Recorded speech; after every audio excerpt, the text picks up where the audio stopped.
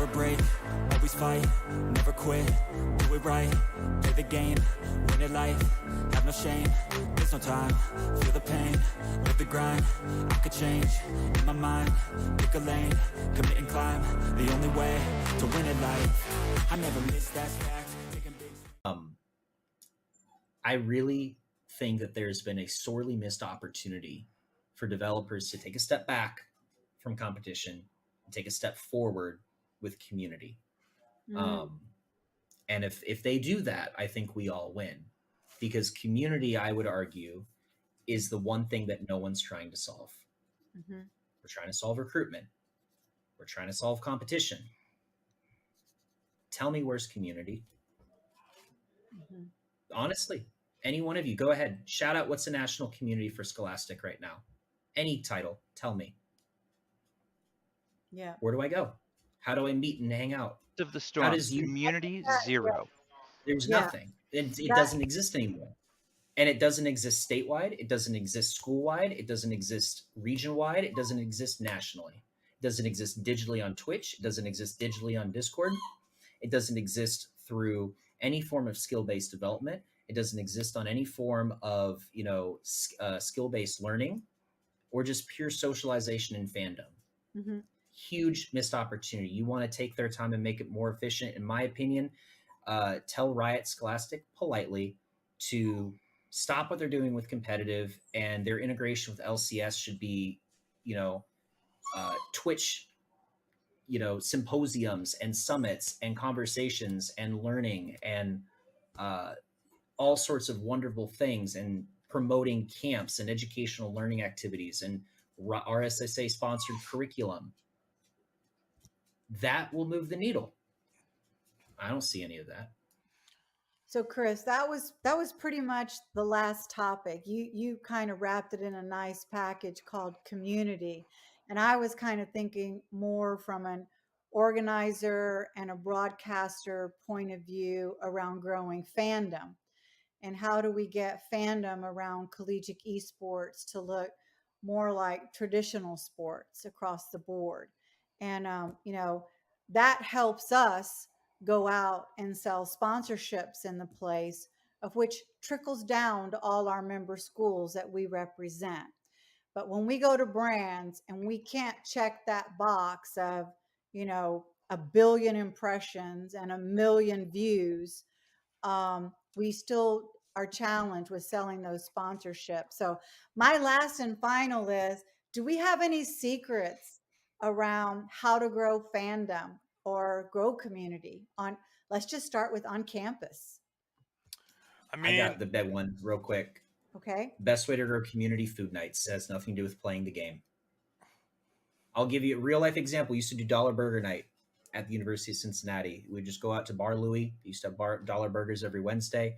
We'd post in at this time it was Facebook groups, tell people where to show up. 6 people, 12 people showed up the first week. By the third month, we had 40 plus people coming.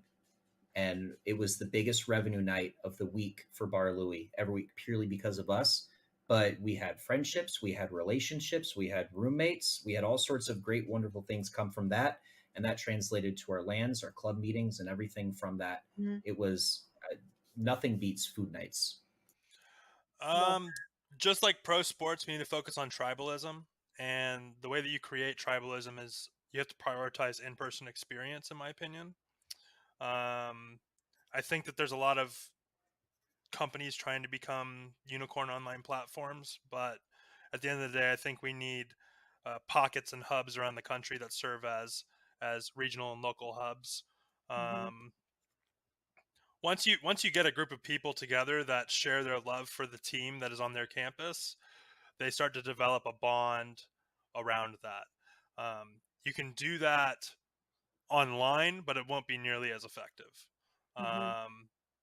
Professional esports is having this tribalism problem because it's the majority of it's online. It's resulted in fans following players more so than the teams. I mean, that's a pretty broad topic, though. Like, we're starting to see those trends in traditional sports as well start to occur. People will follow LeBron and specific players on different teams to wherever they are.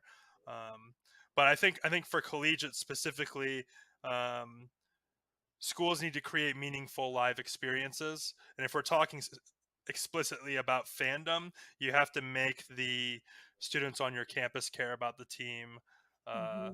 first. That's the biggest thing. Either you create a level of pride through community engagement, or through the team itself. Um, at a lot of schools, the groundwork is there for this. Like there are schools like UBC, Ohio State, with Buckeye Gaming Collective that have uh, clubs that number in the 2 to 3,000 range, right? So they have a base to begin with. At a school like Maryville, like we kind of developed it the opposite way. When I came in and started building our esports program, we had 3 kids in our esports club, and so we've kind of built the team, and then the club has followed, which is kind of the opposite for a lot of schools. But um, I think that we have to develop tribalism, and that starts with meaningful live events. And the more that these events, the longer that these events continue to be like only online, the Mm-hmm. less effective it is in creating that final goal. Agreed. Doc, you wrap it up for us, please. I would just say this: clubs ebb and flow based on their leadership. But if all students, all clubs, all groups are given regular and meaningful invitations to come in, use the space, create what you want out of this, then it will continue to thrive despite the change in leadership. I can just imagine that Cincy student group with Chris, heavy in the leadership there, just being amazing. But there's not always someone with his skill set um, at the helm. So you just need to be open and look for opportunities to serve, even though it can be more difficult, especially in the scheduling of the space. I know a lot of people that don't like anybody else but the players they're recruited to use their space. As much as we can, if we want to build community, we have to open the space to people that we wouldn't normally see in there and let them do the types of things that they want to do.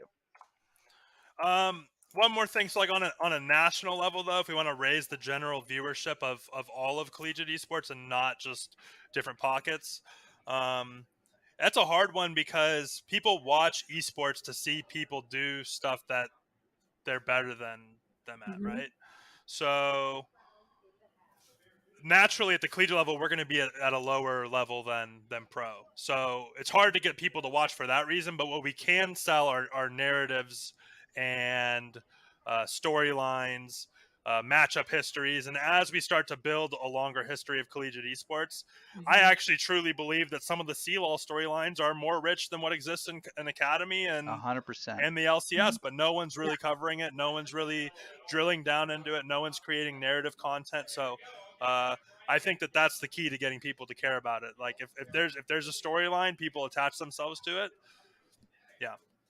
Yeah, I'll add one more thing before we end. The largest organizations on any university campus. This is a very blanket statement. Could be wrong for you. It's right for many. Campus ministry and Greek life are always the largest groups on campus. Why? It's because of the concept of family. Let me explain. With a club or a program, many people identify, oh, I am a gamer, but I am also A, B, C. And usually it's I am A, B, C, and I'm also a gamer. Not everyone is a gamer first and foremost. And you're only going to capture that population Mm-hmm. if you're promoting purely competitive and purely esports. And so I said food nights and social activities.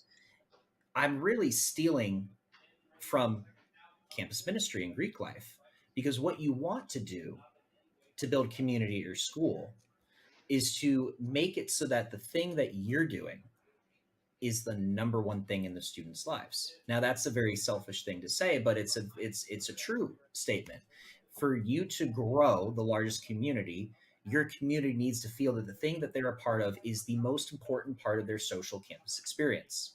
That's why Greek life is so successful. That's why campus ministry is so successful.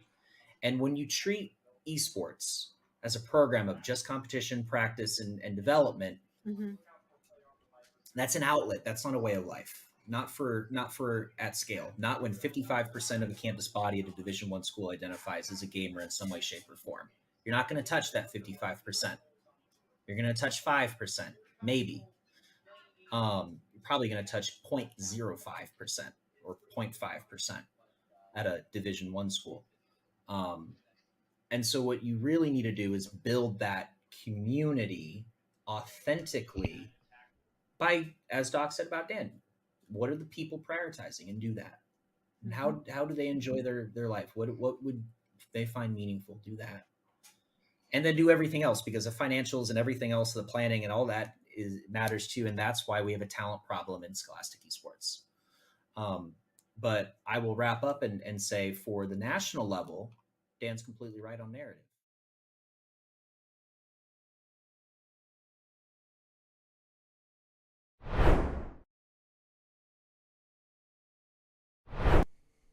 What is going on, everybody, and welcome to the Esports U Campus Cup featuring Fortnite East. I am Septilance, joined by Zephyr, and we are super excited because, Zephyr, we've been here for quite a few weeks. We've had some ups, we've had some downs, but this week seems very promising, and it seems very exciting, and I'm really eager to jump into it.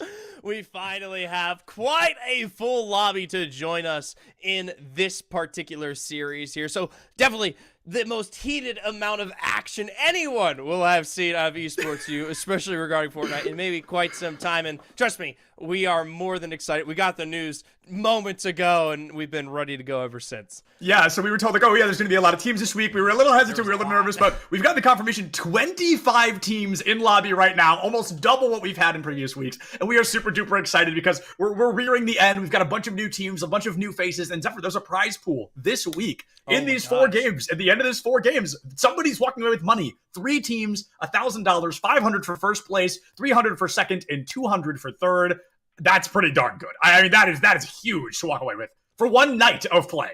And obviously, that's just here in our Eastern Heat, where we'll be seeing 4 games that decide how that prize pool is divvied up. Later on tonight, we've got the Western Heat with the same prize pool once again. Yeah, a $2,000 total prize pool. Per region. I keep trying to say split, and that's not what I'm trying to say, but 1,000 for each. We got 1,000 on the line right now, and I love the thing about competitive Fortnite that always makes me laugh is how people almost never wait. Look how many people immediately jump out of the bus as quickly as possible. And Zephyr, the thing about having 50-something players or how many teams in here is there are not that many POIs in the game. So we're going to get early combat. We are going to get early fights. It has been so long. We've been waiting. No longer will we see teams hide in their bush and resource farm for days. No more Zephyr shrines. Every single point on this map is going to be potentially contested as some teams try to stake and lay claim here. In this first game, this is what sets the pace. Yeah, and of course, we've got to talk about there is a kill cap. You get 1 point per elimination. You could only get 16 points, so 16 eliminations maximum. And now that's actually possible. That's actually like an important thing to note is there's 50 people, but only 16 eliminations can matter towards your overall point score. And early on, we see a lot of landing, but everybody's smart enough to not take that primary engage. High ground, immediately living up to the name, surveying the area, getting the highest ground in Fort Jonesy, and just trying to get that recon early, but with a gray rifle. I mean, Zeph, that's going to be a hard fight to win out. Well, we'll see how it goes there. Oh, wow. Already starting to find just a little bit of damage. Obviously not going to be pushing anytime soon. Just letting his teammates there start to get themselves set up in their own resources for now. But everyone likely doing the same here across the map, as no longer can you just bide your time. You actually have to be respectful, especially as how you control some of these areas, how you get yourself set up. Yeah, and you can't spend the first 5 minutes farming max materials, right? I mean, you might actually have to fight for your life a little bit earlier, especially when you've got, I mean, power players like Miss and Haznot on the same point of interest right now. There is certainly going to be combat soon. The question is who's going to be the one to engage, and of course, just because you engage doesn't mean you're going to be the one to walk away either. You've really got to play your cards right here, because except for to be the first team to get out, that nets your team 1 point. That's true. Remember, at the end of the day, yes, we are divvying up the points across the placements as a whole here, and surprisingly, there will not be a single team walking away with 0, as Sept has mentioned. Even if you go down at the very get-go of your games here, you will at least net yourself 1 point, and that slowly increases across the rest of the placements as we work our way up.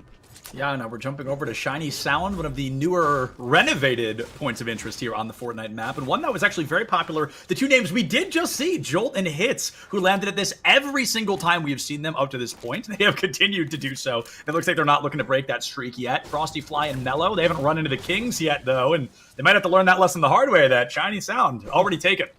I was about to say, for those of you who are tuning in and don't have that kind of information, some of these players, yes, we have seen before. They've stuck it out here in previous weeks and previous heats to potentially find success, get some of that good-natured practice in, and that's where you'll be seeing us discuss, obviously, Frost and Archie, a new duo to grace their presences here on the outside of the map.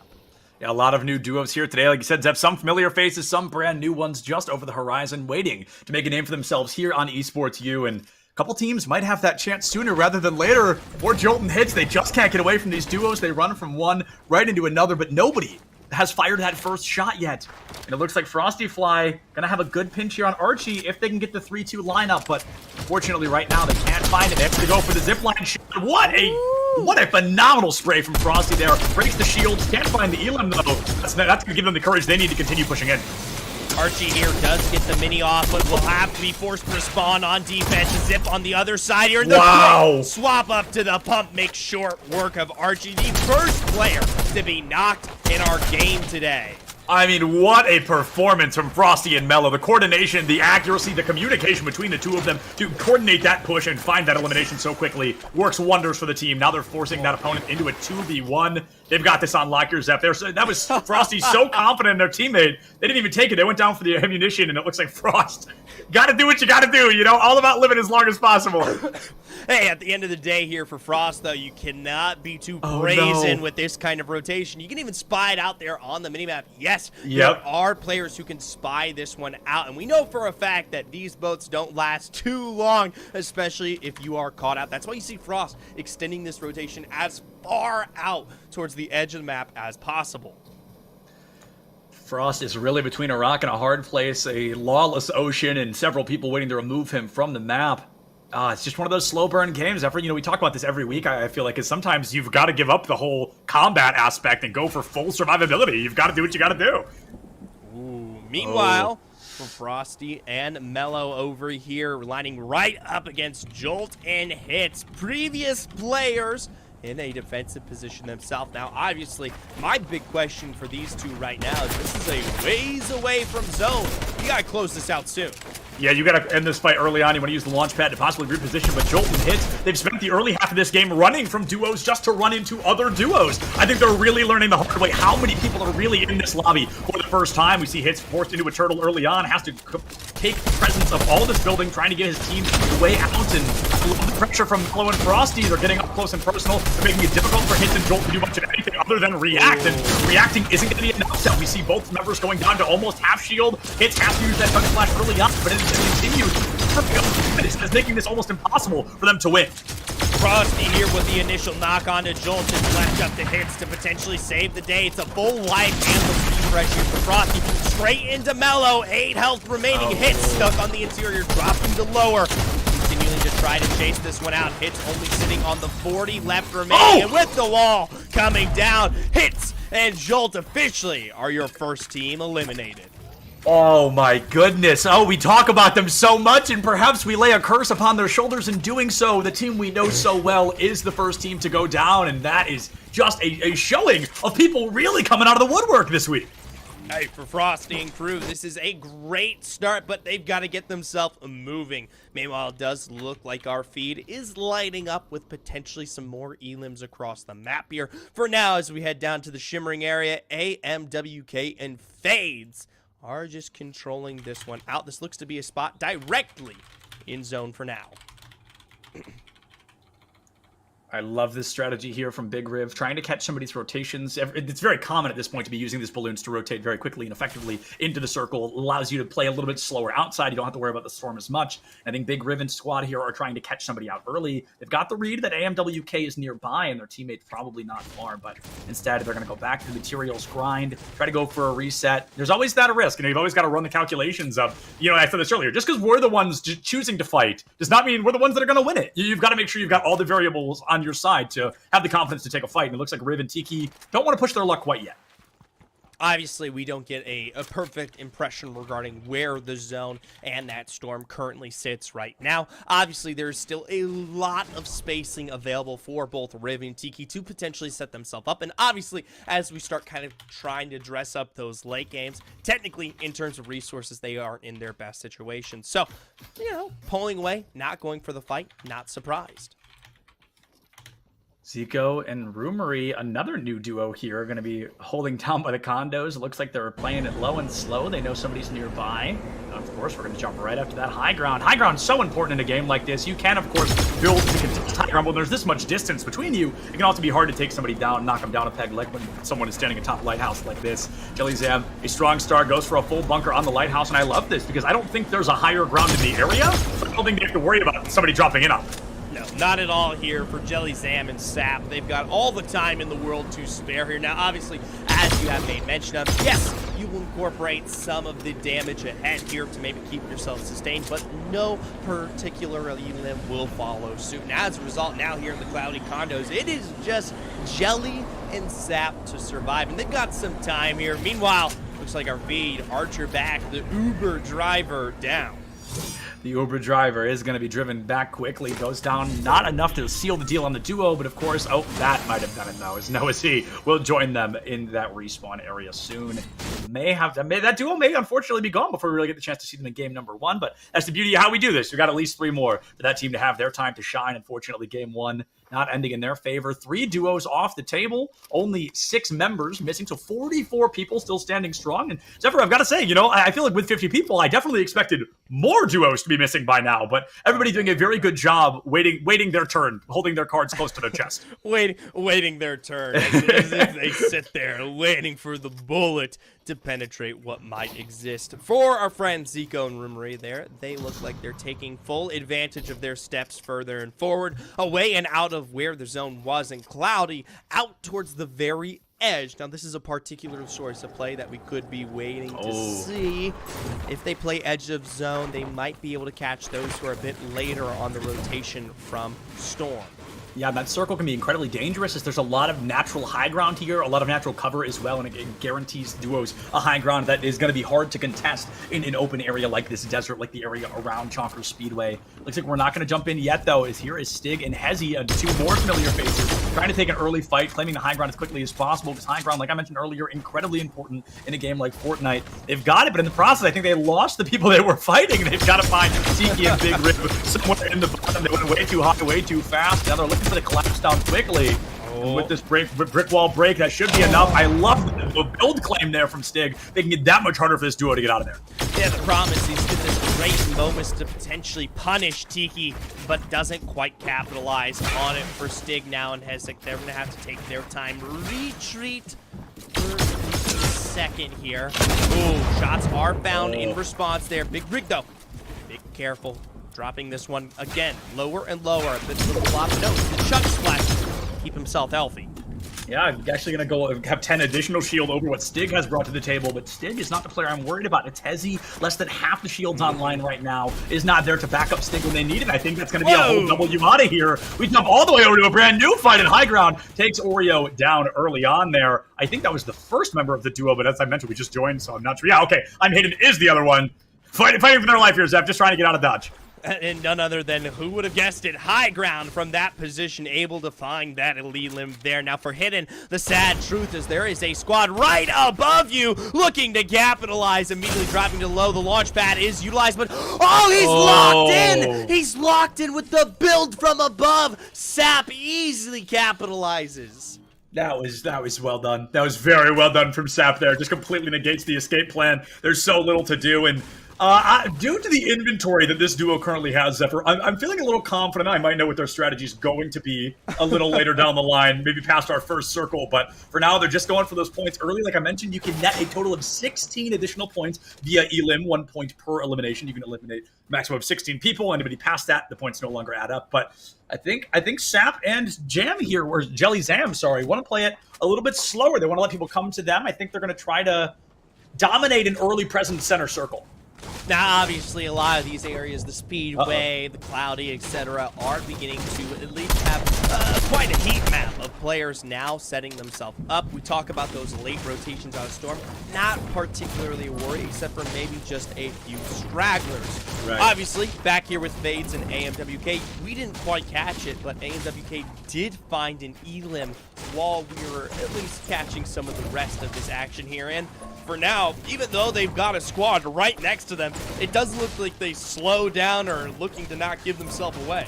Confidence is key here, Zephyr. You know they're there. You want them to know you're there. It's all about establishing that early presence, and it's almost like a game of respect. You know, they know they're not going to have the ability to push in. Hopefully, they're not pushed in on, but standing up on this high ground, removing all the walls around you, Fades is becoming more and more likely to be that sniper shot, or that sniper victim, rather. They're really going to have to reposition a little bit. I think they're going to try to play the edge of the circle here, wait for people to flow in, just waiting for this duo in front of them to make a mistake. Well, there it is. At the end of the day, there's not much required out of this squad as it currently stands. Being in a position like this will net them quite some pacing, at least for the next, we'll say, 2 to 3 minutes or so. And the same actually can be said for their neighbors here with Dubs and Gold, right? I mean, they're not forced to make any hasty movements either. We obviously call them out for not really caring about AMWK and FaZe on their side, but they don't have a choice now. Uh-oh, yeah, now the pressure's going to be on. It's all about peppering in that damage, getting through the builds as quickly as possible, and if you're lucky, replacing them with your own, almost boxing in your opponent and giving them nowhere to run. You can eliminate the turtle strategy very early on with the hammer assault rifle to break through the brick wall, but it looks like that's not what they're worried about anymore. They want to catch the chase. They want to catch this duo early, because the longer you take, the more noise you make, and the more people are going to be W Dubs. No idea. Putting behind every single one of his shields ripped away. Already only 98 HP on the board, and Fades thirsty for that elimination. Barely an edit available there for Dubs, was forced to pull into the only open area. Meanwhile, AMWK goes down from the side. Mellow and Frosty Fly have arrived to potentially third party for Fades and crew, who started this one off. Now they are on the defensive end here, stuck in the middle. And Zephyr, that's exactly what I was worried about. The longer you take, the more noise you make. It rhymes for a reason, because it is inevitably going to happen, and I think they just found that out the hard way. Frosty and Mellow, they sneak in that elimination. They make it so much harder for Fades to do anything other than sit there and twiddle his thumbs. Right now, it's so hard to win that 2v1 matchup. It's all about getting as far into the duos as possible. Right now, 21 duos still alive. That's netting you not that many points. I mean, I think it's 6 points for that duo. Oh, They came in do the fifth, math after. or 20, yeah, 3 points, not even. So that's definitely not where you want to end it. Well, we'll see how they fare for Frosty and Mellow, though. Technically, if we're kind of counting who's at the top of our lobby right now, have accumulated even not just this moment right here, but the start of their game. We saw them up against Gitz and Joel. For Fades here, finally now being pushed on, forced to make his moves away, loses out beneath him for now. With Frosty underneath, and it's a lot easier to take somebody down when you're above them rather than vice versa. That's why we see names like High Ground, because that's exactly where all these players want to be, and Fade's doing an incredible job reclaiming the build space, but as he gets stuck between 2 complete duos, 4 people, all opening fire on this single player, it is going to be a miracle to stay here alive, especially as he's on a 68 HP. We're still inevitable at this point. I can believe the speed at which this player is continuing to move. He's in Chrome's on his way up. Oh. Sneak away. I think they're still going to chase him. Everybody wants to see him. Quick Chrome there to potentially get Fade. Their next rotation ahead. The chug splashes are plentiful, but it's only going to be one good last recovery here for Fade in this final moment. And this doesn't even change the fact that, hey, Sep, 1 minute to go. The Storm continuing to teeter out further west here. And for these teams that have been aggressive, even they can't stick around. Absolutely, that Storm, it is devious with how quickly it can take somebody down. And 2 more familiar faces, some real powerhouses as well. Cowboy Jack and Hyper Awareness. They've got a much better position in the circle than our poor solo player we just left a moment ago. A lot of great weapons online as well. This is that moment. It's the calm before the storm right now, Zeph. No pun intended, where everybody's close, but you don't have to fire quite yet. The second this storm starts to close in, I think we're going to see a lot of people go down very quickly. Now, notably about this specific storm is it doesn't pull to any direct POI, and as a result, a lot of your builds are kind of self-sustained. Look at the particular landscape ahead here. I mean, that's all you have to work with. And obviously, once we get to Storm 5, that's when we'll start to see this one begin drifting away. And that's when, I'll tell you what, that's when I personally think, Sep, that's when you'll start seeing those limbs continue to fall. I may be wrong. Oh no! Someone else? Line up. It wasn't even them, it was Sigma from behind them! Poor Illusion! Oh, that's devastating! Mello falls off site here. It's gonna be, what are you doing, Psycho? Wins Psycho takes down Mello, and that is a real power player early on. But Cowboy Jack and Hyper Awareness, I mean, it's funny. They're playing the same way they did when there was 12 people in the lobby. They're playing very slow. They're waiting for people to make the mistake of standing still in front of them. They try to farm the elims from it. Now SMG, another solo player, stuck in an uncomfortable spot, all about delaying the inevitable. You're no longer looking to take 2v1s. You're just looking to not lose a 2v1. Oh. Here for SMG, stuck in the corner, and obviously being that single individual like we talked about with Fades earlier on. And look who graces the feed just a second later. Oh, Fades! Bit of a curse. Either way, it always becomes a struggle. Now, thankfully for SMG, they are still well within this next pull of Storm. But you can see Hammers on Sticks, Kahuna Buka in a perfect position to lay down the fire. And there's nowhere for SMG to go. Yeah, poor SMG. I mean, it's let the storm kill you, let the storm elim you and take a little bit longer, or walk out and get fired on by the remaining 41 members in lobby. There's only 2 ways to be taken down early, but perhaps the strategy is wait for someone else to pull focus, then get out of the way and try to avoid as quickly as possible. Now, I just saw Stig run off to the bottom of frame there. I think they're going to go for a smaller rotation, but Zephyr, look at that circle. Everyone except for 4 players. 32 people are about to start moving in 20 seconds. And this is where you're going to see a lot of those resources expend, especially the pads to get that initial rotation off as everyone starts to collapse here. Something I do want to bring up, potentially a player to watch.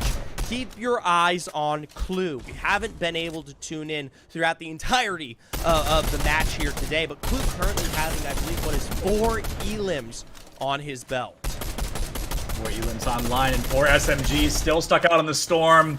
So little to be done. Hammer on Sticks takes them down early, and that will be their first duo elimination, but that's an extra point net regardless.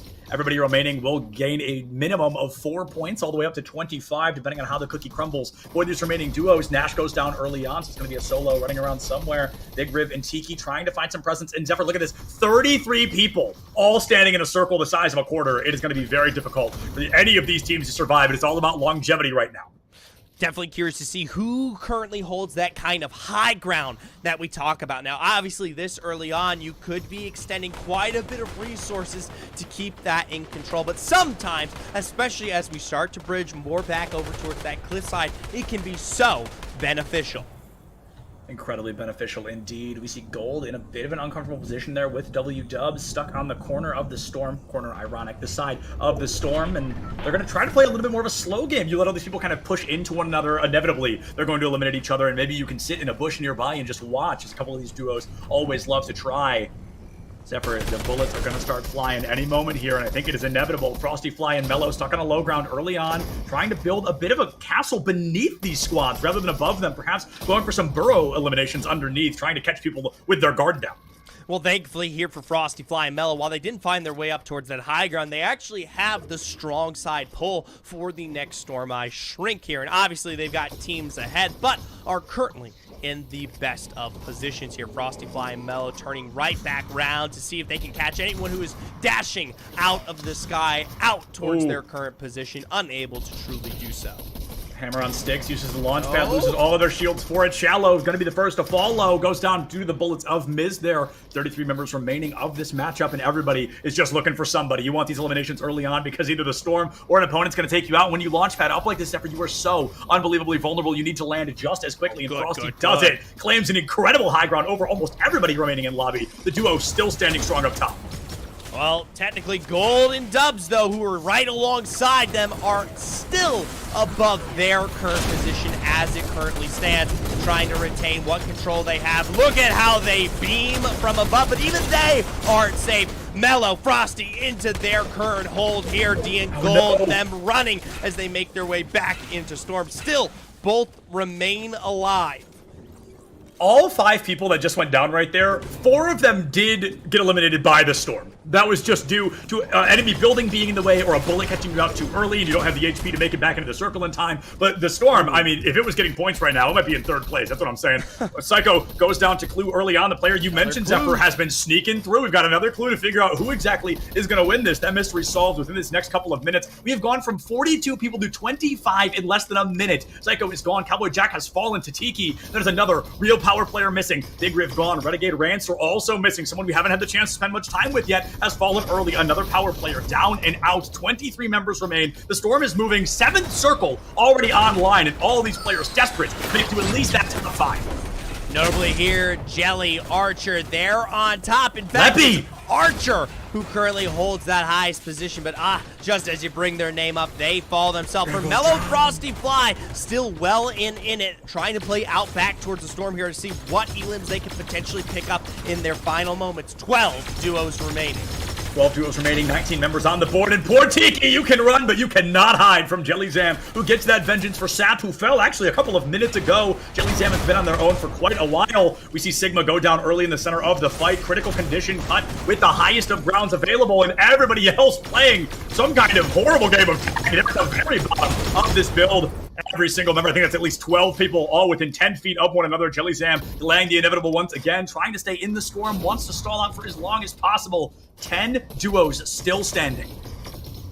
About to be potentially our last Storm here just a moment ago. Steppin', Chicken, Archer. keeping good defense. Archer is officially wiped. The ball is cut from above. Does go down. It makes me question where Clue is. Actually, he's on the low. Instead, it's Steppin', Chicken taking advantage of that sly moment to step their way towards this high ground. Chicken with a single panel here will take themselves down just a bit lower to save up on the resources. Playing the high ground here is so incredibly dangerous. You're looking for exclusively longevity at this point because there's way too many builds to eliminate anybody below you at this point. You're just trying to stall out, run the circle as long as possible. Wow. The circle going to continue to move. That is, I believe, 12 or 14 members still standing, and it is going to be a slow and steady one to try and win this race. There's Clue still standing. Frosty and Mellow both still alive. I'm really not sure how many duos still have both members of their team. Satix goes down early on, a sliver of HP holding on. Caesar is going to be down to, what is that, 19 HP as well. High ground already down and out, and unfortunately, they can't make it out. Caesar gonna meet the Storm too little, too late, and we have finally entered single digits in terms of the members left standing. 5 teams left, 9 players, and the Storm will not stop moving from here on out, Zephyr. And for those teams on the low ground, that's a problem. There's so many builds ahead as our Storm relays back over top of land we had seen before. Zayden, Collision, Dubs dropping right into their clutches, and instead of moving forward, they actually lose out because of the Storm. Gold survives, makes his way back, now just trying to stick this one out as long as they can. No more splashes to work with. Chicken still on the high ground, but no longer with Steppa. Instead, it's Mellow and Frosty, the only full duo left in the lobby. And that's the scariest thing about it. We've got a full duo and 3 solos. Clue, still one of them. We have not gotten to see Clue. They have refused to not be in the spotlight. Still left standing. Able to possibly find another elim, but finally, the moment we get to meet Clue, that mystery is ended in that moment. Gold falls early on. Frosty Fly finds that elimination, and Mellow and Frosty, you'd think they have this in the bag, but with Chicken's consistent high ground utilization, they're just going to probably die to fall damage. Down to 60 HP there. The Storm, not a friendly one. And they're trying to play health. They're trying to play that longevity game, that health game. Zephyr, I think they might do it here. It's tough to say. Frosty ticking away. Does find the center of zone, though. And at the end of the day here, I don't care what kind of health Chicken has, what kind of splashes for Frosty Fly. They've done a great job surviving. It's going to take some shots to finish the job. A miss of the Bolty. One more. And even still, Chicken lasts longer. Wow, what a way to do it, Chicken. I mean, when I saw the platform get shot out from underneath them and they plummeted, they lose over half of their HP, I was like, okay, it's over. The predicted duo gonna win. But those 12 chug splashes coming in absolute clutch there. If I can't remember the player's name, not Chicken, the other one that got into the Storm. If they were in the Storm for literally 2 more seconds, they are eliminated. They found the center Storm at a perfect moment, but unfortunately, It delayed the inevitable, and Chicken still comes out on top in our first game there to net his due of 25 points. Oh my gosh, who knew? Not including the elims. I was going to say, living up to the name in the final moment, just having to run, hightail, and play chicken to find the win in the end.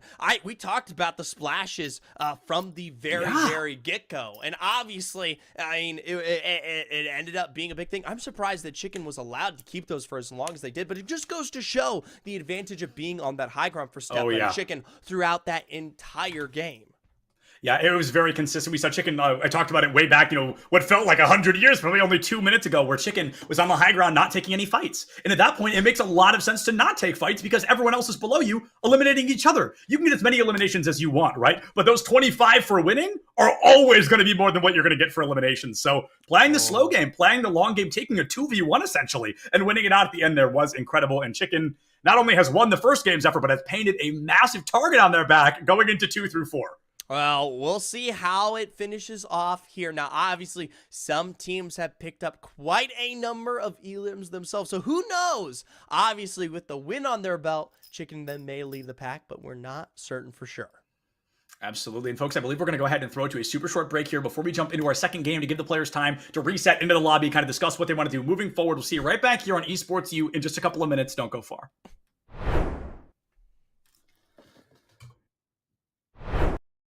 Critical mass, and all it takes is that the current generation of students to grow up, get in the professional workforce, and have kids and raise them on the things that they were fans of.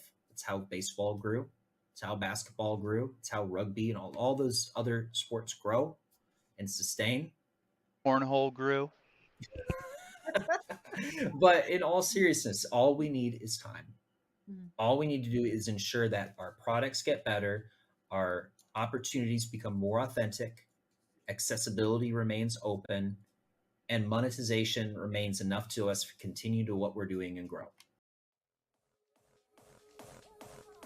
Hey guys, KTAD here, and just like that, another season of ECAC Esports regular season play has come to a close. Over the last 8 weeks, we saw a crazy amount of hype competition from some of the best collegiate esports has to offer, and as usual, you guys have me one last time to break it all down and to show you guys what we thought were some of the top plays this week. And honestly guys, I don't have much more to say. Just check it out because I think we've got some really incredible clips here. Let's take a look.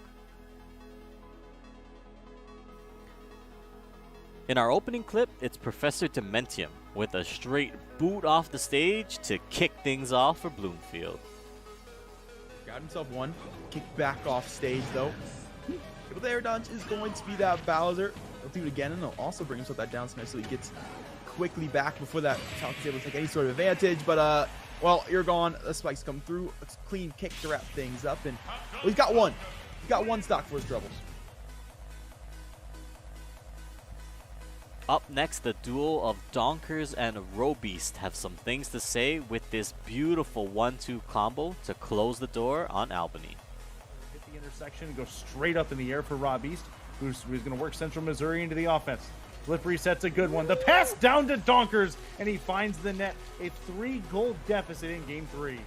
I gotta say, Curtis, it seems like after these two teams came out of Game 2, right? Again.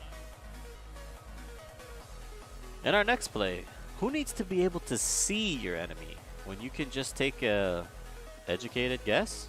Great, 1-for-1 over towards Catwalk. There's still more where that came from. Myranium is next up, and he will take a couple too many fights. Solsta as well is going to be able to take a couple of fights, winning them both. It's 1v3, and Novacorium won't be able to do anything. Johnson, Wales.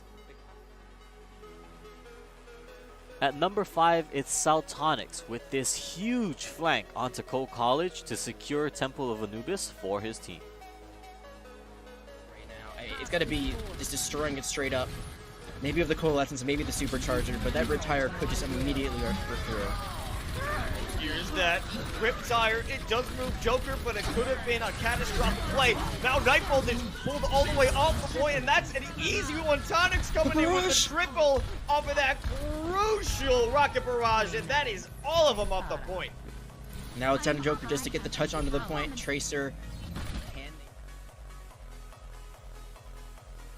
Coming back to the Bloomfield versus Keen matchup, it was a clutch finish from Zenipu as he finishes off Brandon without dropping a single stock. No, one more lease on life. Lease on life indeed for Brandon. Looking to hold the ledge, but a recovery from Zenipu. He says second time's the charm. He'll send him to the moon, and once again, Zenipu will not drop a stock. Blast packing our way into the number 2 spot though. It's a 4K from Butta to cement the lead for Providence College. Back roads around the high ground to try and avoid that Oh! as much as possible. Oh my absolute days! Here was me looking for that transcendence to counteract the grab, and no, it was just a big fat go button. In comes the pulse bomb. Down goes SUNY Poly Wildcats. Phil, I can't remember the last time I've seen... Blast packing our way into the number 2 spot though. It's a 4K from Butta to cement the lead for Providence College. Not much more. That tap can go a long way in the latter half, right? Now Retna bringing out that stimmy, trying to get the opportunity to move the team in forward. Okay, there's that showstopper I was thinking about. It looks like D-Nuns is going to have that show stopped. Sal, not particularly far behind, a 4v2. But really starting to wake up here on the race. Yeah, wow, so impressive. And 4K there, just going straight through the entire team like a bulldozer. Will not stop until all are taken down. And in our top play from the last week of regular season play, it is a nail-biter last-second goal that will keep you guessing until the very end. Own open, a little bit of high pass, you angle it in, but it's just off the top of the goalpost. Off the top of the goalpost, coming in deep. Matrix able to find something here. The demolition comes through. 7 seconds left for a true game win, but in overtime, feeling incredibly likely. But tied out of a wide open goal. No! No! Orbital, the waffle iron has been flipped, and Farmingdale finds themselves up 4-3. 2 seconds left on the clock. The only hope for Louisville to win this out is with a kickoff goal. They cannot make a single mistake, or they will. And with that, I mean, what more do you guys want me to say? It was a crazy week to wrap things up, but it's really just been a crazy season overall with the addition of Division A and what I personally think is some of the most competitive action here in collegiate esports. I mean, what a season, and there's only much more to come. With the playoffs starting on April 4th, you guys can expect to see a lot more action that will continue all throughout the month, and that will wrap up on the week of April 25th. Now, if you guys want to stay up to date on all of that, make sure you follow us on Twitter at ECAC_esports, or follow us on Twitch at twitch.tv/ECAC_esports. Mondays and Tuesdays, matches will be lighting off at 8 p.m. Eastern. On Wednesdays, it is going to be the doubleheader of Rocket League and Overwatch at 7 p.m. Eastern. So make sure you guys are tuned in. And as for me and the rest of the crew behind the scenes that works on not only just the production, but these highlight videos for you guys, we just want to say thank you for joining us for what has been another incredible season. And we look forward to so much more that we're going to bring you guys in the next school year, in the fall and the spring and beyond. We've got a lot of great things coming, so stick around, don't go anywhere. Come back right here to this channel, to this Twitter, to this Twitch, to this YouTube, wherever it is you see this. Stay tuned because even more is on the way. Thank you guys once again. I've been KTAD. It's been a wonderful season, and we'll see you next time.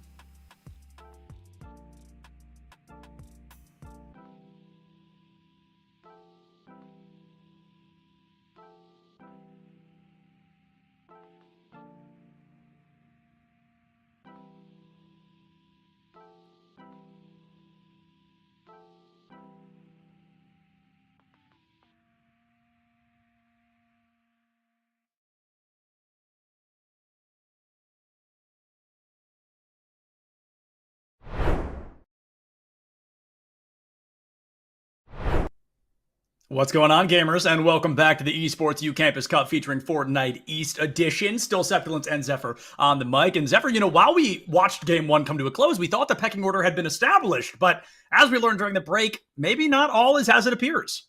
No, not quite here. Chicken and Kaizen come out with their win after Game 1, but they're not the current leaders after that game. Instead, it is, of course, those who placed in second, Frosty and Mellow, with 32 points overall. It was their 10 eliminations, as Sepulence has corrected me now, 20% of that lobby making up their, or at least what they racked in that first game.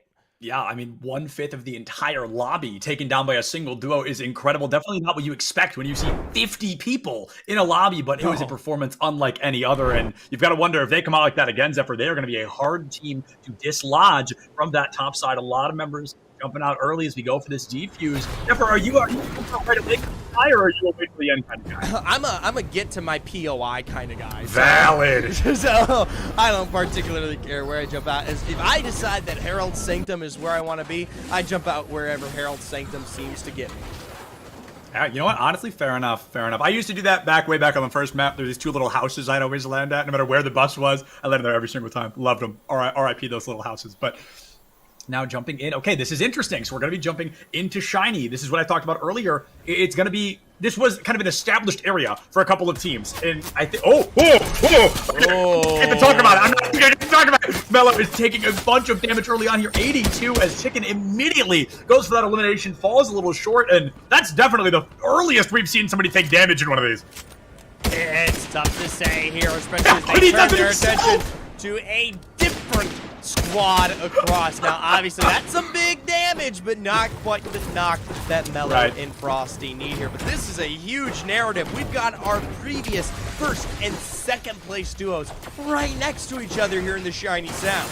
You gotta wonder if there's some kind of gentleman's if they agreed to land here and establish a dominance on the north of the map. But I was gonna say the duo I was expecting, Jolt and Hits, they're not here.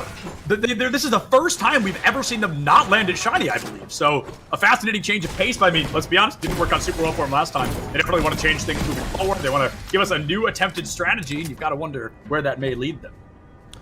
Looking at her feed right there, you can see Illusion, the first player to go down. And what? Apparently, Clue eliminated to Clue.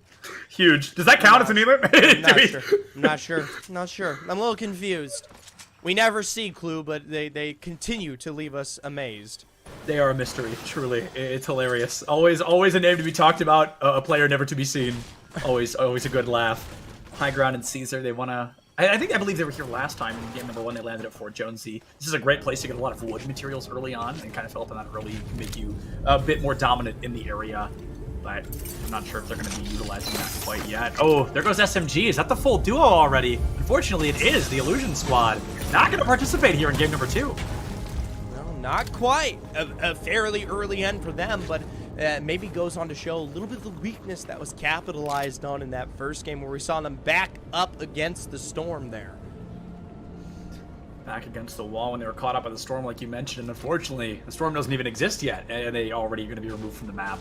A lot of time to discuss what they want to do in game number 3. They get to watch a lot of their opponents go head-to-head, and they get to learn a lot of these strategies early on. We see another elimination, a surprising one at that. Cowboy Jack falls to I'm Hidden early on. Kills falls pretty low themselves, and I don't think we're going to get that action quite yet.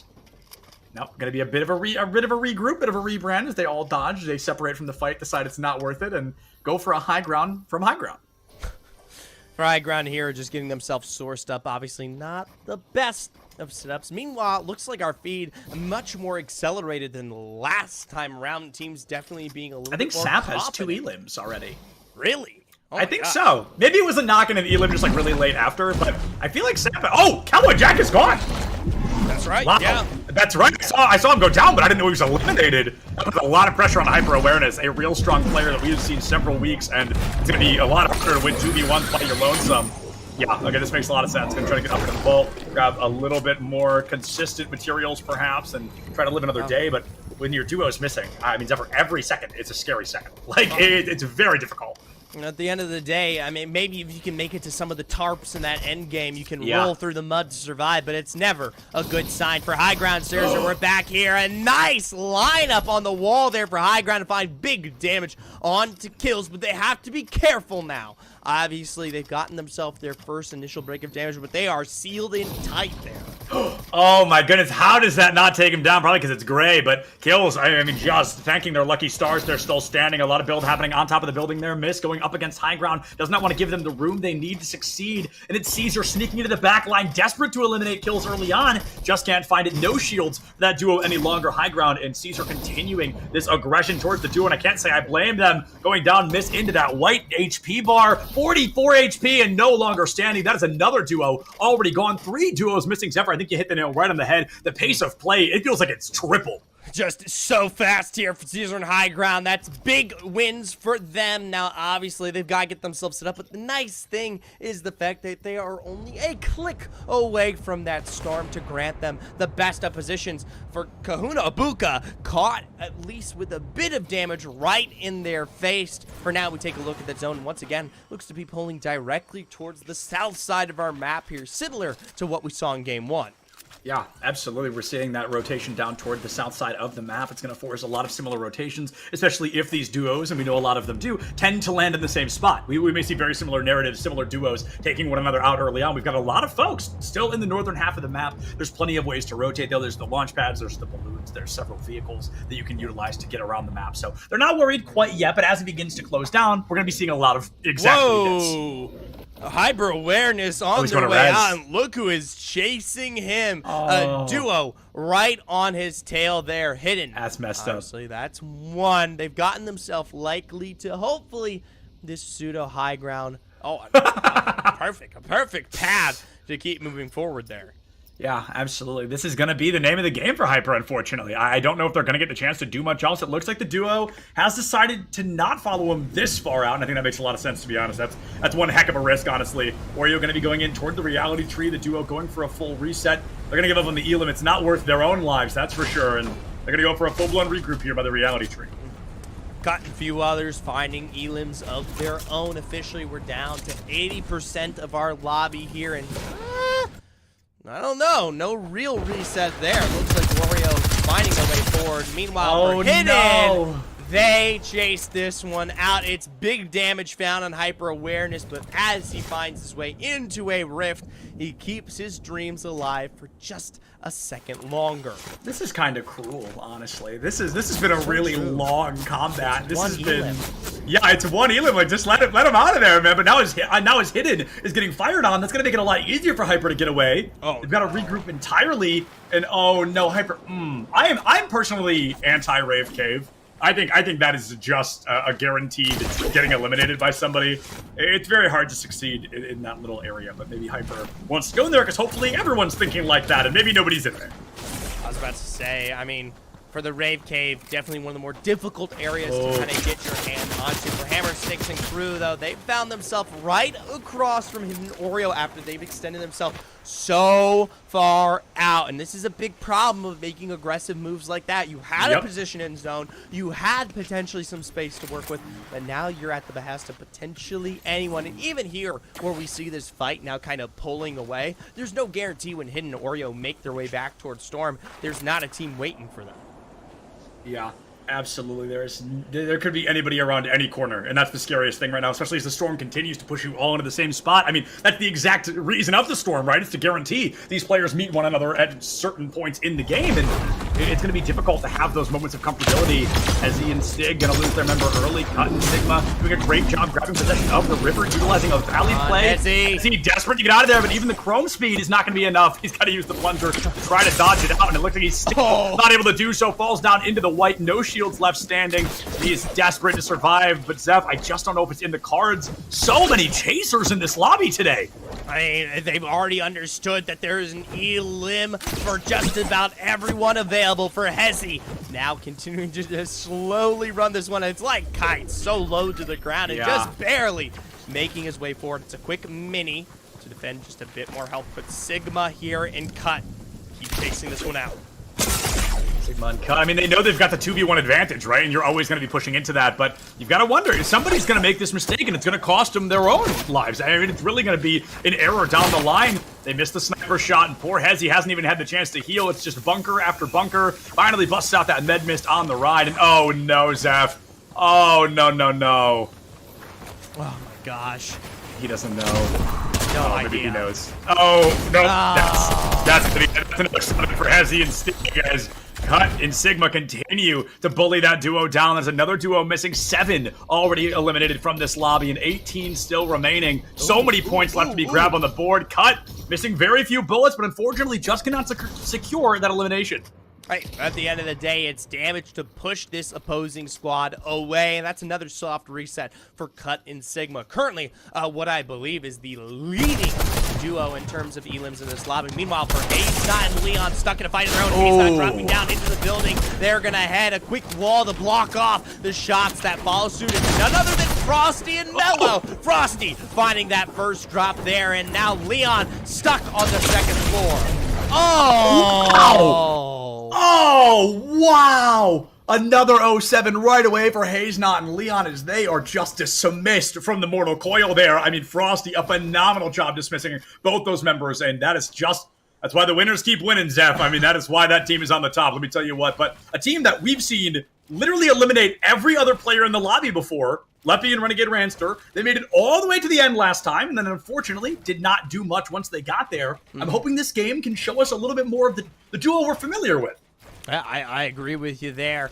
For Leppy and Renegade Ranster, they've got themselves a handed position here right alongside Greasy Grove as this storm will continue to shrink. And obviously, this is just one of those scenarios where we won't probably see much action, if any, from this duo for the time being. They're going to get a bit of a high ground, just play it low and slow. And speaking of the winner's circle, here's Chicken and Stefa Kaizen once again.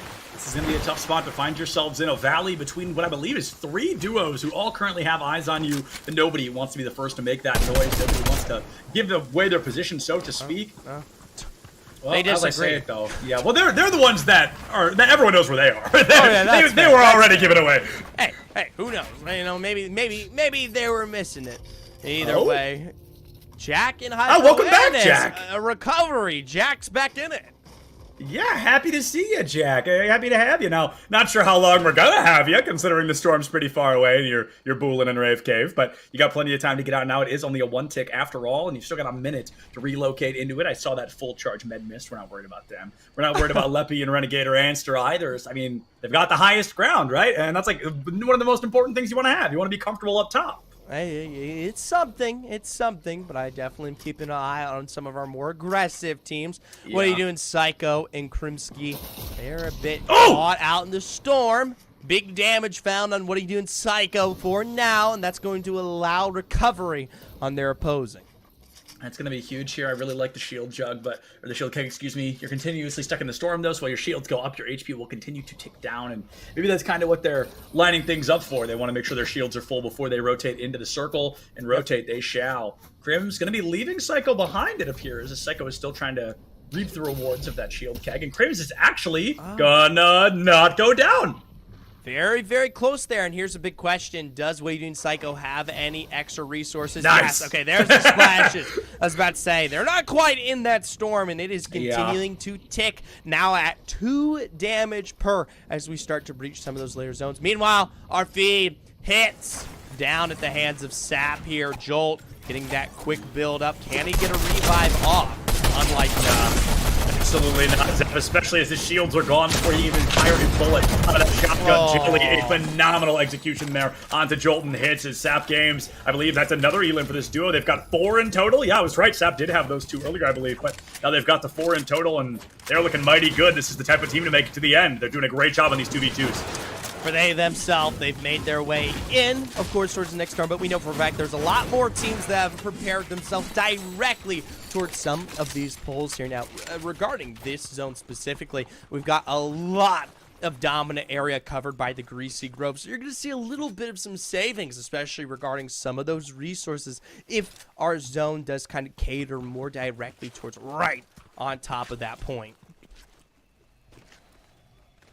AMWK just having a field day right now, trying to catch people on the outside of the circle. No one's going to be there to be caught. And I don't think he meant to hit that mushroom, but it gave him the 6th shield he needed, and that's what matters. Here we go. Here's some action. Here I come. You sound just like him. That was perfect. Yeah. That's my Pratt impression. You sound just as much like he does. Okay, anyway, speaking of things, Oreo goes in quickly, 30 HP off the board. I'm hidden. I think they're just alive by the skin of their teeth there. Game's fault early. The team of duo says they make it to the end. They're a scary team, but if they don't make it to the end, can't do a darn thing. Sap simply says, HP, who needs it? And finds Oreo, and I'm hidden down early. Cut and Sigma, possibly picking the wrong fight against Mello and Frosty there, but getting back into the circle, that's going to be the hard part here, Zeph. For Cut and Sigma, here's the thing. They are going to get at least a response to carry themselves forward off this pad, but Frosty Mel with their own setup may be able to provide shots for MWK and Fates up from the mushrooms, and now on top of Sap and Jellies. An initial knock is found, and to go down here would be crucial. Yeah, this is going to be a very tough scenario to find yourself in. Sap Games has been eliminated. Eventually trying to win the 2v1 as he is absolutely collapsed on. It will just as quickly become a 2v none. Another powerhouse duo eliminated, and it's going to be 14 duos remaining, 28 members standing. There are no solos in the game right now, Zeph. No solos whatsoever, but I'll tell you what, a bit of a sad situation there. Sap, they had some of the most elims here in terms of an early game that we had seen, and we both know for a fact you finished what in 15th. That's only 7 points. Oof. I mean, that is a huge I think it's 11 with the elims. Yeah, I think it's 11 points with the eliminations, and when you're looking at that, everybody left standing is still going to get more points. It's very difficult. Sad. Not the amount of points you want to gain. It really is sad, and that's the hardest part of this, having so many people in the lobby. You know, when we're having 6 or 7 teams, losing games 1 and 2, you can still win 3 and 4 and find yourself on top. But when you go down early in games 1 and 2, the odds of winning those remaining games, they definitely do go down a little bit, and that's the hardest part of falling early in a situation like this. Gold and W Dubs, another team that made it to the last circle last time, and then unfortunately couldn't get much done once they got there. The survivability was good, but the elims not as much. Psycho for the first time on the point, a lot of firing against them, goes for the Chrome, trying to get out of the way. Looks like they're going to be able to do just that. Nice. I love the slight rotation, but it's a deceptive one. Well, for what he doing, Psycho there, able to keep themselves going for now. Doesn't look like Krimskazi. Who knows? Maybe they're here, maybe they're not. Either way, they're stepping to it. For Sigma and Cut, another big leader in this lobby, picking up some pacing themselves now with 4 elims. They catch Jack and Hyper Awareness on their way back into the storm here. Catching Jack and Hyper Awareness, you know, they have found themselves already down a member. They got the respawn. They do not want to lose somebody again, especially with this many teams just around the corner. A constant fear of running into these 2v2s, and it's a very impressive team mechanically speaking, but we have seen quite a few duos for the first time this week that have matched, if not outplayed them already, so I'm sure they are very much on the edge of their seat at all times. For D and Gold and Dubs, this was a big team that made it all the way to 3rd in our first game of the day. But as you've made mention, Dubs is already gone, and it's likely that we won't be seeing a return anytime soon. For High Ground, they themselves in a bit of an issue. High Ground making good on the name, carrying themselves right up alongside his teammate almost instantaneously. I love this overhead shot here as we really get to see where everybody is lining up. The circle closing almost directly on top of Greasy Grove, so a lot of natural cover in the way that could help or deter you from taking an engagement. Everybody most likely going to go either all the way up and above it, or we're going to get a rampage in the streets. And as these circles continue to push them into one another, we see Stefakaisen barely block out a sniper shot, leaves at that full HP. And we got to talk about Cut. I didn't catch that. 3 eliminations. I believe that is tied for most eliminations in the lobby right now. One of the biggest, that's what I was saying. Early game, Cut was really finding some pacing here, and it's no surprise after we took a look at last game there. Yeah. Obviously, not as big, but for themselves, they did pick up 4 elims in 9. That's not bad, honestly. That's a survivable duo. I mean, that's definitely not coming in 25th place. You've still got enough points to stabilize. You're still alive here, so minimum 15th place. Not as many points as you want for sure. Big Rip to bring down those builds. Looks like Tiki has that secondary fire backup as well. Jock and Hyper Awareness, they're in a very uncomfortable position here, Zephyr, on the wrong side of the circle. And it's going to be tough. They're going to rotate further than anybody else right now. The question is, do they have pads? They have some rotational tool. They've got some kind of mobility to carry themselves forward because, like you said, they need it here. Riv and Tiki, though, likely to kind of at least alleviate some of their pressure, given the fact they themselves, they also got to move. Whoa! That's where the shot came from. A Big Rip is thanking their lucky stars that it did not find purchase on the dome there. Caesar is going to have a very good view of what could be insane combat, but instead everybody kind of almost like a grace period. We're back into that calm before the storm, and with 26 people remaining, I would be shocked if we had even half as many in the next 60 seconds. Riv and Tiki here, stuck on the low ground now. They give up that high ground pace of control. Tiki is a bit of a ways back and is now being pressured here. He's got to find some way to carry himself towards his teammate as well. He is stuck still on the outside of that storm and now is being at least in the sight lines of just about everyone. Yeah, it's really fascinating. They were so worried about taking out a duo that they actually became the duo everybody wants to take out. Whoa. And WK can't build fast enough. Caesar gets rid of 75% of their standing HP and makes it a lot harder for that duo to engage. Luckily enough, you've got a good bunker built. You've got plenty of time to engage and heal up, and you might be able to fully recontest the rest of these. High ground, living up to the name with the highest up grounds. And for Tiki, everybody wants to put out that torch, and they're going to be able to do just that. Tiki falls early, and I believe the duo's still standing. So the duo not missing, but Tiki has fallen. No reboot van in the circle. It's up to that duo to try and go as far as they can. Well, our current storm going to be crossing right above the Greasy Grove POI towards that south side. Obviously, there's not going to be much left to work with in terms of the builds beforehand, as we're just starting out our rotations here ahead. Caesar and high ground, I like this kind of angle they've got for themselves just above everyone. Caesar, I think they hear Leppy beneath them and they want to engage, but they see that they're a little too far out in the open and they go up and over the cone. Gonna try to find Big Riv. They did resurrect Tiki. We gotta call that out. Big Riv did get the res up, so they are able to return as a full duo. Everybody diving into those launch pads. A miracle worker as they get everybody right back into the safety of the circle, but nobody able to contest high ground and Caesar up top. They use those shotguns. They scare everybody off, and the deterrent absolutely works out. Every single one of these 24 standing members still fighting for their spots. Their renegade Ranster goes down early. Hyper awareness and Jack critical condition in the center of the circle. High ground and Caesar, they rotate right back on top of things. A phenomenal locale if they want to make sure they keep eyes on everybody in the sky. Step of Kaizen and Chicken. Here they come with some action of their own. Ranster down, and all of a sudden, we've got 24 members left standing. Mind you, high ground there just dropped from his position above a second ago. That's a huge loss for that team. We bring up Chicken and Kaizen, though, our previous winners of the last game, and it looks like, hey, like this, high ground able to recover, puts themselves back up on top. The big question is, obviously, we talk about resources. Currently 66 to his name. Remember, as this storm continues to tick forward, that's going to quickly run out, especially from that position.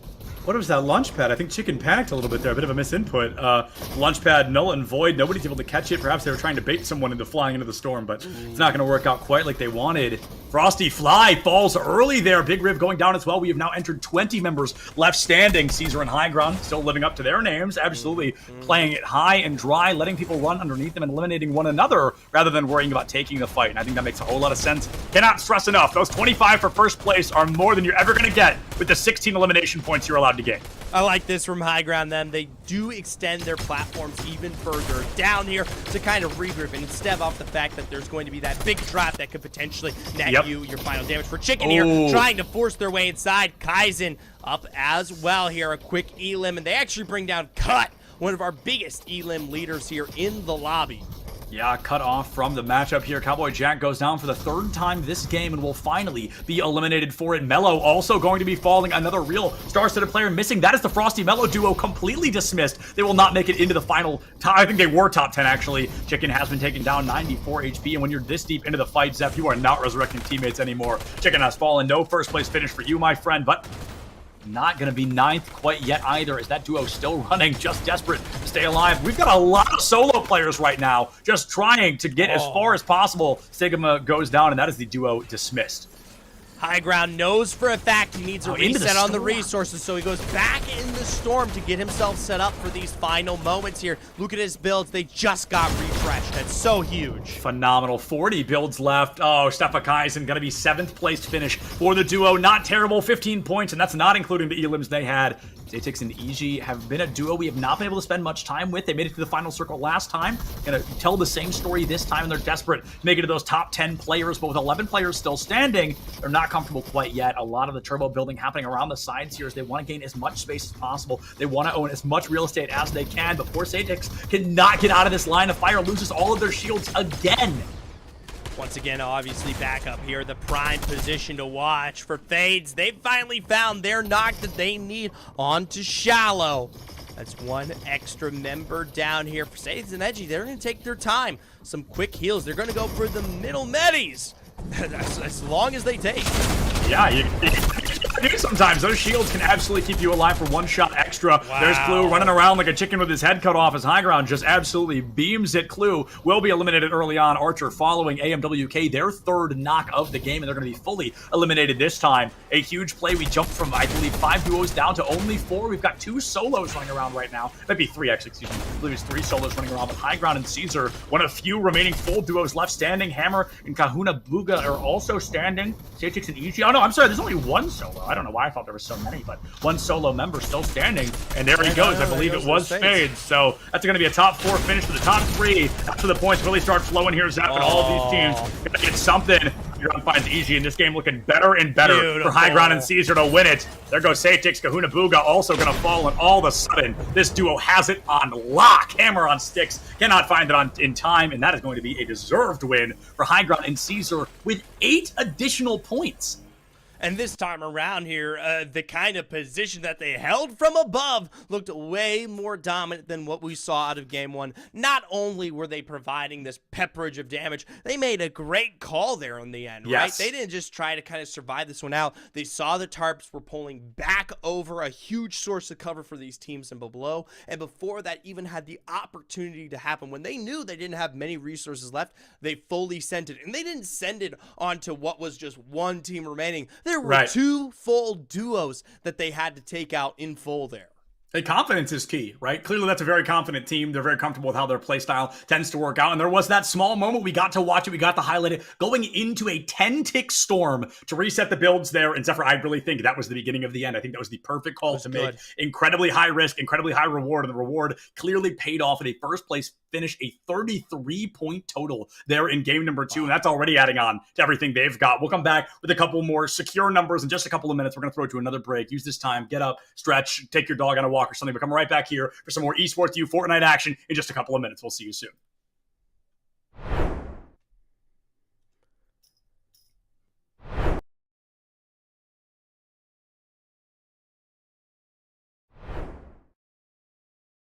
First, can you just tell me a little bit about yourself? Hi, so my name is Caitlin. I'm a part of Farmingdale State College's Esports Club. I am captain of the Valorant Green Team. I am a second semester sophomore at Farmingdale State College, and I'm 19 years old. Okay, do you like Farmingdale so far? Yeah, it's really great.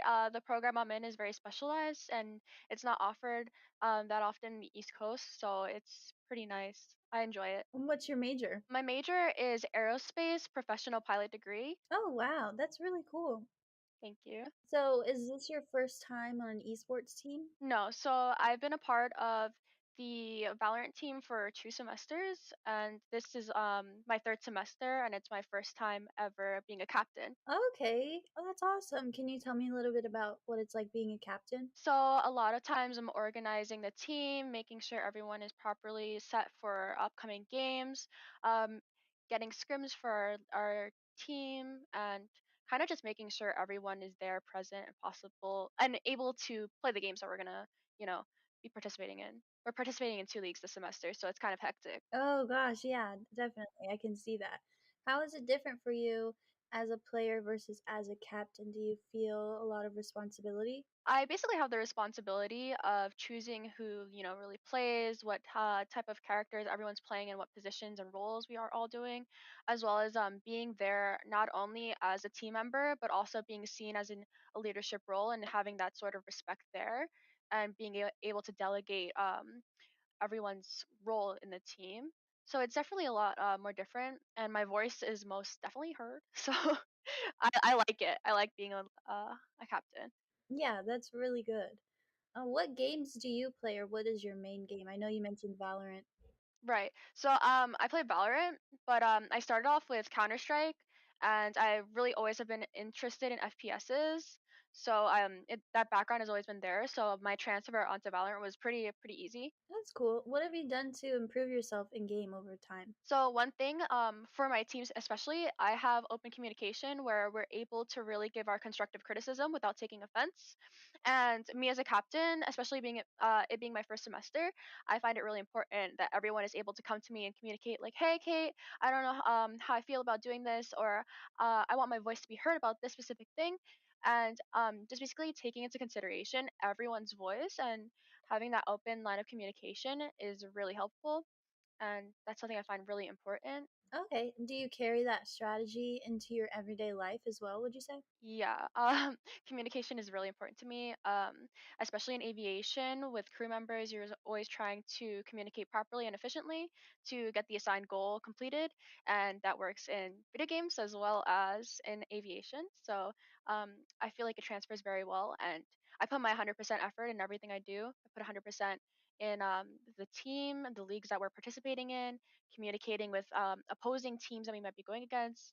All those things I take it really important and can transfer it very well into everyday life. Can you tell me a little bit about what you think about CECC and just competing in general? It's a lot of fun, and we're so grateful for the opportunity to participate. And this is something that every single member of our team has said. We've never had the opportunity to really compete in a fashion where it's not only fun, we're able to make friends, talk to other people from different schools. It's just an amazing opportunity and something we would love to participate in the future as well. Yeah, we're really happy you feel that way. When your team is competing with other teams, are there any specific teams or schools that your team kind of looks out for? I think we all have the mentality of it doesn't matter who the other team is. We're gonna put 100% effort, and we're going to maintain our mental, even if the other team is full of radiance. It's not something we're gonna keep in mind because we will be able to beat them. Fingers crossed. Definitely. Yeah, that's a really good mindset. As you probably know, March is Women's History Month, and you being a woman in esports, how do you think that has an effect on esports? What does it mean to you to be a woman in esports and as a captain? Just could you talk about that for a little bit? Coming into being a woman in aviation, which is already really a niche type of thing, especially women in video games, things like that. It's just we're kind of the minority, and keeping that in mind, a lot of times you have to represent yourself properly because you are representing such a small community. So I feel proud and honored to be a part of the women's in aviation as well as being a woman in esports, and it's a lot of fun, and just understanding that us girls are here too, and we're as good as everyone else, and that we have the opportunity to be a leader in esports, and that we're equal to everyone. It's really important to keep that in mind because we're here even though you might not see us too often. I know you said as captain your voice is heard, but when you first started to be a captain, did everyone take you seriously being a girl? Was that respect there, or did you struggle with that? So I would say initially when I first got on the team, I was put onto a support role, and everyone knows that women normally play healer when it comes to going into any game, and now I'm playing more of a controller based or sentinel, which is very crucial for holding down sites. So by playing that now and then having those semesters in my backpack of experience, everyone has treated me with respect, and uh, I would hope it stays that way. And either way, I demand respect because I reciprocate that respect to everyone else. So it's definitely difficult, especially for girls starting out. That toxicity is there, especially even now. Whenever I play a game without my team there, that toxicity is there just for being a girl. But as long as you don't have that mindset of them affecting you because you're better than them anyway, it's fine. Definitely. Well, that's good. I'm happy that you're getting respect that you deserve, and that's awesome. And thank you so much again for your time, and I really appreciate it. No problem. I just wanted to add that our esports team, our esports club as well, started only with 13 students and 2 teams in 2019. And now we're up to 19 different teams and over 350 students in to date in 2021. Like that progress is there. And even if you have such a small, like, if you think that things are so small, realize that a community is there for you, especially being a female in esports. That community is there for you. Definitely. That's a great way to end it. Thank you so much. And thank you so much for sharing your story. I really appreciate it again and your time. Just thank you overall. That's awesome. Keep No doing what problem. you're doing. Thank you Thank for the you. opportunity. Of course. I hope you have a good rest of your day. You too. Thanks. Bye.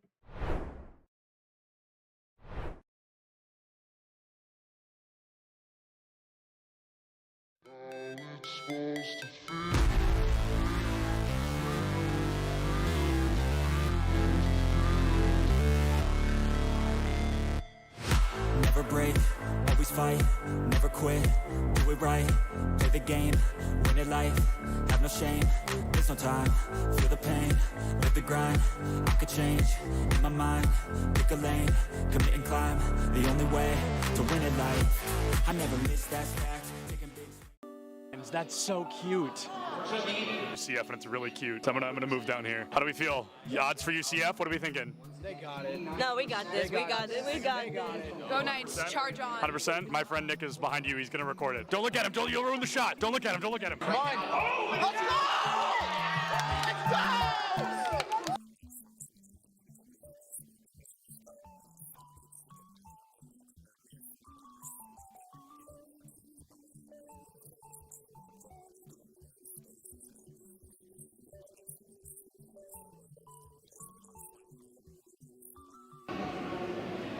My smile's probably really creepy. I was just being weird. Oh, I love being in the shadows, though. Big shout out.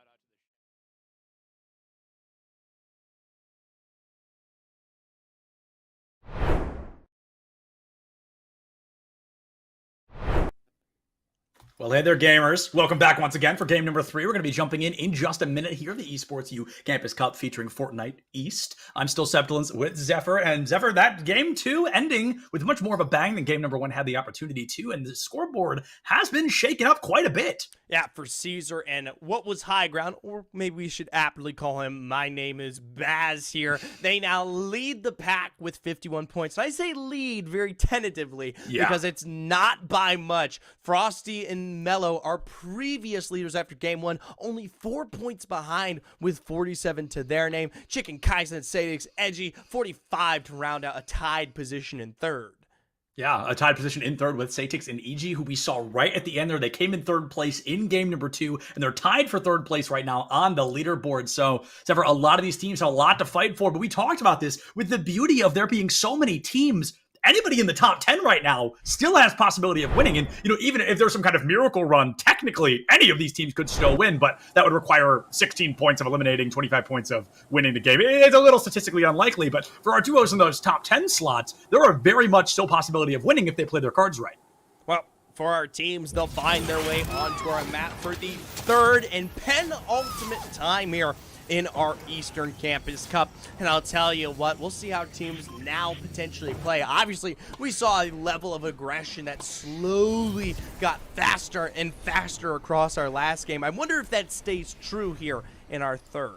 Yeah, I wonder if we've got kind of a snowball scenario happening where these teams continue to get a little more aggressive because they realize how important it really is to get those early elims, to set that early precedent, and to just guarantee yourself a couple of free points. And they're so valuable that Caesar's going to try to clip somebody clean out of the sky. Does not get the chance to find the lineup. Did 42 damage onto them, but that is not nearly enough to take them down, even with no shields to boot.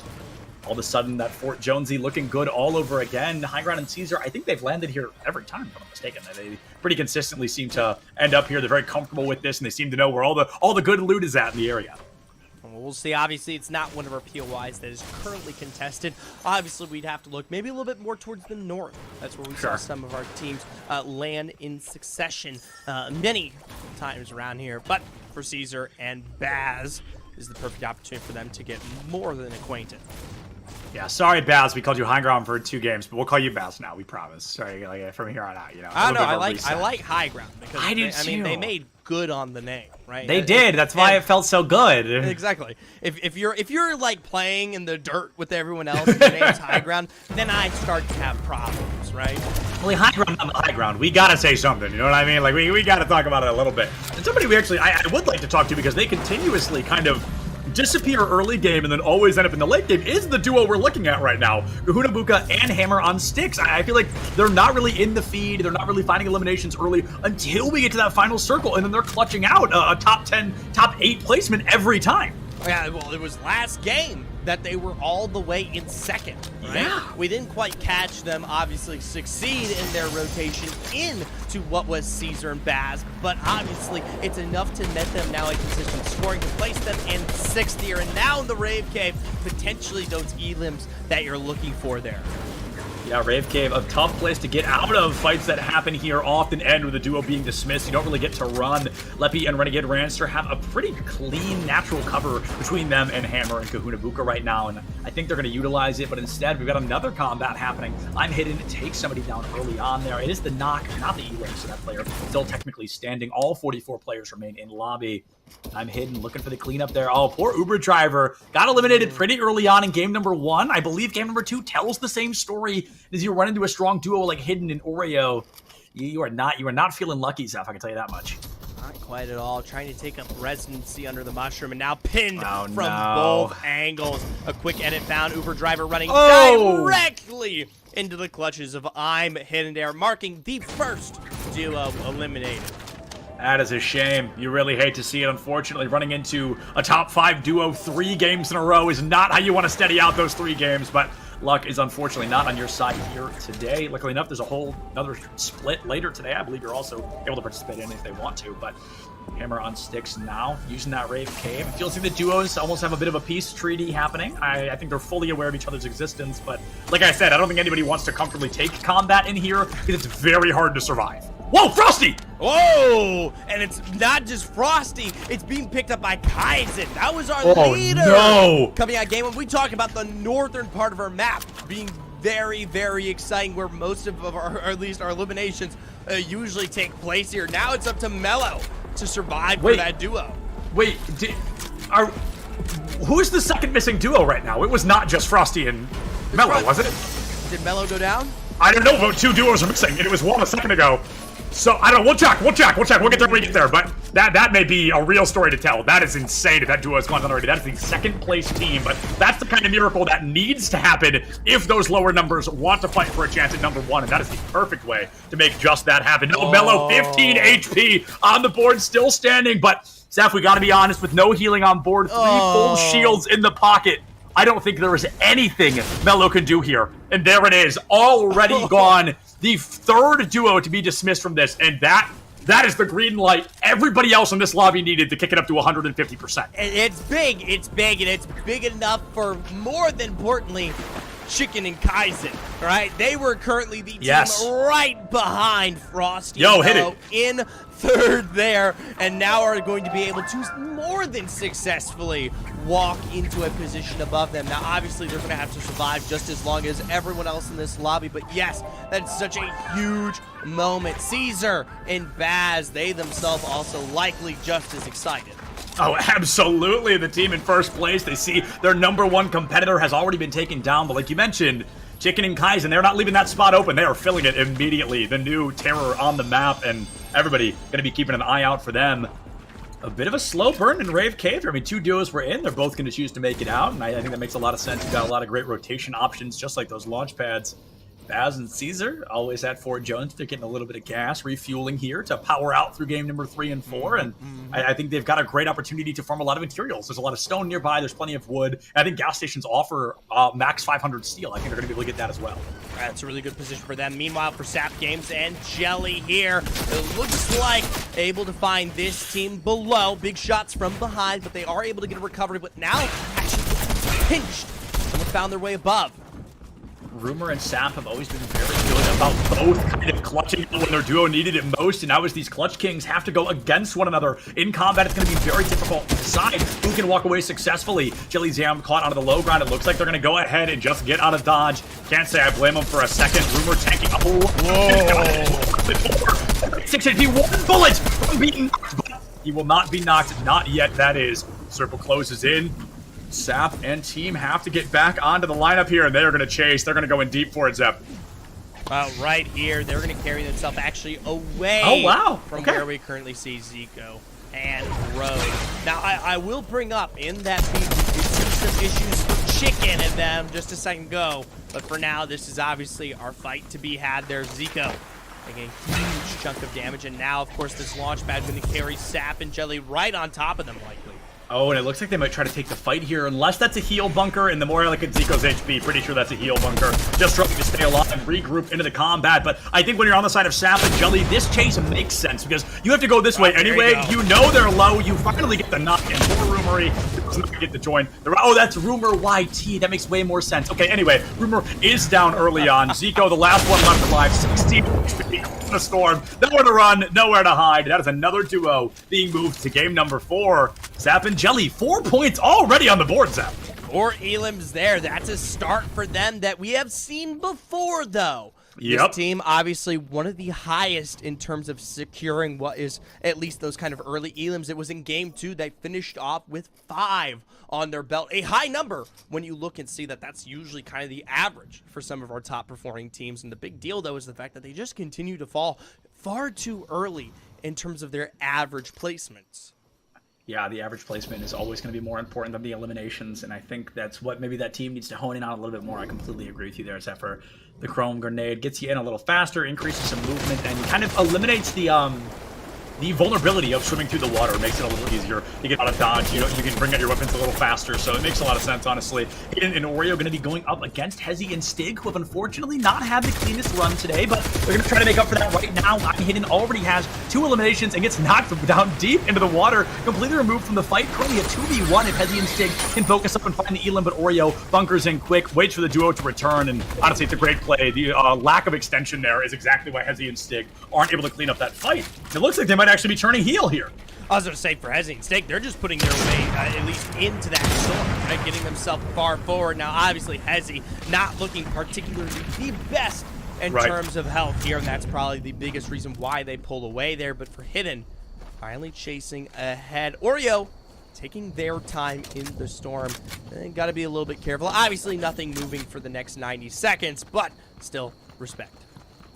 Respect indeed. Better safe than sorry, especially when a player like Hidden has been very elimination thirsty, very going out looking for eliminations time and time again, and doing it, let's be honest, a little more successfully than Sap Games and then the duo have. They've been making it a little further in the leaderboard, so it's a very similar play style from this duo, and I think we continue to see it moving out. They're not going to chase any eliminations, though. And here's a team, 3 games deep, we actually haven't been able to spend much time with, Zephyr. No, Komodo Alex and JKA Monkey here, a team that notably hasn't had the best of days, currently sitting in 25th overall with only 2 points in the current standings. They themselves getting themselves at least set up, but they host a position directly in the heart of zone. It's going to be a great place to be, at least for the time being. I think it even looks like they're trying to hunt some eliminations. They're trying to really rack up those points as early as possible. We see Stepa Kaizen by themselves, and I'm not completely sure if that is actually a missing member, or if they're just currently split for the time being. But I do know is Kaizen's about to walk into Sigma and cut a very dangerous duo to take a 2v2 against, let alone a 1v2. And holy guacamole, Kaizen does not even get to blink before they are removed from the combat. That is another duo completely down and out. We are down to, 17 left. Oh my gosh, and Hammer on sticks there, picked out by Stig. A name that obviously we've known from previous weeks of player, but hasn't shown up today. We'll see what will fare for both Kahuna Buka as well. Obviously for him, they themselves, we talk about in 6 big elims on the way, but now potentially stopped in their tracks.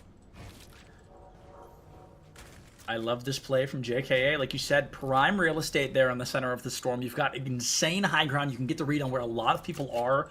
They went for a sniper shot earlier. Unfortunately, it fell a little short. Makes a lot of noise. Gives away your location a bit, but as you've built the Taj Mahal in the middle of the map, your location's usually given away anyway. So I think they're pretty comfortable with the aggression they choose to take. But I'm always a fan of this strategy. As boring as it might be, as simple as it looks, it's incredibly effective, and it's a great way to get intel without putting yourself at risk. Well, a big thing to definitely pay attention to in terms of narrative is the fact that both Frosty and Mellow and Chicken and Kaizen are officially out of this game. That was your second and third place duos, right? And for Caesar and Baz, this is the perfect opportunity to potentially pull away and start to form that gap in our feed to make sure you land yourself in first with the lion's share of our prize pool. But that doesn't mean teams like Clue and Archer, who are in fifth, can't potentially do the same. I mean, Clue and Archer, if we don't include eliminations, they win this. They jump to 65 points. That's incredible. That would top them up over Chicken and Kaizen, up over Frosty and Mellow. But with Baz and Caesar still standing, it of course depends on how many points they can get on where that fifth place may fall. That's assuming, that's assuming they survive through those 16 duos. There's more than enough time for this story to unfold in a million different ways. Right now, Archer and Clue, a very intelligent strategy here, one we see often in the competitive scene, is kind of hovering around one of these fast rotation options. That way you can see people, you can dive on them quickly, and often they'll rotate right back to it. And it's a rinse and repeat cycle to farm as many points as possible.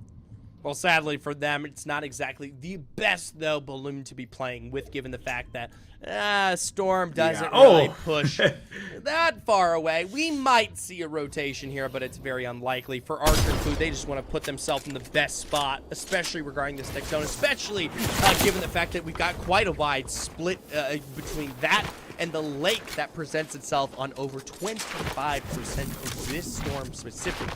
I love it. These are the most chaotic ones ever. I mean, it's so fascinating because everything you're standing on in 25% of the circle is built by you or someone else. Even more so than those traditional kind of build battles that happen in those final circles. Building becomes so much more important, and you need to have hundreds of mats, like 143 right now for Big Riv. You've got to have an insane number like that going in if the circle closes even further into the lake. But these players, I swear, they are praying that it closes onto that land so they can utilize the natural high ground and the natural builds just a little bit more. Chrome Crossroads here, obviously not the best POI, and we already know for a fact that it's not directly where this storm presents itself. We might see a potential drift here in just a moment, but for the majority of these teams, though, they have set themselves directly in play. And I'll tell you what, we talk about the pacing of these games here. Game 3 is definitely turned into a bit more of a lull state as teams are being definitely way more respectful, especially knowing the fact that both Chicken, Kaizen, Frosty, and Mellow are officially out of play. Took the words right out of my mouth. I was wondering that same thing. Is it that kind of caution of, okay, if those duos are out already, we might want to pull our punches a little bit because clearly we're not going to win those 2v2s. But right now, I mean, playing it low and slow, it's not a fun strategy, I'll be honest. It's not an entertaining strategy, but it's not about entertainment for these players. It's about entertainment for us, sure, but they're in this for the money. Let's be honest. They're in this to go as far as they possibly can, to put as many points on the board as they can, and I cannot stress it enough. I'll say it every game. Surviving will always net you more points than eliminations. If you're going to come in third place by hiding in a bush, more power to you, my friend. I think it is a more than viable strategy. Well, we'll see. Some of our highest performing teams are in the double digits for eliminations alongside their high placement. At the end of the day, regarding our Storm, there are only 2 full squads that are currently outside of Storm, and I believe one of them has finally just made it in, the other teetering on the northwest here, so no one potentially pressured for position. No positioning pressured quite yet, but hyper awareness caught on the very outskirts of the circle. Cowboy Jacques, of course, not far behind. It's a great loop for the time being. I love the farming the chrome grenades. I think it makes a lot of sense because I talked about the vulnerability of being in the water earlier. You can't use your weapons as effectively. You often can't build fast enough, and you often can get eliminated in the water. But if they use the chrome grenades, they can go around the water at the same speed. It can be very viable to get into combat early on. Archer and Clue here sitting outside of the vault. They've got a nice angle there ahead on Dubs and Crew. This is what they might be able to do. Obviously, just getting themselves set up. A quick spray, a quick resource trade here before they might be forced to make their way. Oh, the Lethal Squad bringing us a different skin set. How exciting. I love that. I can't remember his name, though, but I like it. I like it a lot. Big fan of the skins in this game. Very random thing to bring up right now, but it's not going to stop me. 17 duos left on the clock now. 33 members remaining in this matchup. And Zephyr, I think that your point's been highlighted even more, that we're getting close to the 5th circle, and there's still 33 people standing. Only 11 people have been eliminated right now. Yeah, you know, typically, especially in the higher lobbies, as it gets more intense. Remember, technically, we're only seeing a half-filled lobby. Usually, there's even more players to potentially position themselves. And at the end of the day, it's really when we have those kind of half-storm pulls after Storm 5 that we truly begin to see these lobbies crumble, because most of the time, there is available spacing, or you yourself can form it. But apparently not Archer. Thousand Caesar, a great location here in the center of the circle. I think it makes a lot of sense, but also you gotta tell that same story of painting a circle on your back of targets. And speaking of targets, Clue finds themselves on the wrong end of one. Archer goes down just as quickly. Cut and Sigma, they take down another serious power player. That is a 17th place finish. That's 5 points for that duo when they needed many, many more to move up the ladder. The Lethal Squad going to be pushed down early. Hidden falls to gold, and it looks like Illusion is going to move a little bit slower. Leppy and Renegade Rance are desperate for these eliminations, but I think it's one of those scenarios where they may have lost their the person they're chasing. They finally find him in the build matchup there. You cannot turtle fast enough for Illusion. She is dodging every single bullet available, but everybody firing from every direction. Oreo gone, hidden, gold. Another great elimination. Stig going to be taken down early on there, and Kiki desperate to try and find something quickly, able to do so. Has not removed the duo yet, though. 15 duos still standing in Illusion. Hopefully their headphones are not very loud. She's like, I'm about to go down in the moment here. Illusion, she's stuck out of the water. It is tough. An absolute field day, like shooting fish in a barrel right now. Illusion cannot get out of the way. Storm. Desperate. This is terrifying. Oh no. SMG. Oh no, there they go. I didn't get to talk about it already. SMG falls down. Illusion. I think using the Storm here, a dangerous game. It's only a 5-tick for the time being, but it also makes everybody stop looking at you for a second. So maybe you can actually get back into things. It might be a moment, but you can hear some of those shots just raining through, and oh, come on. No. Illusion just gonna take away. NT Illusion, valiant effort. That's a bummer. That is such an unlucky position to be in, honestly. But you made it to 13th, and I do believe that is further than the Illusion squad has made it so far. So not bad, really not bad. 13th place, they put it on the board. 24 members remaining. We are one duo elimination away from half of this lobby finally being eliminated, but has not happened quite yet, and I don't think it's going to be happening anytime soon, as we're going to have another lull, at least for another 20-ish seconds or so, before the rotations are forced out once again. Looks like Renegade and Rance turned Jelly there. They didn't actually pick up the entirety of those elims that were supposedly supposed to be secured there on the Illusion, or at least Lethal Squad, right? So, a bit of a split, even though they were the ones to apply that pressure. We tune in towards the Storm direct here, and we talk about a high ground position. Surprisingly, it is none other than Cowboy Jack and Hyper Awareness, who currently position themselves above. Love these angles here. Jelly and Sap paying the price. Oh, a phenomenal placement here by Jack and Hyper Awareness. This is the longest, I believe, they've kind of made it into getting a high ground early on. When we see the making of those final circles, they were often one of the teams kind of running it through the mud, trying to clean up underneath, but instead they're changing the strategy. They want to go back to the traditional high grounds that we know from them. And speaking of kind of swapping strategies, look at High Ground and Caesar. They're both feet on the ground right now. They are not high up like they have been at all through this series. But they're going to go for a bit of a spray and pray. They have that Chili Chug Splash. They're not going to lock onto him yet, but that speed boost is going to be incredibly helpful when they need to rotate for these upcoming circles. Oh, Sap is gone. Down at the hands of Sigma there on the other side. You know, Cut and Crew are definitely happy about that one there. Jelly's got the splashes to at least recover, but he's got to try to stick this revive where it counts. It's likely that it's all said and done. Too many teams, too many squads with a prime angle. It is Cut and Sigma who pick up both of those elims. Jelly and Sap, they really got stuck between a rock and a hard place, and every time they rotated, they just rotated it into a different rock. It was a very difficult situation to be in, and unfortunately, they could not find that clutch factor they needed to get out of there, and that is unfortunately going to cost them early on. I got to talk about Komodo. Alex, I just saw the name once again. That duo still both standing. They've made it to 11th place, almost single digits in the squads. The best performance we've seen from that duo so far. And it all goes to that change of play, that change of strategy, not taking fights they don't have to. They're giving us that low and slow play style. Zephyr, it's working wonders so far. Well, this one not so Jack? low and slow. Jack? Instead, it's right in the face of Renegade Ranster and Lepe there. Looks like they'll be able to successfully find their, at least, eliminations for now. But right there, Caesar there they picking go. up the final moment of Renegade Ranster. As it looks like Dean Gold and Dubs, they get the revive off.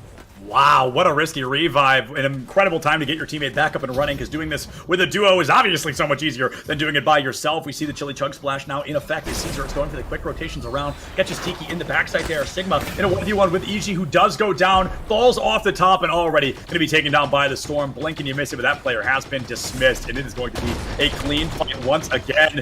JKA and Komodo, a great rotation underneath. Satix down to 14, down to 4, down to none. The Storm's going to catch you early on, and unfortunately, you're not going to live to tell the tale. 8 squads left, 16 members standing. I don't believe we have any solos on the run right now, but no support on the side of the duo we're watching. They have absolutely no healing, a single flopper to their name. Looks like Sigma and Cut, though. That's the big team to watch here. Absolutely. They're the ones currently above the rest. Now, they don't have the strong side of Storm, but they are lickety-split making their way across here. Sigma is caught back, but he is dropped down. A good build recovery there.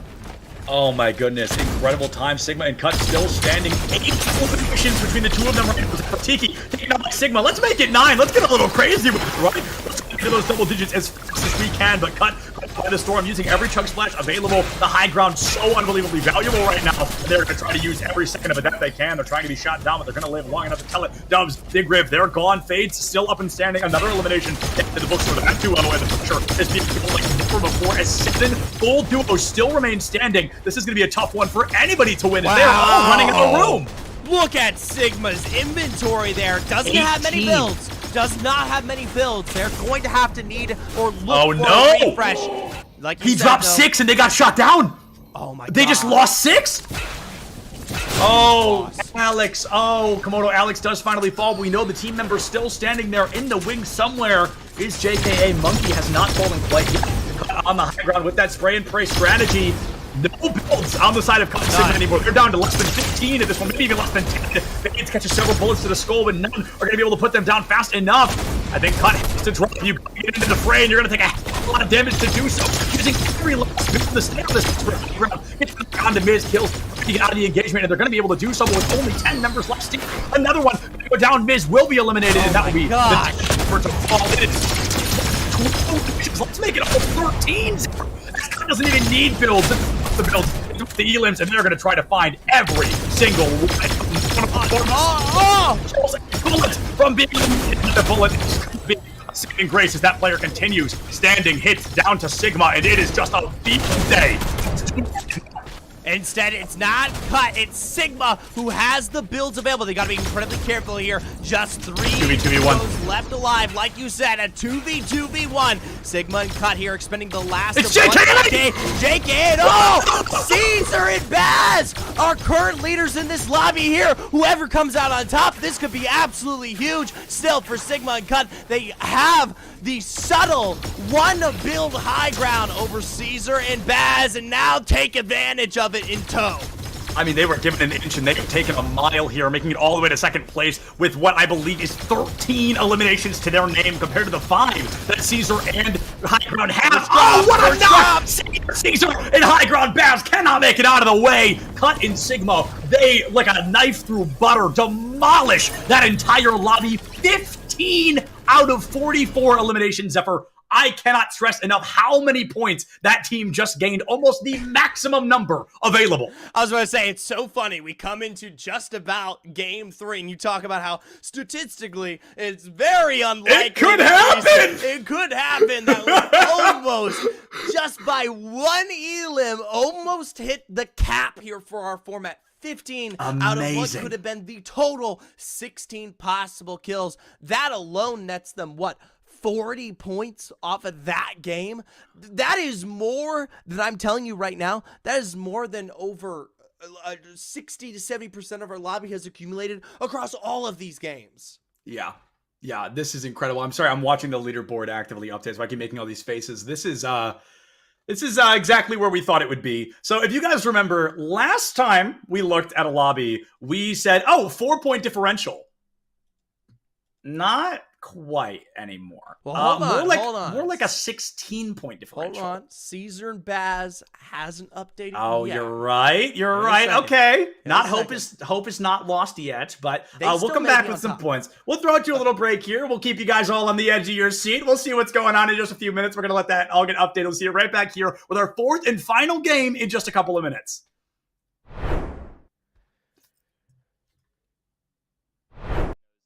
Everyone's aware of that. Hey, do you have a VIP access badge on? I actually have an all access. Oh, an all access. I thought it said VIP access. And that's only available for the best. That's true. He's right. That's a main stage TO right there. If this goes live, I'm suing everybody. It's all right. A video of me, the first clip is me saying, don't put that in. And then it was the first, cut the cameras. Oh, you're recording already? Great. So this is this is Bay State versus UCF. I believe something that we saw yesterday on day one of the tournament, but instead we're going to have that run back here. I think they're fighting for a spot in Grand Finals. Anarchy, one of the best Greninja players in the United States, currently struggling against a Terry. Terry notorious for that DLC privilege, being a very strong character with some very strong abilities. Greninja, not so much, considered one of the weaker characters in the game. A Falco player, one of the best in the United States, and he just got spiked by a Terry. Same Terry that took out Anarchy literally minutes ago. UCF still up by 2 stocks. This guy is looking to rip this team apart single-handedly. That is, I mean, nuts, to say the very least. Absolutely absurd. That was a disgusting spike. I cannot believe that happened. Will you hold the microphone so I can sign this? Sorry. For context, he's got a fan. He's actually signing something. He's so excited. What was it like to not hear my voice for 2 minutes? For 30 seconds, maybe. What was it like? Probably bliss. I was signing a mouse pad, which is really cool. I've never done that before. Nobody's ever asked me for a signature, so I'm going to start blushing, but I'm really excited about that. And then he wants a picture. Can you take a picture of us? I said, is it bad? She went, no. I'm going to go ahead and take that as a yes. Turns out I can't tie a tie sitting down. What do you think is the appropriate face-to-screen ratio for a Valorant player? Face to screen, like how close I sit? Yeah, like how close should a player sit? Personally, I play really, really close. I think it depends on your eyesight, but for me, I like playing close because it helps me focus on my crosshair. Is the value of sitting close, the crosshair being the only thing in your line of sight? Yeah, that's pretty much the main benefit of it. It's so funny how close some of these guys sit. Oh my goodness. What do you think is the healthy face-to-screen distance for a Valorant player? I think it's all kind of personal preference. I guess I would consider myself like pretty close when I play because I like to zone in on my crosshair. It is the second person to say that. It's all about the crosshair. And then what's up with the horizontal keyboard? I don't know, like it just kind of fits like the form when I'm close to monitor. Like I don't know, it might sound cringy, but I like to like be one with my gun, you know? No, bro, I feel it. I feel it absolutely.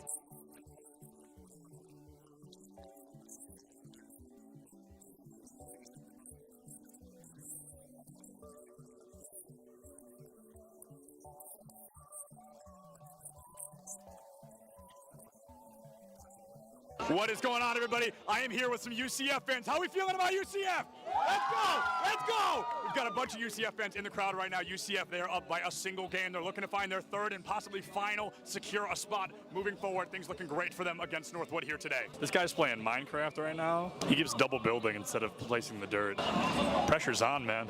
Everybody's watching. Just kidding. Just me. Cameraman's not over here. Just kidding. He's behind you. There's actually always cameras on you if I'm around. Do you double build all of those? No excuses, bro. I can't play Minecraft. Your college esports Minecraft team absolutely rolled. L after L here. Let's hope UCF has a little better luck on stage, huh? What is going on, everybody? I am Septilance. I have the honor of welcoming you to the Collegiate Esport Commissioners Cup here in Atlanta, Georgia. All right, that was good. That was good. Good content, good content.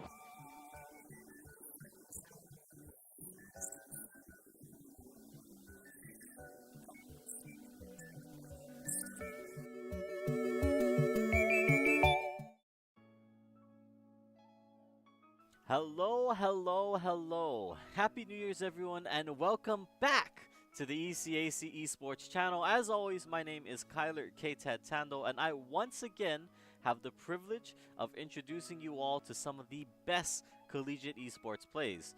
Now, I know when we left off last year, I teased a little bit about some big news on the horizon, but that news is finally ready to break. Now, this year, in partnership with CSMG and their newly launched Esports U network, we will now be able to bring you guys double the amount of ECAC matches. So, with double the matches comes double the highlights. And with that said, I mean, obviously, right, do the math here. It means that we get to take this video, this series of videos, to a weekly top 8 instead of just the top 4 like we did in the past. But anyways, that's enough out of me. I'm sure you guys are ready for some hype plays and crazy moments. So without further ado, here you go. In our season opening clip, we have Ghost and Ox with a devastating 1-2 combo that just breaks SLU at the knees. Or is it boosters? Can't fall through. Nice bounce, but a nice goal! Right past the defender. Ox makes it look easy. I'm so surprised because I couldn't. At number 7, Raw Fam pounds his chest and decrees that he is the strongest in the jungle with this sick 3K to flip the point. The arms and keeps everyone alive through that. Amplification Matrix came through, but we didn't get the same benefit we saw last time with the Amplified Fire Strike. Instead is Angry Monkey time from a fan with a 3K. Call that the Primal Blade. As our first Smash play of the year, it's the clean 9 stock from Hydra to lock down New Jersey City's 2-0 win against Husson. As they go for that kill confirm again, it's not going to connect this time, but there it is, just waiting on the platform for the spike. NJCU cleaning up in their signature style. Hydra leading the charge all the way home. Next up, it's every shorty player's dream, and what's going to be a nightmare for University of Albany. Up close and personal. This is the one player who's got a chance with his read. How about timing here? So step forward now into the angle. Certainly good for one. Yikes. There's the one. No one's reswung. He's reloaded. This never happens to a shorty player. Nebula's up now as well. In our next clip, who needs teammates when you've got a wall? Grim surely doesn't. Snaps and passes. They tried their best, and that is an open goal. But unfortunately, out the top, it's gonna be the header in. Tit for tat. Grim takes it in on their own. Ooh, spicy little double tap right there. You saw him looking for it, but that's not an easy read. Rounding out our top.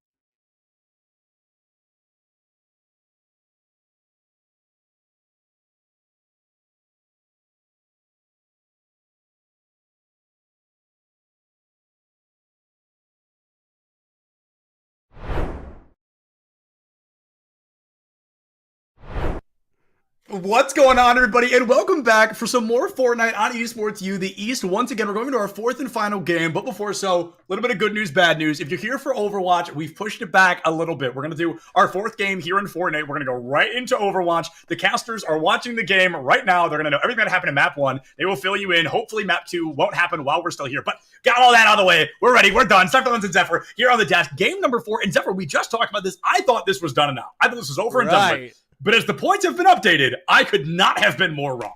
Sigma and Cut, after their big win where we thought they were in first, are instead in second with 76 points. Instead, still retaining their spot after a second place finish with 78 points is Caesar and Baz. They are ahead by 2 points, Septilence. 2 points. And then we've got ECAC in 3rd place at 58. There's almost a 20-point differential between 2nd place and 3rd place. But if we have that same weird miracle run of the top teams going down super early, Zatix and EG, they're absolutely still possible. Chicken and Kaizen in that 4th place slot, the first team to not be in the prize pool right now. They need to give us a good miracle run. They can clutch this out. Frosty and Mellow 1 point behind Chicken and Kaizen. So it is super possible. The podium is wide open right now, Zephyr. This is anybody's game in that top 5. Right, and DNG and W-Dubs there, they themselves tied with Frosty Mel at 50 as well. And this is obviously in discussion for 1st and 2nd, at least in my perspective right now, because that's your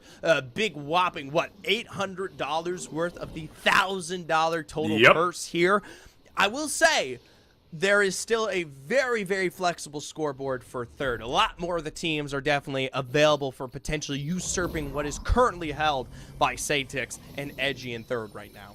Yeah, absolutely. There's more than enough time for any of these teams to come clutch out an insane miracle run. And of course, you're going to look at the top. You're going to see 17 teams instead of 24 because as battle royales work, statistically, unfortunately, there's a lot of teams that can't make that podium, and they're going to recharge. They're going to go ahead. They're going to give it another run. We'll probably see a lot of those teams later tonight in the second half of the kind of the Fortnite matchup. But for now, we've got these 17 teams, and its Archer has already gone down That is very no bueno.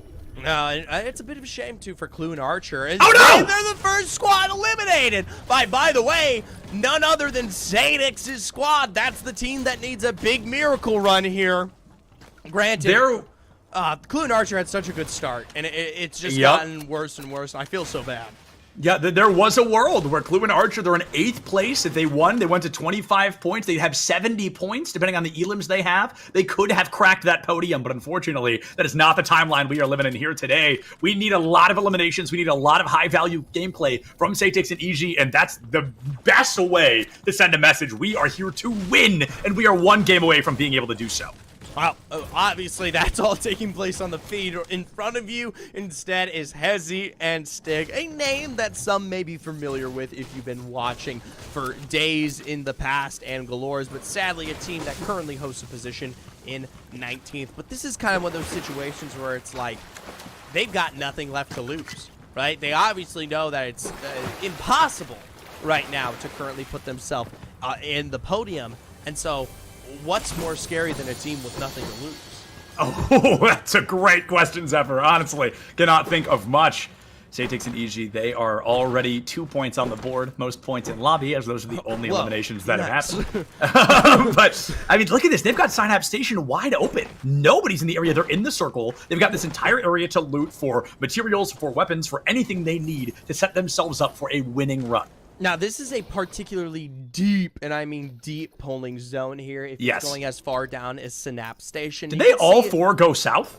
Yeah, I was about to say, all of our highest performing teams are on the south. Obviously, we may have to tune in with Frosty, of course, and them over towards the north side in a second. But for now, everything down here is a huge question. Usually, this area in particular can be quite wide open, especially compared to other parts of the map. There isn't a ton of vertical disparity. It really depends on the pulse. Sometimes you do get some of these kind of variant cliff sides, but mostly it is I would say particularly free range, and that can become a bit of a problem for some teams, especially as we talk about a lot of resource management. That's been something we've discussed time and time again here across our last 3 games, especially in those final moments. We talk about zone 8, 9, the storm closing in, and it's suddenly a big problem. A huge problem indeed. We saw duos with as little as, I think, 1 or 2 builds in their pocket, like at the end of it. It's so unbelievably important to have those materials online. It makes a lot of sense to spend your early game farming, to kind of find an isolated area, usually on the edge of a POI, and really just spend 2 to 5 minutes just getting as many materials as you can, because in the late game, that is your most important lifeline. Cut and Sigma are big elim leaders here. Even if they don't walk away with first place, they're definitely winners in my heart after a game like we saw in the last. For them themselves, they are one of those teams that are in the north, though. All the way up here by Chrome Jam Junction, actually having one of the longest rotations out of any of the squads currently competing. Yeah, this is going to be a real long rotation. It looks like nobody's in Chrome Jam Junction right now, so they've got that same kind of Synapse Station treatment where they can get a lot of materials early on here. They can get a lot of free healing, a lot of free weapons, a lot of free mats with no contest. They're up very high. A lot of teams that are this high up are going to start rotating probably pretty early, but when you go to Chrome Jam Junction in particular, it's going to be pretty easy to rotate out of here. I mean, there's a balloon 10 feet away in every direction. Well, whoa. And Sigma. I don't know. What are they expecting? I thought he saw something, but I think maybe he's crazy. I was about to say, I thought I was going crazy. I thought it was just, did I miss that completely? Oh, here's 2 more friendly faces. Frosty Fly and Mellow, one of the strongest new teams to show up today. Game 1, incredibly dominant. They were just tearing it up all across the board. Tied for 5th place right now. One of the last teams we're considering statistically possible to walk away with a podium finish. And as they're still alive, they've beat out 1 duo already, 15 to go. Totally possible. Well, for them themselves, they also have quite a long ways. Lustrous Lagoon, just a click here, and oh yeah, our crowd pleasers, our crowd wheezers. Welcome back. Hyper awareness and Cowboy Jack. I mean, iconic. I love it. It's not a good strategy. I'm not gonna lie. No way. Do they know? Does he know? Wait, 3 squads are right here. Hold on, somebody's got to go down. Are we? Oh, we just be jamming.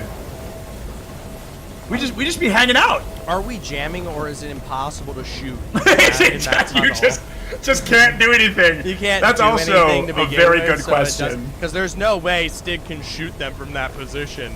It's like a monkeys in a barrel game. Like, can Kahuna Buka and Hammer also go in there? And we can see how many players we can get in the turbine. Hey, all at once. for Kahuka Buka and Hammer, this is actually a big deal. If they can... This is 4 free points. Yeah, 4 free points for them, potentially. Oh my goodness, I wish there was some kind of rocket launcher in the game right now, grenades or something. Oh my goodness, a freebie. But as nobody can literally... Oh, there we go! Oh, it has begun! Oh my goodness, hyper-awareness pulls out the shotgun early on. Cannot confirm the elim, but the bloodshed has begun indeed. You gotta get out of dodge. Hyper drops right back down. Here's the duo nearby! And Kahuna! Take him down! Oh! The crowd pleaser is taken out early, and Kahuna Buka reaping the first reward of that first elimination. 3 to go.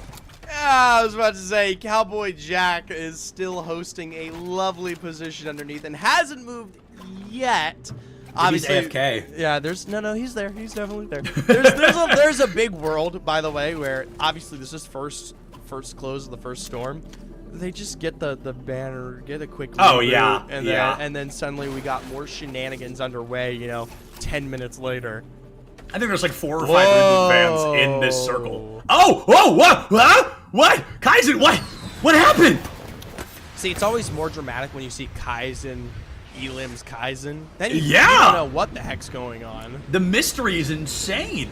This is an entertaining game 4.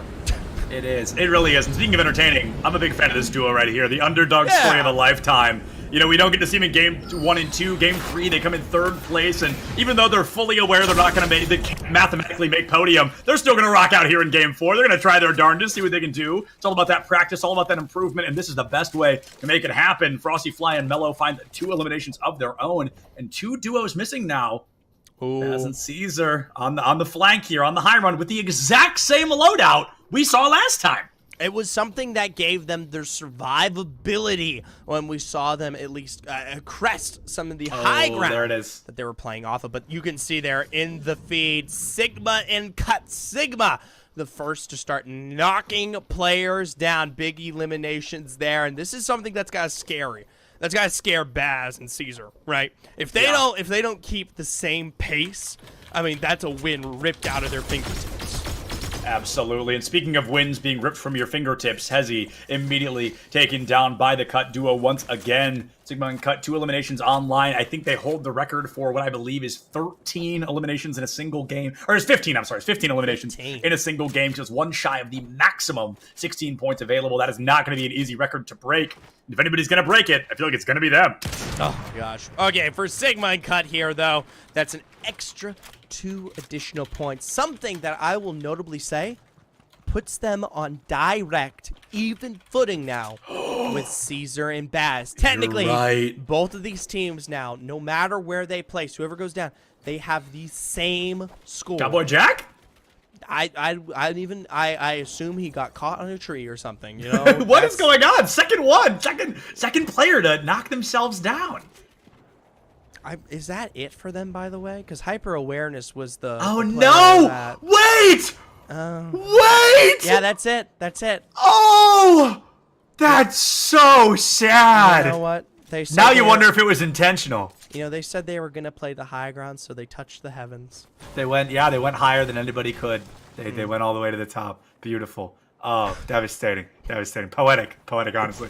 But now, I mean, that's another familiar face duo down and out. We're getting down to a lot of powerhouses left, 14 duos remaining. And Zephyr, I think you've really nailed a super important point we cannot let go of.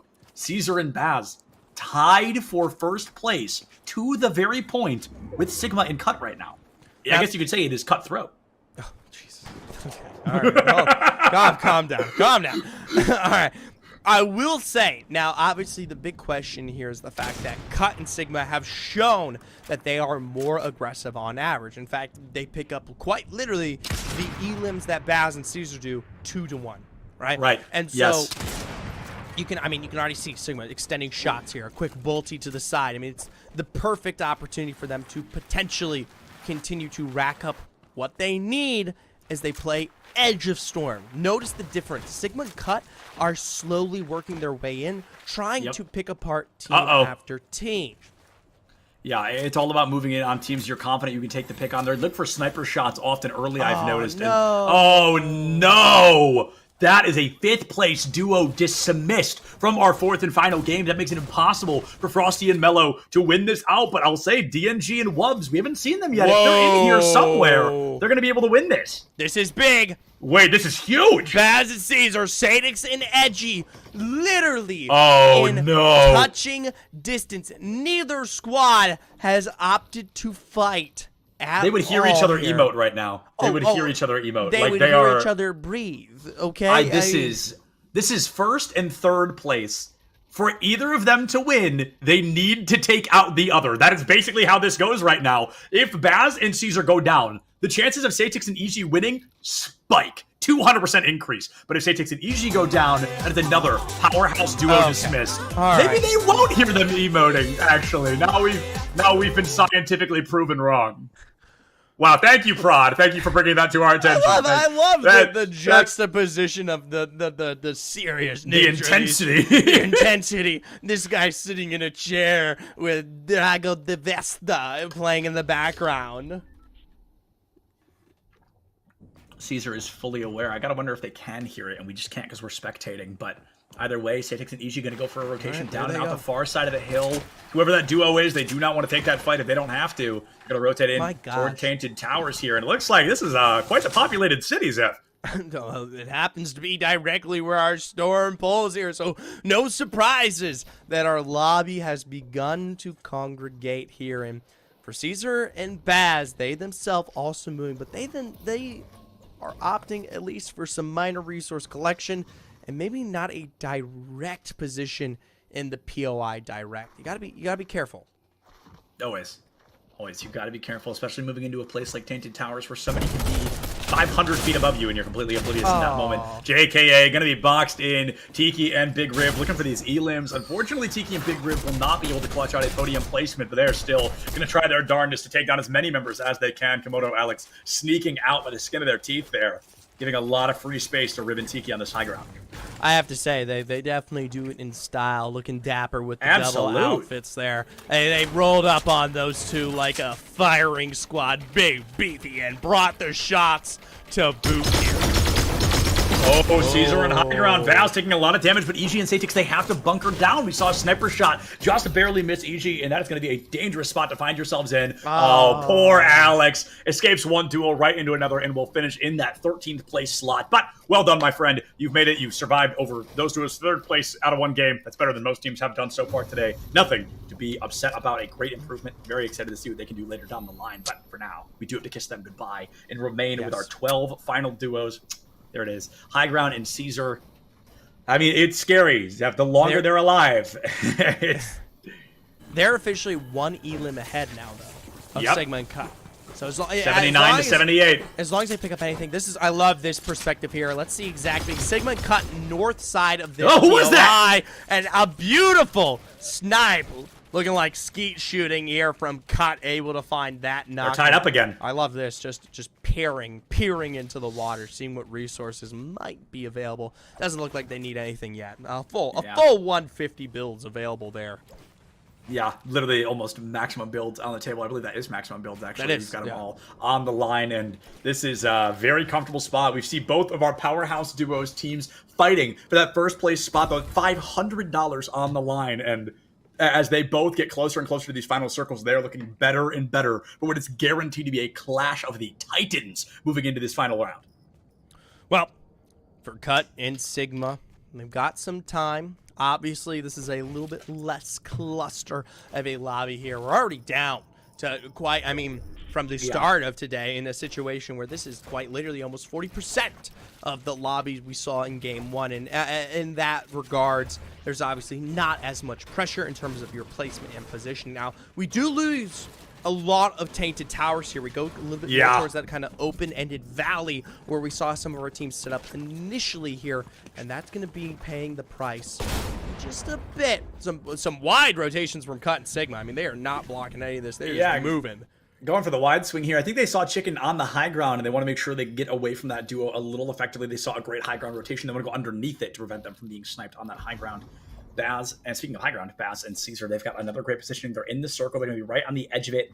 And a little fun fact for those that care, in game number 2, going into Circle 5, we had this exact same number of people left alive. It was 22 people left alive going into Circle 5 in game number 2. Game number 3, I think we had a few more. That was a much slower game compared to what we've seen so far. And game number 4 has shown it. It's still pretty viable to go either way. The speed can absolutely pick up, but it can absolutely be slowed down a little bit here as well.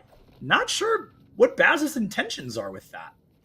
Well, I'll tell you what, he's got to make good on his name once again. It has been 2 games in a row where we've seen a lot of the positional advantage come from the teams that at least describe high ground first, and for them, if they want to walk away with that $500 for first place, you gotta do so. Satix, I mean, they're boxed in here. This is going to be a really tough scenario to be in. They've got somebody off to their left. They've got somebody off to the right in front of them and to like their far right. It's going to be, they have to go out the backside, possibly into the storm and re-rotate around if they want to stay out of LOS. Perhaps they're just going to go for the good old-fashioned run it down and try to get out of the way. Looks like Hammer and crew are going to be focusing down on these new builds, procking out. They've got such a high ground to utilize. It's going to be a really hard fight for Satix and Ichi to win. Now 2 duos firing in on this building, and it looks like that's going to be the go button to get out the top for Tiki. Speaking of getting out, Tiki might be out of the game. Big Riv goes down, and it looks like Tiki might not be far behind. Critical condition. Whoa, I don't get it. They're like 2 it's insane. Unfortunately, I don't think they're going to be alive much longer, but what a fun moment to find out they did not go down earlier, and instead are still standing. They try to go in. Why are they stealing him? Oh, that's just rude. There was a moment they didn't need to do that. They absolutely did not. They had no reason to do that. They were clearly undercover to begin with. Now, Hyper Awareness has heard the final moments, the embers of Cowboy Jack here, and I bet it makes him sad. And I don't know what that will entail, but you know, 20 players left alive, it can't be anything good. Maybe this is Hyper Awareness's like a revenge arc. Maybe he just goes out and eliminates 19 people. Yeah, I mean, this is his John Wick moment, and he just absolutely cleans house, but that would be quite the miracle indeed. We've got 20 members left standing. That means we have 2 solos running around, because I know Hyper Awareness is a solo. That means somebody else has to be as well. Oh, that shotgun did a lot more damage than I thought it should have from that distance, but definitely going to be taking on the shields of Fades. AMWK desperate to try and get back into this rotating circle. We've got 60 seconds. All 20 people have to be in that tiny circle you see in your bottom right within the next minute. Fades and AMWK have turtled themselves in for now. Now, thankfully, a good portion of the storm actually caters to the players you see here. It did decide to pull more towards that northern angle, and as a result, we won't be seeing much movement, particularly highlighted for teams like Sigma and Touch, Save and Senji. It's a big problem, though. Oh, no John Wick art. No John Wick art. Poor guy. R.I.P. Oh, man. A great show. A great performance from the duo. Always one of my favorites to watch. But we have fallen, and we are now down to our remaining 10 duos. One of them still a solo, and I'm honestly not sure who it is, but I'm sure. Oh, I believe it's Tiki, actually. Yes. I think Big Rev did go down, so I think Tiki is our last standing solo member. Oh, no, the Illusion duo. They're going to be falling pretty low. Illusion themselves, they have to pop a small shield. Cut, I think, has lost them a little bit, actually. I think got lost in the sauce, going in a little bit too deep. Allows the SMG squad to reposition and remaneuver. Big pull here. Look at that. Storm on the outskirt back. Most notably, directly into the lake. In the water. Almost the entire zone in the water there. That's a huge problem.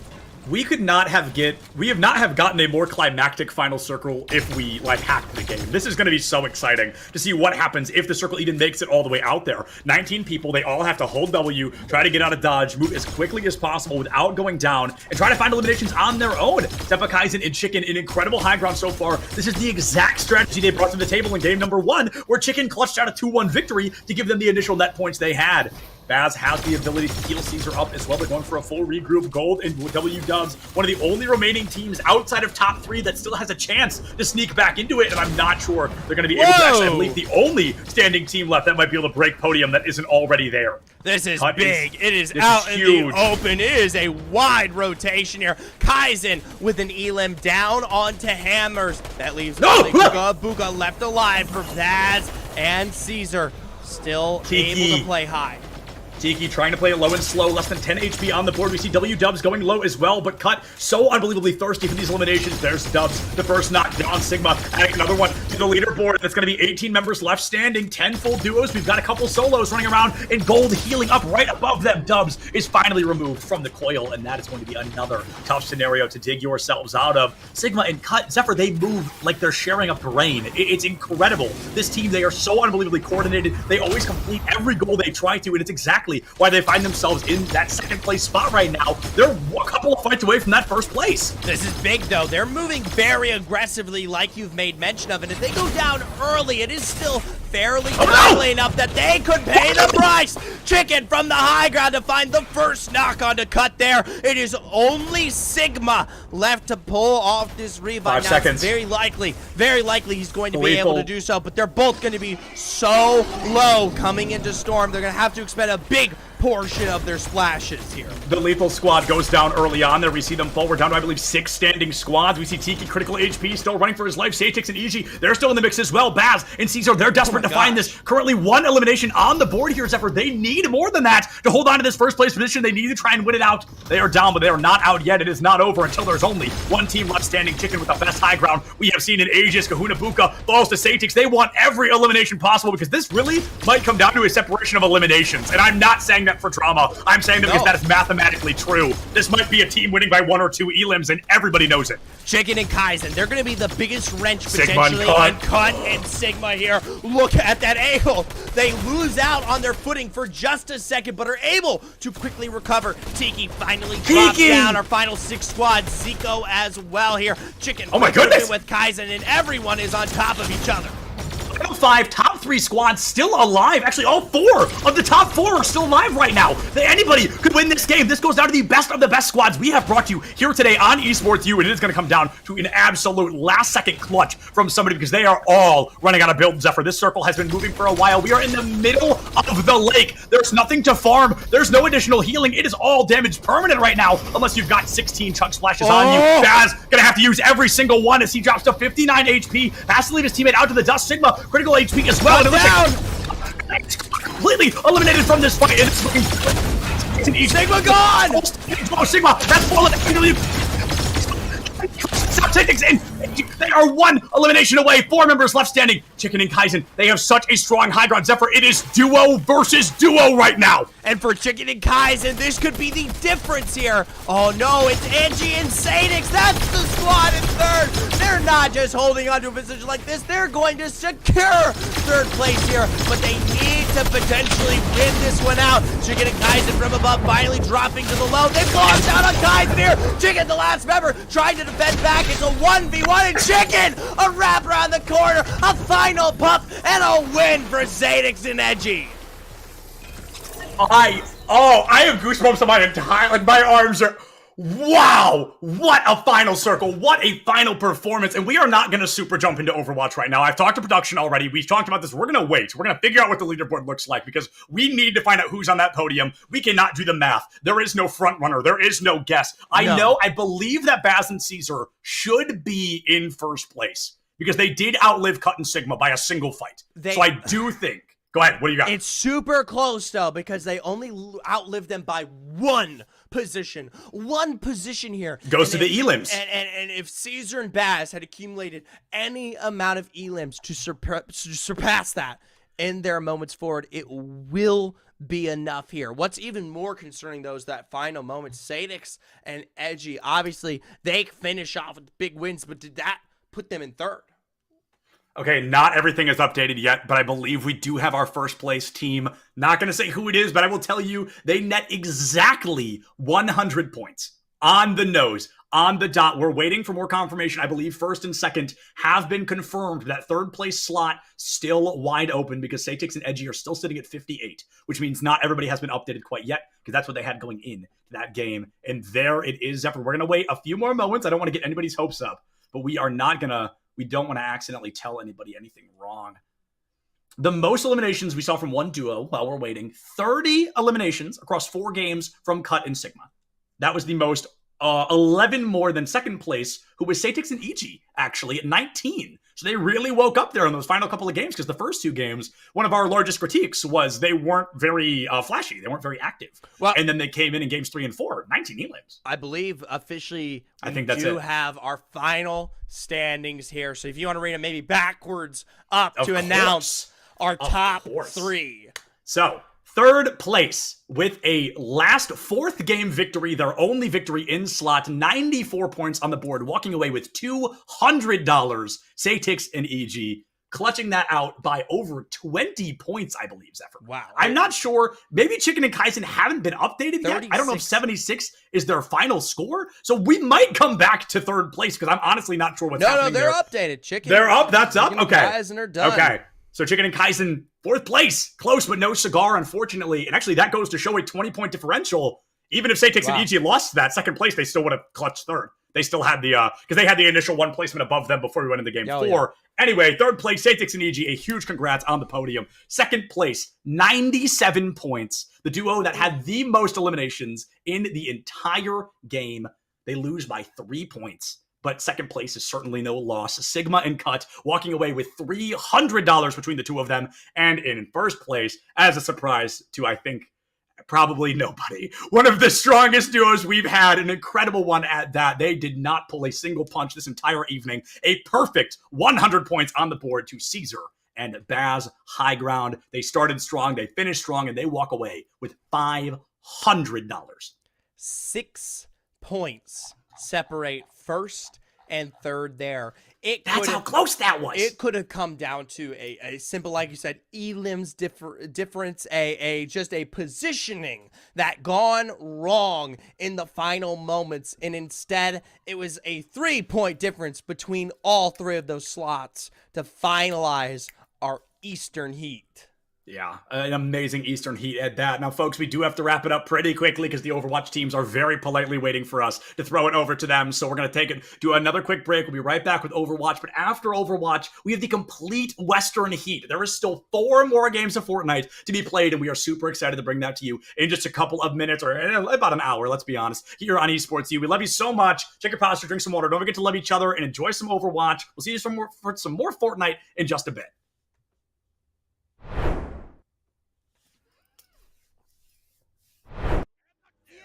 Rocco picking up the ace early and securing a true single-player dominance. In our runner-up spot, AZ Tropical has a bunch of things to do in this clip. The SD into, well, he's got a lot. Just take a look. But all right, 2 stocks to 6 for the Fanshawe team. Starting off strong, 45%, 54 uncontested. Let's see what Andy has to offer, because right now he's getting duffed by the Street Fighter. Ooh, very good option coverage with those up tilts, but you're going to get jabbed once, and there's the uppercut right there, sent straight off the top. AZ Tropical now battling it out on Yoshi's story. It's looking kind of tough. And as I was saying, if a character is going to start steamrolling, it's definitely a character with so much crazy zero death potential as we've seen in Kin, because wow, only 19% so far. And this isn't just any character, this is against Fire Mithra. Oh my god! Getting dared right in the face. AZ Tropical only 2 stocks away from tying this entire. And in our number 1 spot in the you hate to see it category, what's higher than a high noon? Well, Becomix has the answer. Trade out Leo Leon here, however, Kid Universe making important and inexorable progress. Leo Rafam taking a lot of damage, and it's Becomix finding 3 on the way down! Down goes Duck, and this is looking like an absolute rout for Keen University. Muskingum University just found lacking in points. Man, after seeing all of that, doesn't that just make you want to say, wow? I mean, for me, I'm definitely speechless and so excited to continue bringing you guys these plays and all of this collegiate esports content. Now, if you want to check out more of the buzz on social media, definitely give us a follow on Twitter at ECAC_esports.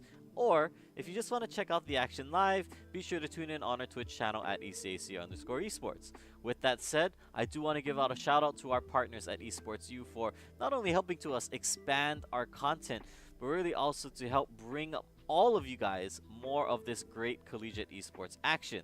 Now, thank you all so much for watching, and feel free to let me know, what types of matchups or moments you'd like to see next.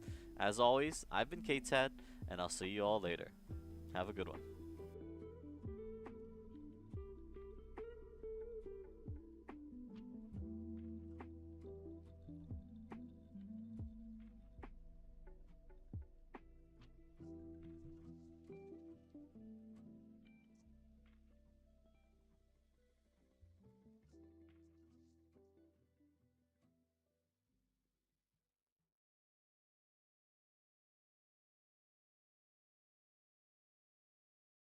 My name is Dusty.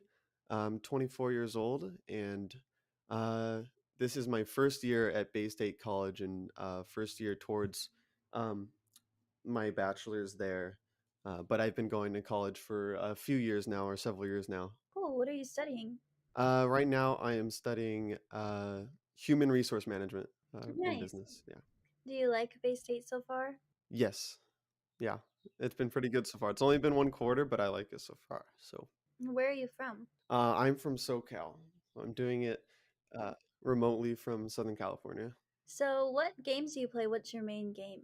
My main game is Smash Brothers, and that's what I compete in. So Super Smash Brothers Ultimate. Okay, what character do you like? Wii Fit Trainer is my main character. So, how has it been being part of a collegiate team at Bay State? Have you been on a collegiate team before? I've been on teams before. I don't know if I've been on a collegiate team before. I think this is my first collegiate team, but it is really nice, and the teammates are really supportive, and I've met some cool people, so that's nice. But I definitely do have experience like with teams, so uh, it's nothing like super new, but it's always good to be in a team, have that support. A fresh team. Yeah, that's cool. So, how long have you been playing Smash?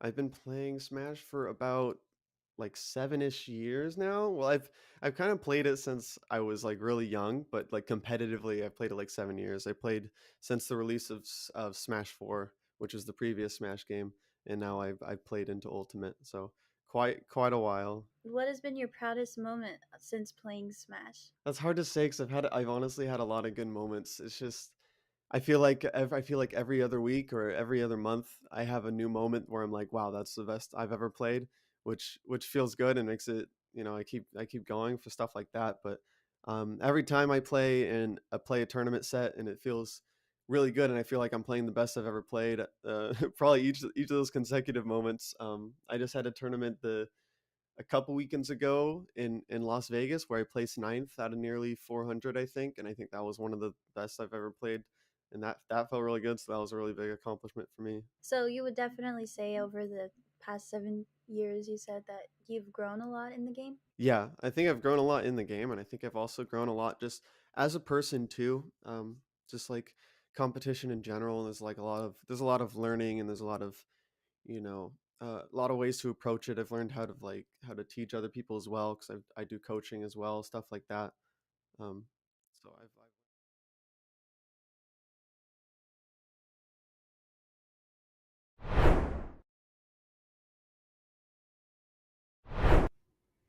What is going on, everybody, and welcome back. First of all, get pranked. I'm still casting Overwatch as well, but this time I am joined by my good friend and co-caster, Twin Salty. Now, map 1 already happened, so Salty, I'm just going to give you the floor. If you can explain to everybody what happened there on map number 1, what we can expect going into maps 2 and 3, and so on. So yeah, USF wins Lijiang Tower 1-0 in pretty, I would say, dominant fashion, 100-0 and then 100-44 on Gardens and Control Center respectively. And it's just USF doing USF things. They're pushing the tempo, they're playing their game. And I think part of it is because these teams played each other not last week, 2 weeks ago in the last regular season game. So they're pretty familiar with each other. St. Joseph's tried to run an Orisa comp early, and it fell pretty flat. And ever since then, they were kind of just trying to match what USF was doing and wasn't able to. But, you know, we'll have to see what they can do heading over to Midtown.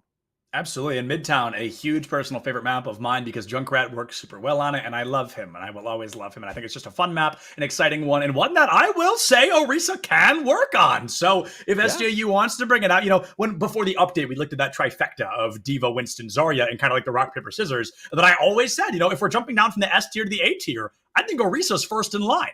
And I still stand by the fact that I believe she is very strong. She's an incredibly strong character, but a lot of changes have been made. And if they go for something rush down style, like a Junkrat or like a Diva, it is going to be hard to utilize that Orisa as much as you'd want to. So maybe she's not the best choice, but she's definitely not the worst. So I do think it is possible we see her again. I wouldn't mind if they tried to throw out a Roadhog pick, because he's been kind of creeping into the meta as like a weird counter pick to the Winston comp that's been pretty meta over these last few weeks since the patch. And I wouldn't mind SJU trying to go for it. Because at that point, like, why not? Like, throw something out there and you're banking on, hey, he's going to live a very long time if you put the resources in. And it's going to be more USF trying to draw resources out of you instead of them trying to rush you down and kill you before you can even do anything. So that could go into St. Joseph's favor, but they definitely have to shut down the DPS line of USF as well, because they were just crazy. And that might be the harder part. Yeah, that might be the harder part, honestly, is shutting down the DPS line of USF. This is a team that I actually haven't had the chance to see recently, but I have seen a lot. I've seen this team very much over the last couple of years. A good friend of mine goes to USF, so I have experienced this team quite a few times, and I'm curious to see if their DPS continue to be their DPS. That's, of course, something that's always going to be hard to work with. But I actually played this game in comp earlier today, had a Roadhog on my team, and we full held first point. So, I mean, it is a very viable composition. It's a very important thing, especially because the trick of all hybrid maps is they have a choke right at the beginning. You know, in Kings Row, there's a choke. In Midtown, there's a choke. It's just kind of how the maps are built. And Roadhog is really good at pulling people right out of that choke and isolating them from their team, usually finding that elimination really early. And then, of course, a 5v4 is never easy to win. So if that's kind of how you want to play it, I think that's an incredibly viable strategy. And as we wait for these teams to ready up, we'll be jumping into Midtown in just a moment. I mean, looking at the DPS line, Salty, as the game continues to shift, are we really going to see anything that isn't Sojourn Reaper? Do you think we're going to see anything exciting, anything relevant, or are we just seeing what we always see? We saw a little bit of variety on Li Jiang, but it was, hey, we're going to play Junkrat on Control Center because it's Control Center. Yep, you got it. So I don't think we're going to see too much. You know, as we can see the preview here, I'm not shocked to see not much variety. But as you said, this choke point especially is crazy weird compared to the rest of the hybrid maps, to where there's a few places where you can hold. If you hold on to kind of near subway on that high ground, it's extremely risky. A lot of teams will just rush forward over the point.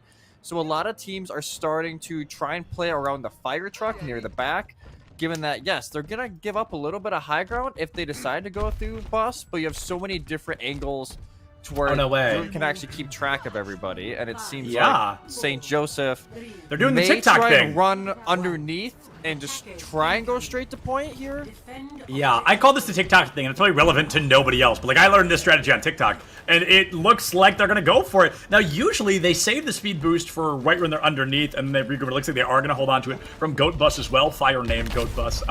And they're going to get caught out a little bit early. It takes a while, honestly, so it's a tough one to pull out. But now as they see view of South Florida on the high ground, honestly, I think it's better to rush directly underneath them instead of trying to take a fight with somebody on the high ground. But they're not going to use that. Kirito gets a full charge online, misses the railgun shot. The bubble goes down early, and they recharge 1/5 of it right back up.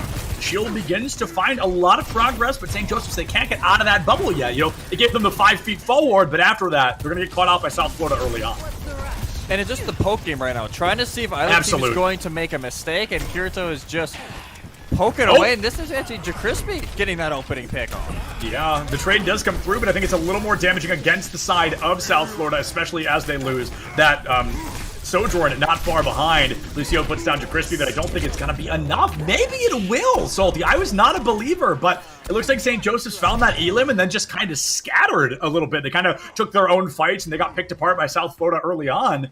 Not how I expected that to go. No, it seemed like St. Joseph's went for the dive in the background. I think Euro especially went back there, and it just didn't work. Like, Kirito, yes, they died, but it's a 2-for-1 trade in favor of South Florida, and from there, they're able to pick up the pieces and kind of ramble it together, and as you said, it was such a long fight that we're already a minute and a half gone. Yeah, that was a very confusing fight. 90 seconds off the clock, and I just don't know if St. Joseph's is going to be able to recover. They don't have any ultimates except the Kitsune, and honestly, pop it. Just throw it out there, get it out early. Wow, perfect timing. Okay, great. There it is, but you lose to Crispy in that same breath. Another Kitsune clash has come to fruition. Toast is gone. Breezy bites the bullet early on, and Lucio not far behind. St. Joseph's, they use one ultimate, two, excuse me. Iroh is on point right now. Going to be able to find a little bit of space, a little bit of stall, but at this point, I think he's just stalling his own demise. I don't think he's going to find an elim in time. Oh, never mind. That could be big if they regroup fast enough, but Sojourn's respawn is not far. It's not far at all, and the big thing there for South Florida, they are able to land that sound barrier. Kinto just a little bit ahead of Goat Bus in that regard. Goat Bus at 94% and counting right now. It does leave it open for St. Joseph's here, as all they have to really worry about from South Florida is going to be that Death Blossom here from Commander Hooley.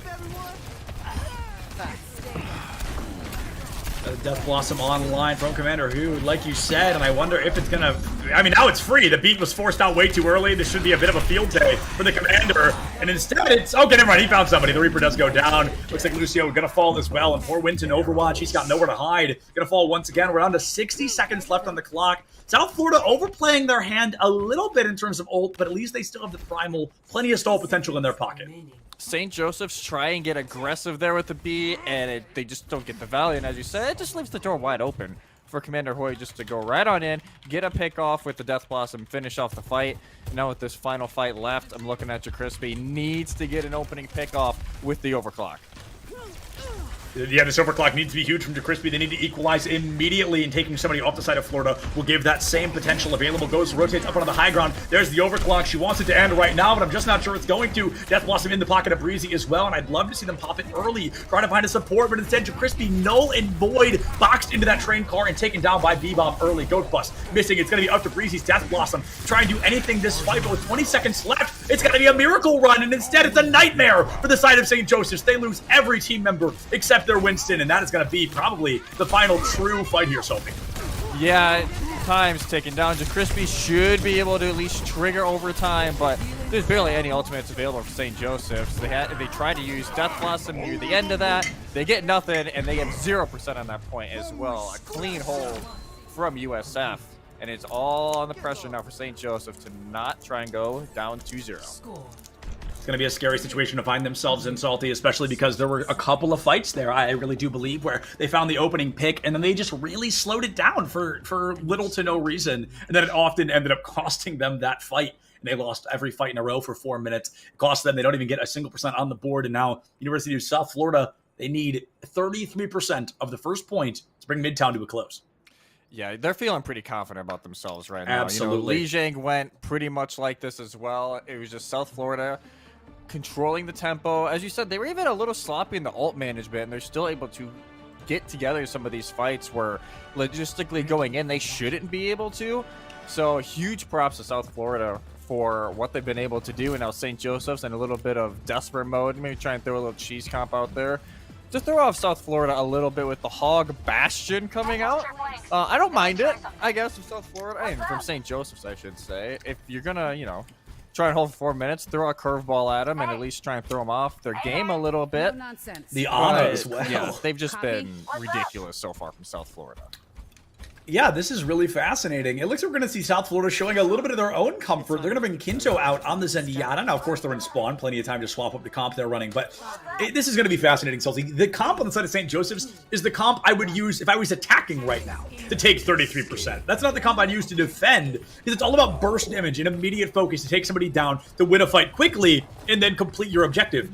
You can't win a fight quickly and stall out 4 minutes. You have to win a lot of fights very quickly, and I'm just not sure that's going to happen. However, Iroh, a phenomenal primary pick on Kinto that should bring fight number 1 to a close, but if the tank goes down, that's a green light for South Florida to keep trying. Get out of the point, try to find some damage, and see what you can do. Right now, it looks like they're going to be able to get a lot done, especially as Bebop finds Breezy. Yeah, I don't know why Eero just holds on to the heel there and just doesn't use it. Are they even going to touch that? The answer is no. Everybody's forced off into the side building, and just like that, we are at USF 2-0. Huh.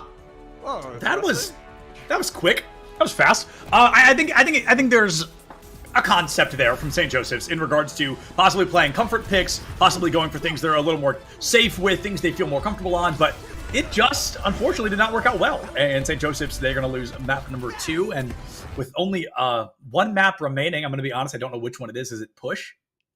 I believe it might be Push. Is it Escort? It's one of those two. That much It's I'm one sure of two. of. But honestly, I just want to see.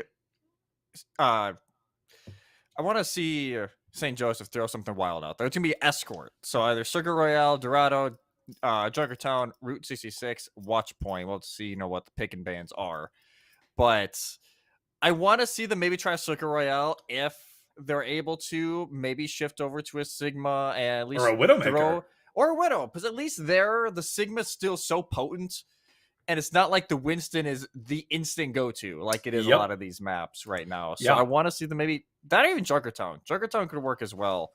Whichever one is available, we'll have to see, what USF decides to ban, but it just seems like, as you said, every time that St. Joseph's gets into a comfortable position, like even at the defense there, they get the great opening pick, right? They find the most important person. And he just doesn't use breather.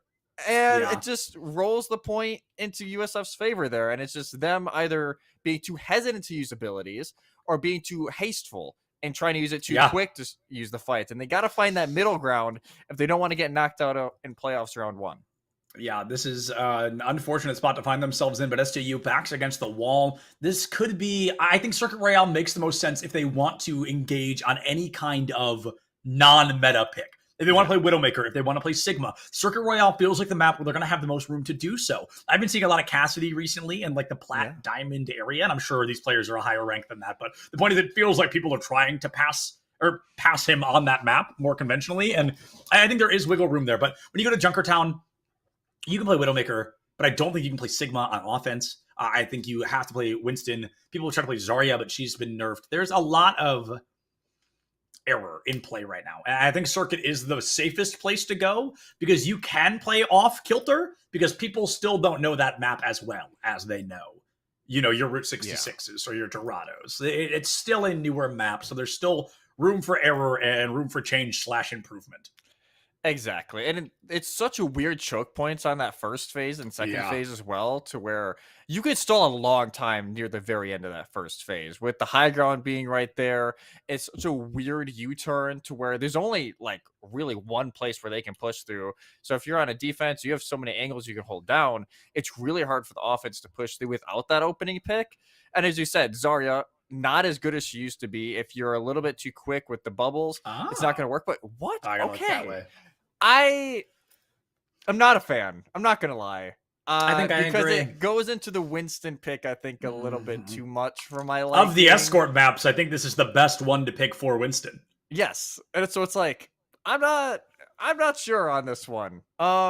Maybe Dorado would have been like the only other one. I'm like, okay, maybe that would have been a better pick. But I don't know. I'm a little intrigued. Maybe St. Joseph's has something up their sleeve for us, or they're wanting to maybe dive into like a hog. That's what I was also thinking. Like hog counter dive, then it could work. Hog works on first point, and then he works all the way at the end of third. But when you get in the middle there on that second point near the ship, he often really does not find value. So it's like a coin flip constantly of why did they pick this map? Who are they trying to play? Is it the Roadhog? Why, if it is? Like, there's a lot of variables happening here, but I think this map also lends itself very well to playing some less common DPS. I think we could see May here. I think we could see Junkrat again here. Soldier 76 often finds himself on the second point of this map. People like to play Ashe here because there's a lot of great dynamite angles and you can use Bob to stall cart. I think there's a lot of weird things to do here, and I'm hoping St. Joseph's chose this map to do something weird. Because if they just picked this map to run meta, I think they signed their own death certificate. Yeah. I think it will be a 3-0. Yeah, I agree with that. I would love to see even like a Torb. Like, throw out the Torb out there. Like, why not? He's not in a horrible spot right now. I agree. Like, he's not great, but in a map like this, you can put turret on that back high ground, and unless they have, a Soldier or an Ashe, it's really hard to break. So maybe they elect to go that way, but I have a feeling they're going to try and go, at least on their defense, counter dive for the most part, as the Winston play has been very much in favor of USF. Absolutely. So, We're going to send... yeah, well, I'm kind of curious to see, and I believe it'll be USF on attack first. So I think that is, kind of curious on what St. Joseph has, cooking. Yeah, I'm very excited because it's going to force them out of the defense early on, and we're finally going to jump into our third and possibly final map, Watchpoint Gibraltar, waiting for us just around the corner. We see immediately some comfort picks. I think we're seeing Iroh back on the Roadhog, Jacrispy on the Widowmaker, and this is the defensive team, so their team comp is a little more set in stone than our offensive friends on the side of University of South Florida. This is going to be interesting. I talked about unconventional picks, Salty, and one of my favorite characters might finally be getting to see the light of day here. Potentially. We'll have to wait and see. I like it a lot. You might be able to make an appearance. I don't mind this from St. Joseph's, though. I honestly don't. Like, you go with the counter dive with the May this time instead of, I believe they're on Echo there. No, it's South Florida on the Echo. But I don't hate this. I think their strategy is going to be Roadhog hook, Maywall behind, collapse on X, whoever they pull in. Okay, that's absolutely the strategy they're going to bring out here, and it looks like they're going to miss the hook early, the wall, nowhere to be seen either, and now they're going to go for a full-blown Havana hold on that first point. Toast bites the bullet early as Iroh rushes down that Ana, absolutely no mobility in those old legs, and it is going to be a huge moment for South Florida to try and turn things around. They find an Ana of their own, as the Ana from St. Joseph's is typing Ana div. Kirito finds him and eliminates him from the situation. That is actually a huge deterrent against the side of St. Joseph's. Resurrection comes through onto Hui, and Breezy goes down. South Florida somehow still finding themselves on top of this engagement. Yeah, South Florida is able with the respawn advantage, slowly able to chip away, but it's not a horrible hold for St. Joseph. You take some 40 seconds off, and you're not going to be able to find a better spot to hold to start off. Like, that is where you're going to hold with this comp. So now I wonder if they swap it. It seems like they're going to stay, and PT Hanley's should be able to get out with their life here. Okay, the appeal comes through. But South Florida, I like this. Have the Kirito on the Echo, try and get some extra pressure with, honestly, no direct counter other than Iroh. Right. That Roadhog, if he's able to land the hooks on the Echo, can take him down early, or PT Handley has to give up on healing and shoot the Echo, I think, 4 times in a row without getting healing for her to actually go down. Pulse Bomb online for the Commander. They know exactly where the supports are hiding. Oh, that pipe didn't used to be there. Oh, what a hook. Oh, no, what a swap. I loved the transformation. Iroh deleted, and Kirito gonna let him know the Roadhog diff comes to fruition there. South Florida, very dominant in fight number 2, only using 2 ultimates to walk away with that first point cap. Yeah, this is starting to get ugly. Absolutely. Yeah, this is, as you said earlier, this is maybe where it may get bad, is they're stuck. They're stuck in spawn. South Florida know it. They know they didn't walk out. And now the supports... Oh, no! Oh, my goodness. And that's not even a good trade for St. Joseph's. They lost their primary healer. Okay, not sure what Kinto's trying to do there, but A for effort, I guess. Bebop goes down again. Iroh uses that take a breather during the Ana negativity so they don't get any additional healing, but the damage reduction does keep them alive in a pretty important moment. South Florida, they actually get stalled out a little bit here. St. Joseph's, they're able to burn some time off the clock, but 4 minutes still remain.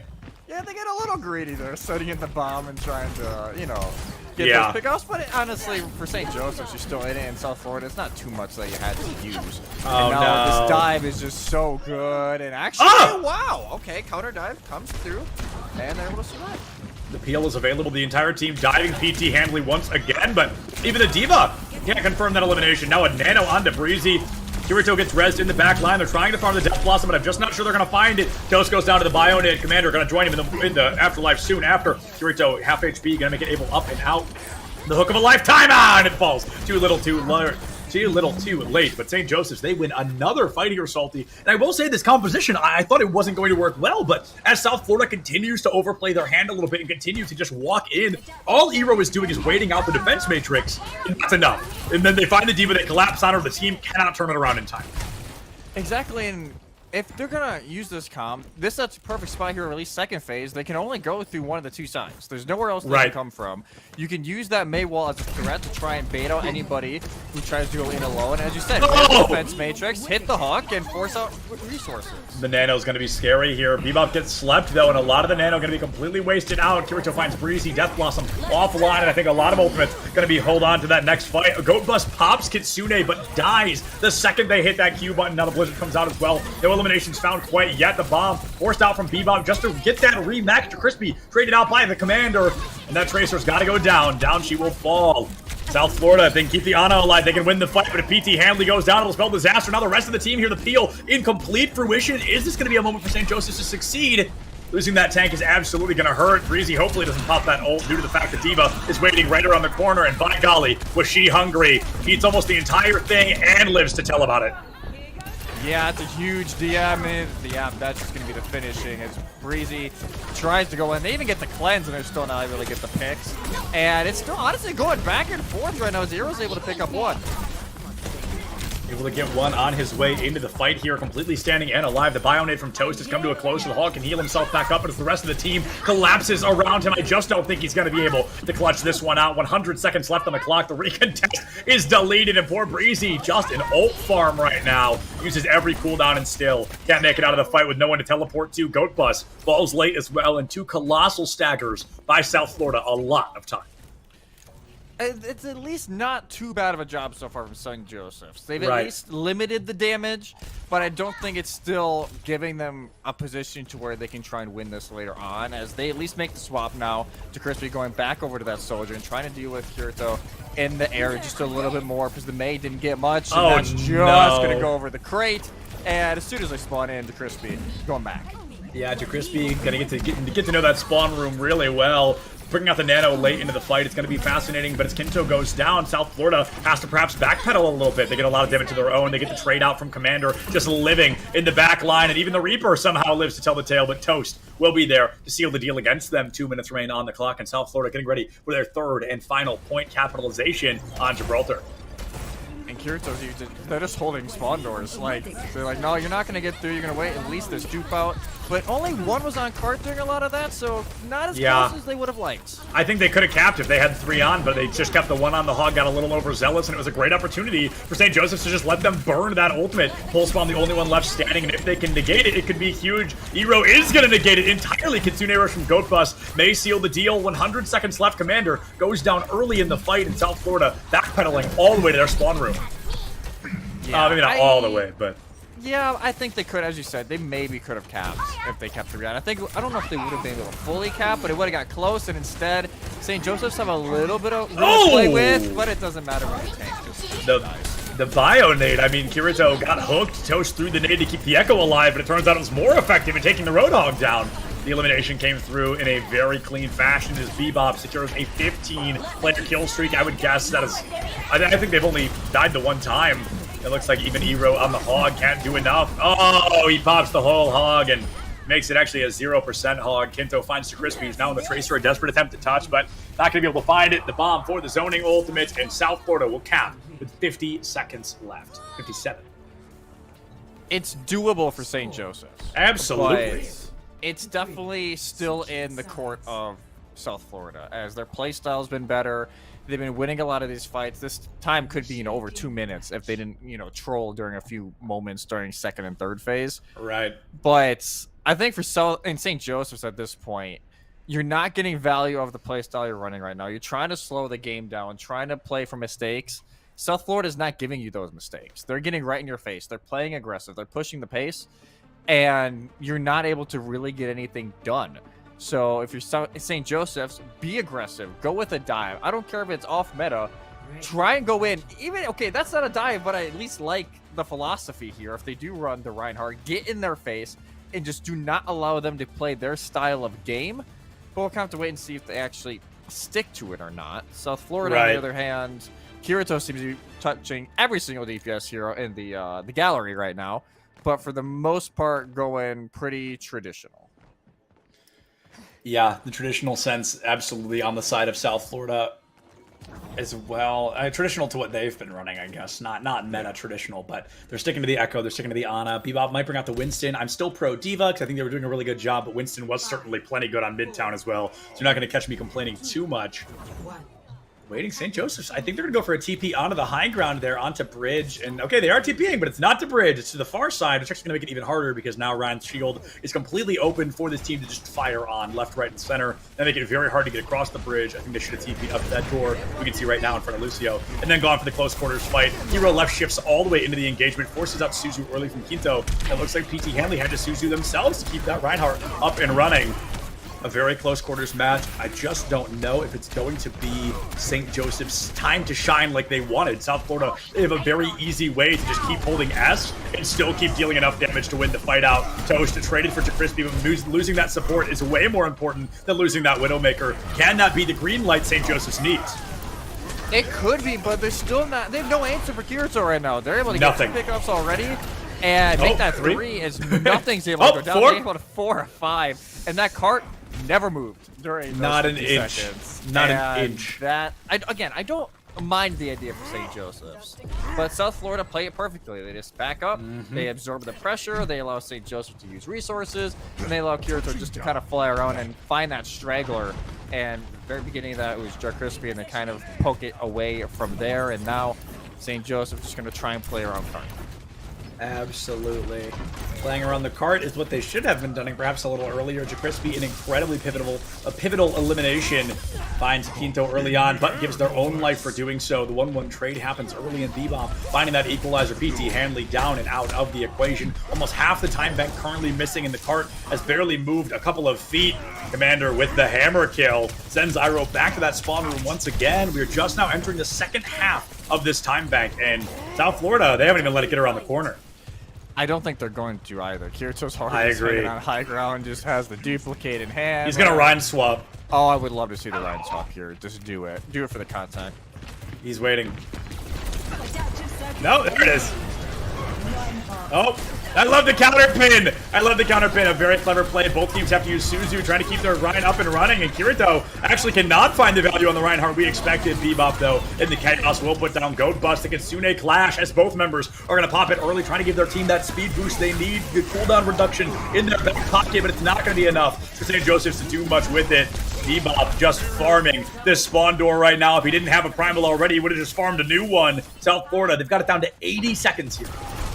St. Joe's like, just let it be done. They're just like, come on, let us at least push it a little bit, as Quinto is legit sitting at the spawn doors waiting for them to get on. If that's not just an absolute ego play, I'm not sure what is anymore, as I think SJU are starting to realize that this may be the end of their fall season.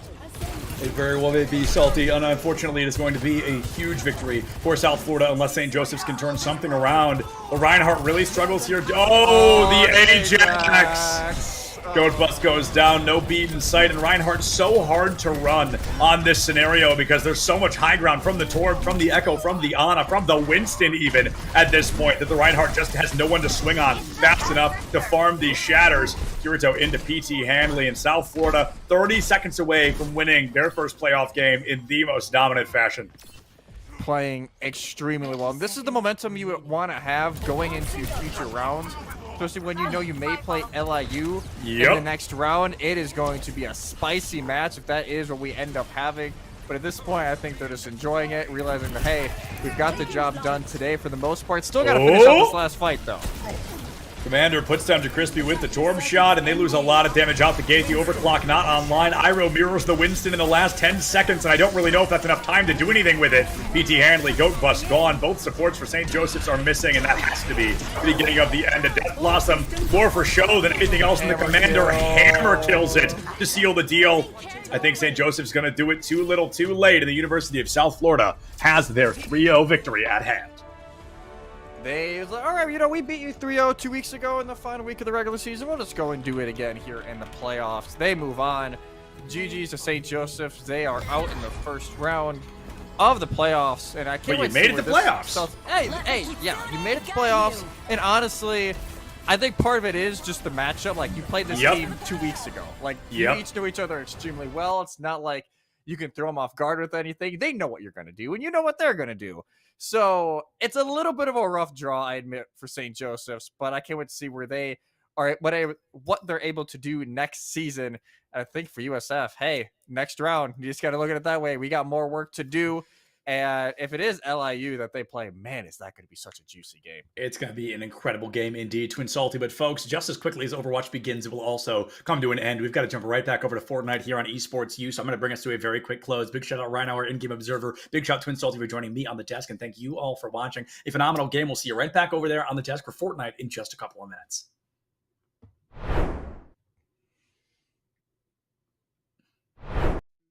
I'm actually not sure on the number. I think a year-ish, year and a half is probably closer to the right one. But yeah, that's been a lot of fun too. It's really interesting because it gives you a different perspective on the game, and not only are you helping other people, but you kind of help yourself in a way too because you can kind of see things from a different perspective, you know. So How would you describe yourself? Do you like competing more or playing for fun or? I'm definitely more of a competitor. Ever since I was young, like I remember playing like board games um with like friends or something. I think I was waiting for them to play, and I think some of them were playing like just like house rules or whatever, and I was like really really young, and it like made me upset. I'm like, you guys aren't playing it the right way or whatever. But like I've always been a competitor, but at the same time, like you have to have fun because if you're only a competitor and you're only competing and it's all seriousness, like it's there's like a limit to that. So like you have to have fun. So definitely both, but I definitely lean towards the competitive sides of things. So I like optimizing things and seeing the best thing you can do, because it all started out with like uh it all started out with it just being fun. Because when I was younger, I played different games, and I originally just played them for fun, and I played them all the time. But I played them so often, and I got so good at them to the point where uh, it just started to naturally lean into the competitive side of things. And I was so good to the point where I was like, oh, okay, what can I do to make myself like better, and how can I see this as like something I can improve at? So it kind of made like a transition a little bit, but so it's both.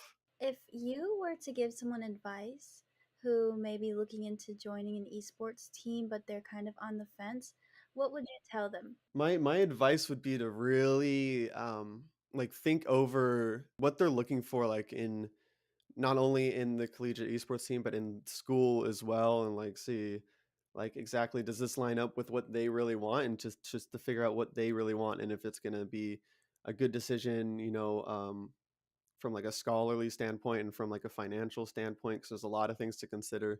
Like I thought it over a lot before I realized, okay, yes, this is a really good decision, I should go for this. So that's something that should be considered. And also like the time frame as well, because if you commit yourself to a collegiate team, it could potentially be a long time. um, so just consider it and think through like all your options, and don't ever make it like don't ever make a decision just off like an emotional reaction or anything like that. Just like, think it through, I guess. So for you personally, how many hours do you think you game a week? That's a good question. It's actually way less than it used to be, but before I would be putting in probably several hours a day into Smash. About a year ago, I was like really, really grinding it and put a lot of effort into it. But lately, like my priorities have shifted just a little bit, just because just because there's other things I need to focus on. Like I started working again recently and stuff like that. So it's taken a little bit of a backseat, but it's always something I focus on. So like even though I'm not necessarily playing all the time right now, I still try to get at least 30 to 60 minutes in a day. But I've been really busy lately, so it hasn't been looking like that lately. But if I'm not doing that, then there's still other stuff that kind of goes into it. Like I do a lot of research on mentality stuff and like stuff like meditation and stuff. So if I'm not gaming or whatever, there's still other things that I feel like is going towards my improvement at the game. Could you expand a little bit on like meditating and how that helps you?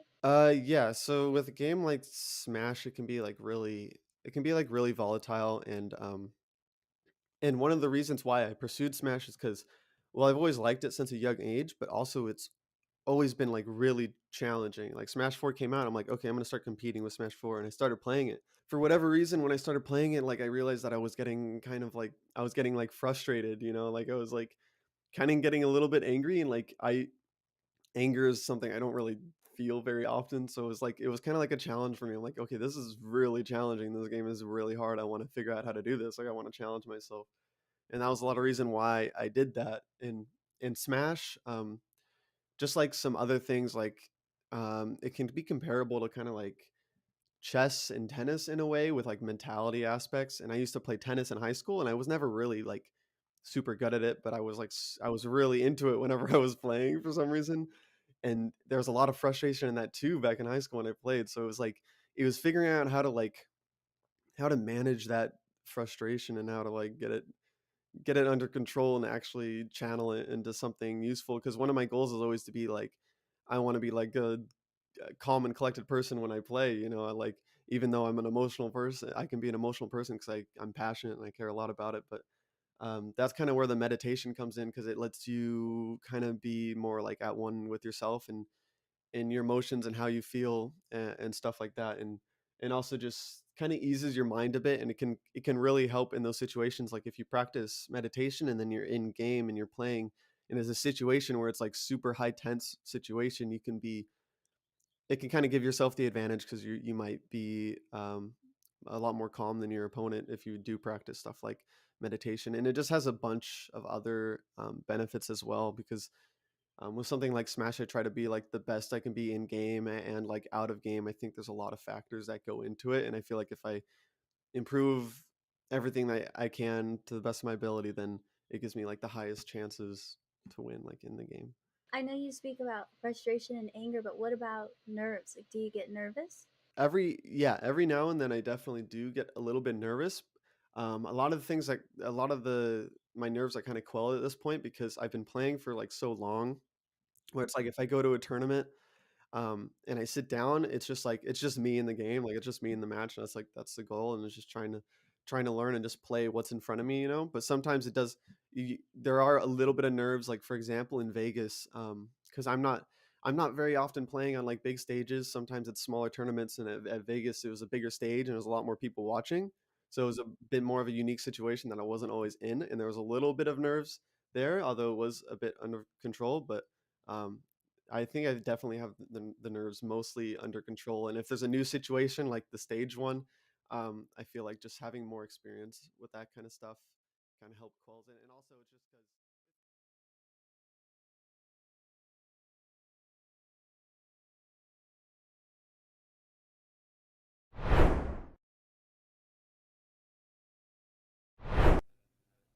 What's going on, everybody? Welcome back for some more Fortnite. I hope you missed us just as much as we missed all of you, and we missed this beautiful game known as Fortnite. This is the Esports U Campus Cup featuring Fortnite East on the East, or the West. We're on the West this time. East's over. It was great. It was phenomenal. 4 games in a row. Lots of teams. We have lots of teams in the West, though, as well. Zephyr, I'm very excited.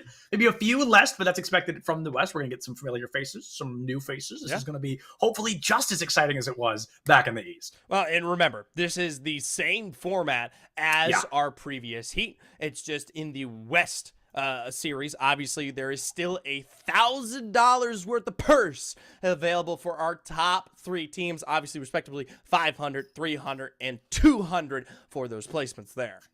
Yeah, it is going to be tough. When we had 6 teams, it was pretty easy to hit top 3, but now we have 18 teams going into today's West region, and it's going to be a lot harder to break that top 3. This is going to be a very tough run for a lot of these teams. We're jumping right into game number 1. It's the same 4-game format you know and love. 1 point per elimination. You could only get 16 elimination points. Nobody has hit 16. We did have a team hit 15 back in the East, so that record, you basically have to need it to break it, and it'd be quite the showing if somebody did. Now, I will say, we're not too particularly restrictive here at Esports U. The only difference between the teams here is the fact that the time is just a little bit later. So you might, as Sep has made mention of, see some familiar faces if you were watching the Eastern region earlier today. Yeah, and there's really no restriction on it, so we might see teams that we're familiar with, teams that we haven't seen before, and there's the perfect... Wait! Whoa! Wait! Hold on! Hold on! Yo. That cannot be real. All right. So, thanks for coming, everybody. This, I don't know if this is a good thing or if this is a bad thing. That's what I'm thinking. Okay, so for those of you who don't know, if you were watching the Eastern region earlier today, Sigma was in 2nd with Cut, and Caesar was in 1st with Baz. And the 2 were the top 2 performing teams at 197 points respectively. And now, apparently, they have combined forces. I believe we've got a couple of teams with combined forces. I'm checking right now.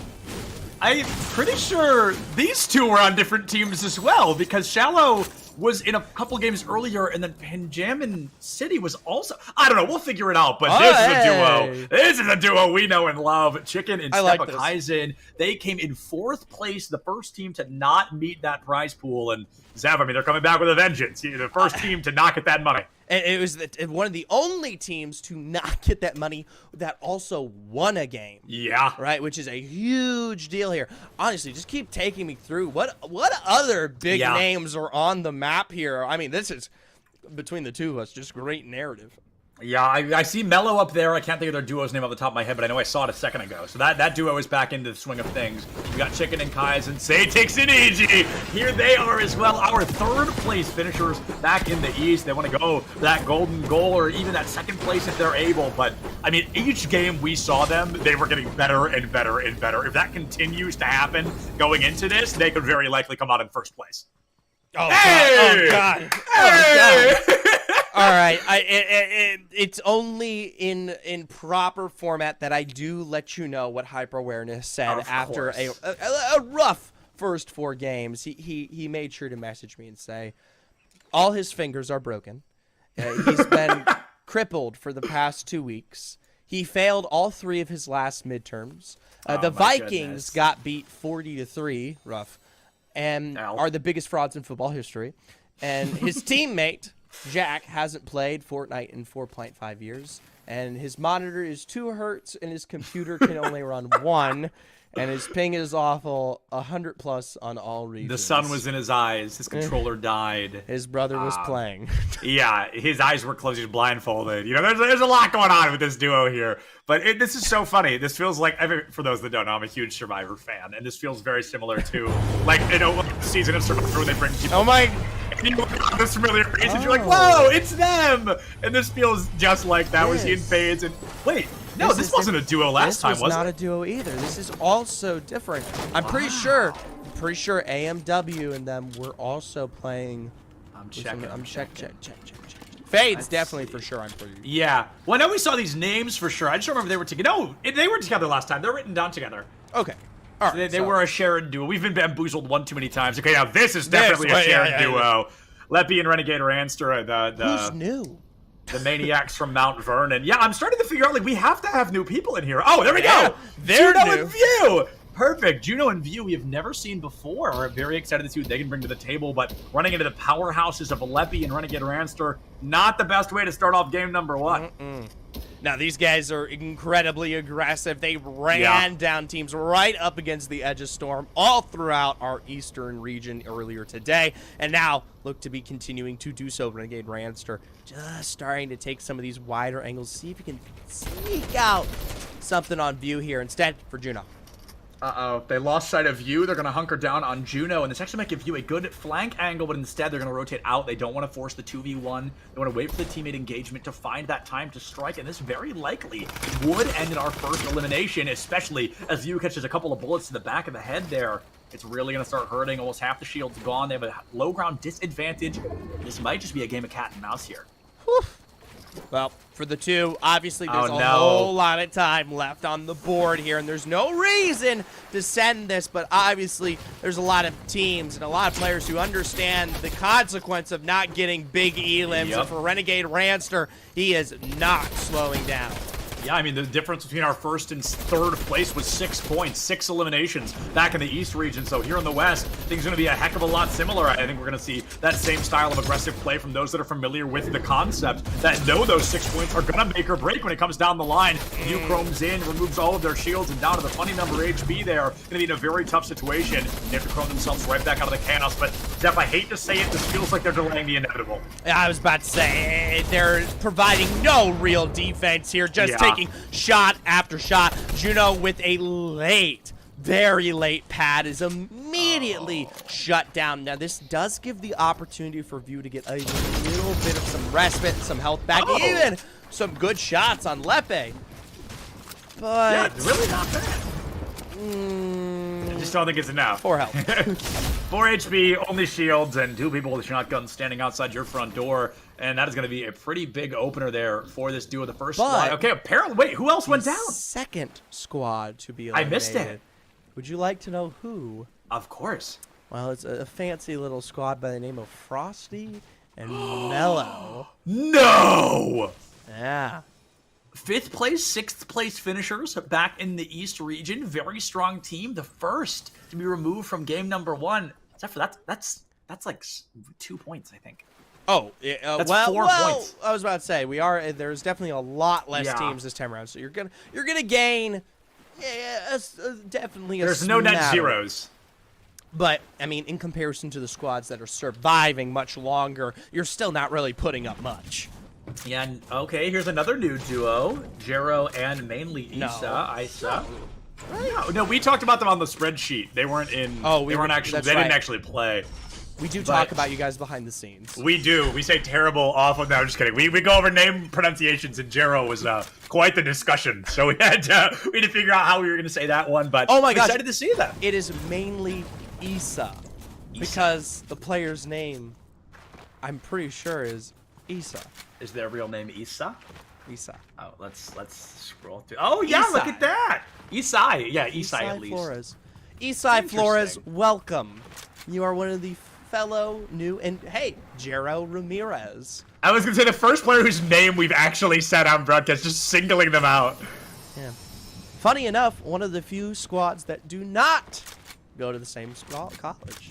Jero at San Francisco State University and Isai Flores at none other than the Community College of Baltimore County. Yeah, okay, and it's so funny you say that, and actually we're going to talk about it in a minute, because Mr. Freeze, who we haven't even got to meet yet, is going to run into the Satix squad and get taken down very early, and Ven, desperate to make it out of there. Wow, the courage to continue firing at only 120-something HP and counting.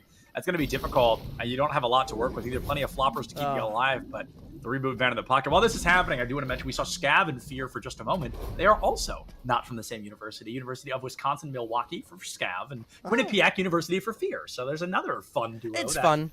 We're all about supporting the collegiate community. We have fun here. You know? Either way, it looks like Sadix and Edgy, they got a bit of a vendetta ahead, trying to source this one out. A quick flopper, maybe some splashes, but nothing keeps Vendetta alive. Sadix with another elimination. A huge one, 2 points on the board. I believe that does give them the most points in the lobby. And hey, our friends have returned. A duo we have become parasocially attached to for absolutely no reason. JKA and Komodo Alex. They've really given us the underdog story we were rooting for, and now they get a clean slate to try all over again with these new updated strategies against their opponents. They've got new skins as well, which is exciting. I actually have something interesting. They were one of the few squads who missed out on game 1. So they actually didn't get like the full-fledged experience. So this is potentially like a resurgence for this duo. Now they actually get to have the full force of all of their points here. Yeah. They also don't go to the same school. Komodo Alex, University of Minnesota, JKA, George Mason University. This isn't actually the West Heat. This is the heat of two duos that don't go to the same school, because it feels like everybody is like that right now. But I mean, I'm excited to see them. I really am. I feel like they were improving each time we saw them. I'd love to see that improvement carry on, but maybe they didn't improve enough to drop down onto Archer and Clue. Maybe, okay, wow, funny thing, he heard me. Maybe we don't take that engagement early, but maybe Rumor and Zico could be a little easier to take down. Uh-oh. He is not checking his 6 on this. Coverage. Whoa! Oh! Clue and Archer, they're also here. Well, I mean... Well, they were. Kinda. they were here, but unfortunately no longer joining us. 4 duos already down, and the second circle hasn't even closed yet. Oh, EG. It's a big drop down. Obviously, this is a balloon defense, but it's just going to be a pull away for Sadix for now. Obviously. You have to. I'm slightly confused. Where did I think they got sniped. Yeah, like, had to have been a distance. Yeah, I think it was a full-blown snipe, and they're going to go for the res. They've got plenty of chug splashes to reboot. They're in a tough spot because clearly somebody has their number. Clearly somebody's watching them, and as DBC Satix dropped down to 30 HP, they've got to use every lick of free healing they have in this vault, this bunker. Well, for now, it's a slight recovery. Obviously, they will have to expend quite the source of resource, or at least health expenditures to get both of them kind of into Storm. They are close. Single. There we go. I was like, wow, going all the way down to single digits. I was worried he didn't notice. Either way, it's going to be a little rough. There's a lot of space, though. We talk about the kind of flexibility going into the next storm. And the fact of the matter is, even if they don't have the best kind of walk-in strategy, there's still a lot of space that will always be available, given that there's just not as many people here. Yeah, absolutely. This is fascinating, and I want to talk more about it. I'm glad we've kind of rotated back to Caesar and Sigma here. This is going to be interesting because a huge compliment we consistently gave Cut and Sigma is how it always felt like they were working on the same wavelength. They felt like a team that didn't need to communicate because they had played together so often. They knew how each other worked, and I wonder if we're going to lose that kind of energy with this new amalgam duo of two really strong players when they have the partner they've been playing with for months or years. Can they bring that same energy to the table with somebody they're maybe less familiar with working with? Well, yeah, that was our question at the very beginning. I was curious, you talked about it literally in the first series, how it felt like for Sigma and Cut, they were synonymous in their brain cells, going at the exact same time, laying down coverage almost immediately together. Either way, it's something we'll see tested, not for Kaizen and Chicken, though. They've had their run-of-the-mill success. The tried and true squad, Chicken and Kaizen. They have been a real powerful duo, and I wonder if they're going to be able to be a little more dominant, just kind of all things considered. We've seen a lot of strong power players, but a couple of teams that we're very familiar with haven't shown their faces yet. I don't believe we rotated through all 18 duos, so we're definitely going to run into a couple of surprises here and or there. With the current loadout Kaizen has, though, I'm confused at what range they plan to play. Because you have to play like mid to close with the legendary hammer. But with a gray shotgun, you can't play too close. So it's a very sloppy mid range for now, and I'd like to see an improvement in the shotgun. Who knows? Oh, now another swap duo. This is a swap duo, yes. Obviously, Becklin was not here alongside Oreo in our first match of the day. The two actually being pressured right now down into the low ground of our current storm. Yeah, I'm going to be forced onto the low ground, but at least they have the time to bunker up. They didn't take too much damage. It's not the end of the world for sure, but they might find themselves eliminated in just a couple of minutes here. AMWK in fades, waiting for those free limbs. They see them down low. They know they're got pretty good coverage to keep an eye on this duo. Question is, can they hit the shots when this duo inevitably tries to run? It's a good angle here, but you have to be careful, right? Obviously, you take a look at that mini-map, and there are so many squads that can also have potential angles to punish, right? You extend yourself out far too forward, or potentially you yourself take a chunk of damage from a bad extension, and suddenly you're the target, right? I mean, they are dead set in the center here. Oh, there's Kahuna and Styx as well. I just saw their names around the corner there. Okay. They're also in this. And oh, Zev, what a circle to start. Holy cow. What is that? Probably 75%, 60% of the circle is about to be water? Oh, this is probably, out of all of the games that we have seen today, which is technically only 5, this is probably the roughest storm pull, right? I mean, oh my gosh. That's not even 50. That's got to be more than that. Yeah. That's really going to be tough. And it's one of those weird scenarios where if it continues to close in on the water, everything you're standing on is builds. It's going to be a lot harder to farm materials mid-combat. It's going to be a lot harder to take space because you can't break through people's building until you replace it with one of your own. There's going to be a lot of niche things that are going to happen out there on the water if the circle chooses to close there. For now, it could close in on the land. We see a lot of population happening there, a small rotation up, a lot of people playing the edge of circle, and I find that interesting because there's a real danger in that when it starts to close very small, because then it can move a lot very quickly. It can move very far from you, and if you're on the wrong side of the circle, you run a serious risk. I was going to say, playing the dead side versus the strong side, you end up making the incorrect call, and suddenly you're having to make moves leaps and bounds, expending twice as many resources to find yourself into a strong position once again here. Now, so obviously, this is incredibly early on, and this is where we see kind of the pained price of the kind of low lobby here. There's a lot of space. There's a lot of potential room, real estate available for so many teams. And, I mean, it's going to get tougher, but I don't know if we'll see anyone fall just yet. Yeah, there's wiggle room for sure. That is a pretty land-heavy circle, all things considered. So it's not going to be a guaranteed loss for anybody quite yet. But as the population on the island here continues to double, seemingly, it's going to be harder and harder to find your own real estate inside that circle without going smack out in the middle of the water. And that's where you put yourself at a real risk. Mainly, Isa is going to see Leppy and Ranster choose to pull their punch just a little bit. Going to go for a secondary snipe, but a great build from Ranster negates that idea entirely. Circle getting ready to move in just under a minute, and everybody wants to be the first to find that new elimination. Noah's here trying to just swim across, and Great that's patience. something to pay. Obviously, we talk about the water being a problem, but this is a prime example of it.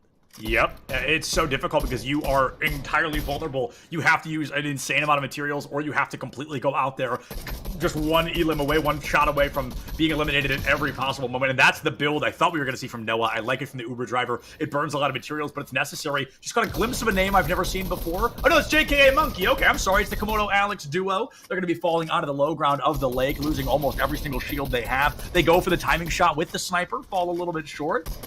Kahuna Buka, they got some great high ground up there. Hammer on sticks following up closely.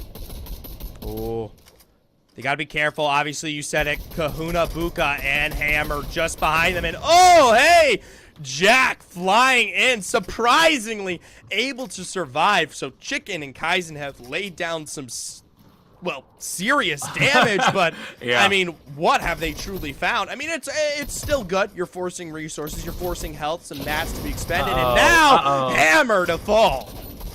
Hammer goes down early, and that's Jay Hammer, and I think he's letting us know he's playing with a controller. That's only what I can assume Hammer on sticks means, but perhaps he's just changing the gamer tag. I don't know. Either way, it does not work out well in this moment. And Zeph, it's so funny looking at the minimap. Why did they all choose the tiny island? There's a massive land chunk over there that only 4 people are standing on right now, and everybody chose to go to the small populated island instead.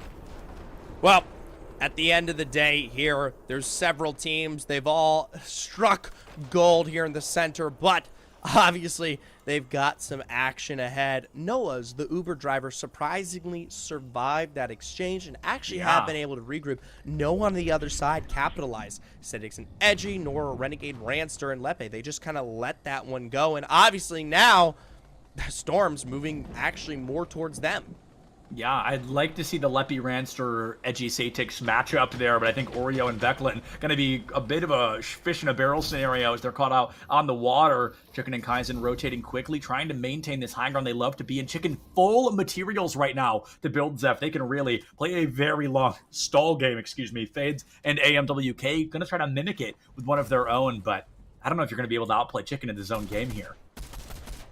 Well, at the end of the day, technically the high ground is currently held by AMWK and Fades. They have multiple launch pads here. They're just trying to see what they can extend in terms of at least some coverage before they make this next major rotation.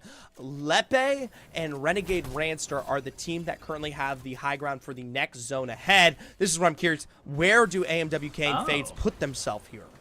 I wonder if we're going to see a bit of a hide in the tree strat, but no, they're going to go ahead and go around it. Into the storm, honestly not sure why. I don't think that was necessary, but by golly, did it look cool. You take 24 damage in a moment there. Jero just barely dodges out a bullet, and Leppy on the high ground can't find purchase with any of these shots. ANWK rushing up quickly into the back line, and even the chili chug splash might not be enough. Kaizen down to 10 HP. Barely gets Benjamin City down. Caesar finds Cowboy Jacques, and that might hurt the hyper-awareness duo. If they can't find that res, this is going to look rough, especially Edgy. Finding Zuko, another solo player, enters the fray. Zico goes down. Edgy here trying to take advantage of their position early on this side of the storm, but still big leads for Chicken and Kaizen. They have the most elims in the lobby at 5 right now. A huge lead, and something that we usually typically consider the average when we get to situations like this. Shallow, once again, also falling. Sadix continue to keep this competitive. Yeah, Satix and Edgy definitely going for it, or I'd say, but definitely going for that elim goal of their own. Fear and Scab, a duo we've not been able to spend much time with, but they've made it down into the 10 duos remaining, into the 6th of 9 circles. This could be the moment where it really starts to turn into an elimination extravaganza. Leppy's fully aware someone's behind them. I think the sneak factor of that duo has been given up pretty early on. Wait, they might... I'm not sure if they actually knew. They were looking the wrong way, but looks like we'll get to that fight in just a minute, especially because AMWK is no longer flanking. They're right in the middle of the circle. They're going to be going out onto the water. And Zephyr, the upcoming circle, I think there's 0 landmass in that. Well, for AMWK and Fades and, well, just everybody, we're playing Build Heaven here. nothing to work with, and the next storm doesn't look much better either. You got a bit of a clip on the southern side, but it's not that much for Edgy. They pick up another knockdown here on the Leppy there. Renegade Rance are going to have to fight for his life, climbing towards the mid of the tarps, but definitely losing out on Leppy. Losing Leppy is going to be difficult. That is usually, of the two, the slightly more showy of them. Ranster definitely is the cleanup crew, so to speak, and now they kind of lose that front runner. They have to do a lot of damage on their lonesome. I think it's all about the bunker down game. I think Ranster's doing everything right now. You can no longer try to take 2v1s. You have to try and survive, but Sadix and Edgy just peppering so much damage down. There's no healing on the side of Ranster. He's only got shields in his pocket, so this is going to be a tough one to try and win out, but you're not trying to win, you're just trying to delay. There goes Becklin, there goes Hyper Awareness, and as we saw Jack already go down, that is the Hyper Awareness squad removed. We've entered 9 duos remaining, 15 members standing. There's at least one solo runner. We're watching them right now. Fade takes out Fear. Jero chasing somebody into the fray, but they lose sight. It looks like they're going to go for a bit of a build trade as they want to get further into this fight. Sigma and Caesar. Sadix getting some vengeance eliminations there. Incredible fall damage onto AMWK. And is that 7 eliminations? It's going to be close here, but obviously on the other side of the bracket, you have Kaizen and Chicken, who are also leading quite a bit of the pack as well. I mean, it's going to be neck and neck between these two duos. It absolutely is, F. This is incredible how these duos are just cleaning house right now. Jero and mainly Isa, they've made it all the way down to these final 6, but still only 1 elim to their name.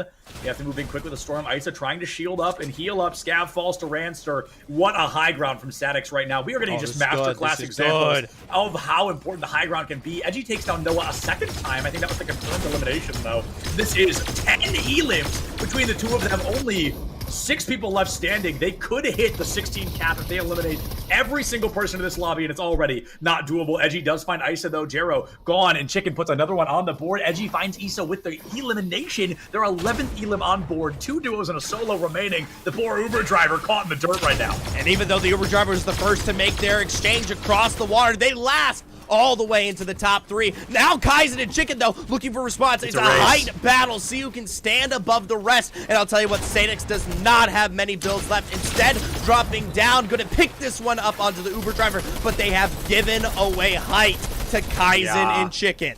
Zeph, I'm going to say this. I'm not going to call it impossible, but I'm going to call it really, really hard for Sadix and Edgy to win this right now. They've got such an aggressive low ground disadvantage. All damage that exists in this moment, or all build that is what the building these players have created. There's not really any natural cover to hide behind. There's no way to flank. They put their eyes on you 100% of the time. 70 HP onto Sadix, 58 HP, no shields from Kaizen. They have resources. The first knock could be the one to seal the deal. Nobody has any builds on the board, but the Sadix squad does have this healing, and that healing could be the break at the end of the day. Oh! Blast Sadix, eats the bullet. Edgy falls. Sadix not far behind, and with what is it? With 10 eliminations, so Edgy and Sadix do get more elims, but they come in second place. Definitely not how we expected that to go, but a clean elimination to seal the deal there in game number 1. I'll tell you what, from 2 of our highest performing teams out of the Eastern region, they have now replicated a very similar success in our first game, and one that was high tempo for the both of them, equally picking up. I mean, I assume we're going to go count the scores, obviously, on break, but they probably made up, what, 80% of that lobby just between the 2 of them alone? Maybe just a little bit less? I think I'm going to throw it to a break. I'm not going to throw a number out there and be wrong, but it was a lot. Your point stands. It was a majority of the lobby, 20 something eliminations in total. Crazy. It was dominant incredibly. But folks, like I said, going to throw it to a super short break. I need to go get some water. I suggest you all do the same. See you right back here with game 2 of 4 of Fortnite West in just a couple of minutes here on Esports U. Telling yourself that kind of stuff helps with nerves a lot too. So as a coach, do you tell those things to the people that you're coaching as well when they're nervous? yeah, I try a lot to practice what I preach, and I do in my coaching. There's a lot of mentality coaching too, because uh, I feel like on a lot of I feel like it's a really interesting part of the game and just a part of life too. And I feel like it's not something people focus on a lot with coaching. I feel like a lot of coaching, they're focusing on technical aspects, in-game aspects, like what can you do in this situation that can be better. But sometimes like mentality comes first, and they're not going to be able to make those steps and make those leaps without like making a change in their mentality first, or at least, trying to make an improvement somewhere there. And there's a lot of different like perspectives for it, but yeah. I really admire your mindset. That's really cool. A lot of the Thank gamers you. that I've talked to are like aggressive. It's Thank you. really cool to hear that. Switching gears a little bit, how do you feel about the CECC? What do you think about it? And do you think your team will go to Atlanta? So far, I think it's been good. It's been fun, and I do think there's a very high chance we would go to Atlanta. With my mentality, like I was talking about before, sometimes I just go into it and I'm like, okay, I'm just gonna do my best and I'm gonna play, and like, and that's really what comes down to it. But I am really confident in our team's ability. I think we have a really good set of guys that put a lot of work into it. So I'm very confident that we would likely go to Atlanta. But if it doesn't happen, it doesn't happen. Then I just go from there. Well, those are all the questions I had. So, is there anything else that you want the world to know about you or anything that you would like to end with?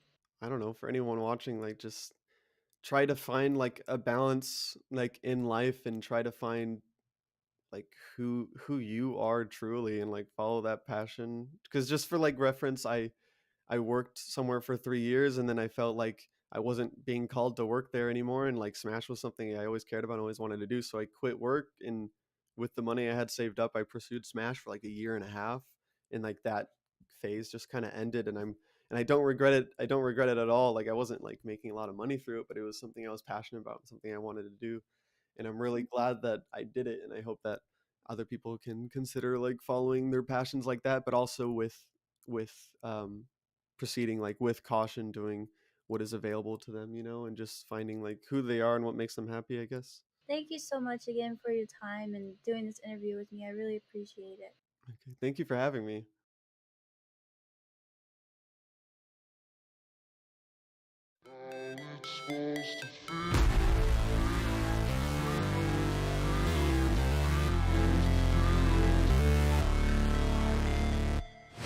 Never break, always fight, never quit, do it right, play the game, win it life, have no shame, there's no time, feel the pain, live the grind, I could change, in my mind, pick a lane, commit and climb, the only way to win it life, I never miss that fact, taking big is that we don't have these preconceived notions, and we're willing to listen to our membership and read the room, read college athletics and how it's connected and how it's not, and take what we have expertise in championships, but also throw out some of the other stuff. I remember when we first started, there were some conferences were applying their amateurism rules to all of their esports competitors, and I think we knew enough to know that no, that's not going to work in an esports culture. It's got to be very different. And by the way, the NCAA was going in a different direction. You could see the train had already left the station on that, and so it's an incredibly dynamic area and ever changing, and will continue to change. And just as we didn't know when we started what it's going to be looking like, I think similarly we still don't know what it's going to be in another 5 years. I know enough to know that all of us are still going to have a thriving esports program that's doing a real good service for our members and for our competitors. But we still don't know necessarily what some of that is going to look like, and that's pretty cool about it all. Let me ask you this, because you all are used to dealing with your athletic directors, and each of them are dealing with what's in front of them in their athletic departments. My guess is at least some of your schools are that this is not necessarily operating within the athletic department. And can you talk about how you navigate that in a conference office, and maybe the best way to handle that, or do you have preferences? Do you try to steer them one way or the other? And just talk a little bit about that, if you don't mind. Sure. The majority of our schools are not under the athletics umbrella. We have one institution that perhaps by next year will be under the auspices of athletics, but most of them are in other departments across campus. Right. One of the things that has helped us is that we have support from the president's office. And so in order to participate in Mountain West events, you have to have an adult non-student administrator that oversees that, the esport program. And that's where we get assistance with, eligibility checks and, please complete your roster, things like that. I don't know in the future, and it depends on, who's sitting in the athletics director's chairs, whether or not more esport teams will go under the umbrella of athletics. And I'm kind of indifferent in terms of whether it should, because I don't want esports to go down the road that some conventional sports have gone down with the NCAA. So we have a unique opportunity to kind of craft esports in a way that fits what esports is, as opposed to trying to fit it into a conventional athletics box, so to speak. Right. I think the success of our program and getting participation is exactly that. The fact that we're not tying it in necessarily to athletics and NCAA eligibility. Like Carolyn, we probably have 3 or 4 schools that are under athletics. And I know it puts them in a difficult position sometimes trying to make some decisions. I got a request recently to consider allowing part-time students to participate during this year, because some schools struggle sometimes to fill out all the games that they want to play with us. And we held off on that for now. We defer to the institution and say, what's your policy for those that are under student development or activities? What's your policy for allowing students to participate? And if you certify that they're eligible under your current policies, then that's good for us. I also think, and I was part of some of the conversations early on with the NCAA years ago about the NCAA getting involved as a Division II representative, and I was crossing my fingers that wouldn't happen, just because I think this needs time to grow, and expand. Can I ask a question, because you mentioned part-time enrollment, and one of the things that we've done here is that as a conference, we've just set eligibility standards, full-time enrollment, making progress towards your degree as the institution defines it. Are you guys doing something like that as well? Because we've gotten that part-time enrollment question and we've said no. Yeah, no, I don't think we've gotten that far down the line, Carolyn, to ask for that. I think we kind of put it on the institution, but we do say that the student has to be a full-time. Now, they could be a full-time grad student, but they have to be full-time as from what the institution decides. Yeah, our eligibility requirements are just as simple as can be. You have to be a full-time student in good standing. Yes. And after that, and that's about it. Now I think we wanted as few impediments to getting this thing rolling as possible in the outset. I do think as schools get more competitive, they will start to distrust one another, and that's why we have this 500-page NCAA manual, because schools distrust one another.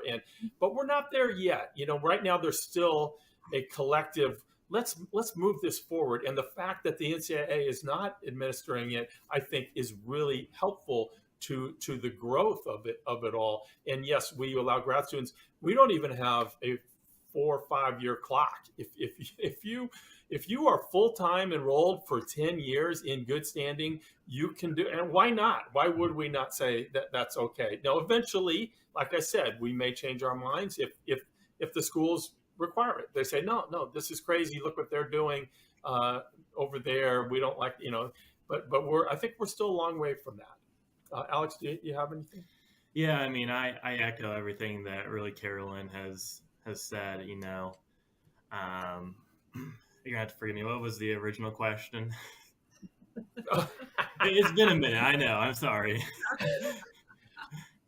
Well, just kind of what you set out to do, and then what maybe the realities of it all. Hey guys, KTAD here. Now, I've been told I need to step in to create like a buffer zone between some of the other hosts so that the Valorant v Overwatch conflict may finally come to an end. But between you and me guys, I don't think they both realize that League's kind of already won that war. So don't tell them anything. But anyways, you guys already know why we're here, and if not, well, then you're in luck, because we've got some of the best collegiate esports moments right here. Don't believe me? Well, that's okay, but here's your proof. Let's get into it. To start us off, we have the combo of Matt and Festive as they execute a brilliant mid-air handoff to close out Game 2 and tie up the series. Here in regulation, can Festive and Matt do it? Matt's there, puts it in, and we do get the go-ahead goal. Is it going to be enough to end it here in reg? 25 seconds left right here. About 2 minutes since our last goal. 5th total in this one.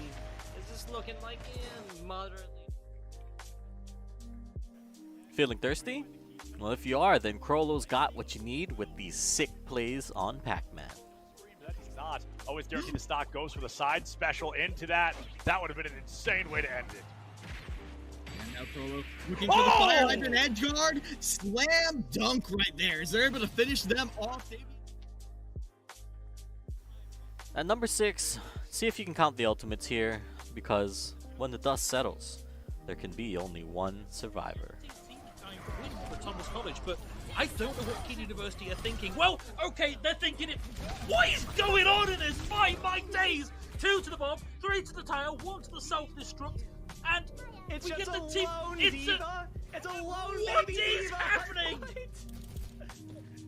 No, okay. Hip is back there. You know what number play this is, right? Because J-Rod knows. And let me tell you, he's definitely keeping count.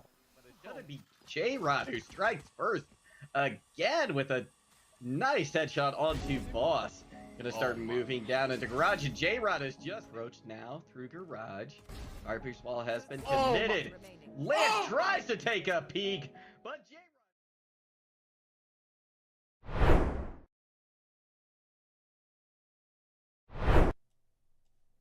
What's up, everybody? Campus Cup featuring Fortnite here on Esports U. Jumping into game number 2. We had a little bit of a tech issue there. We got it out of the way. We're ready to jump in. Everybody should be in the lobby. And Zephyr, it ends the way we expected to. Chicken and Kaizen first place. Satix and EG second place. 22 eliminations respectfully. And like you're letting them know, 1 point differential between these two teams right now. 35 points for Chicken and Kaizen. 34 for Satix and Edgy.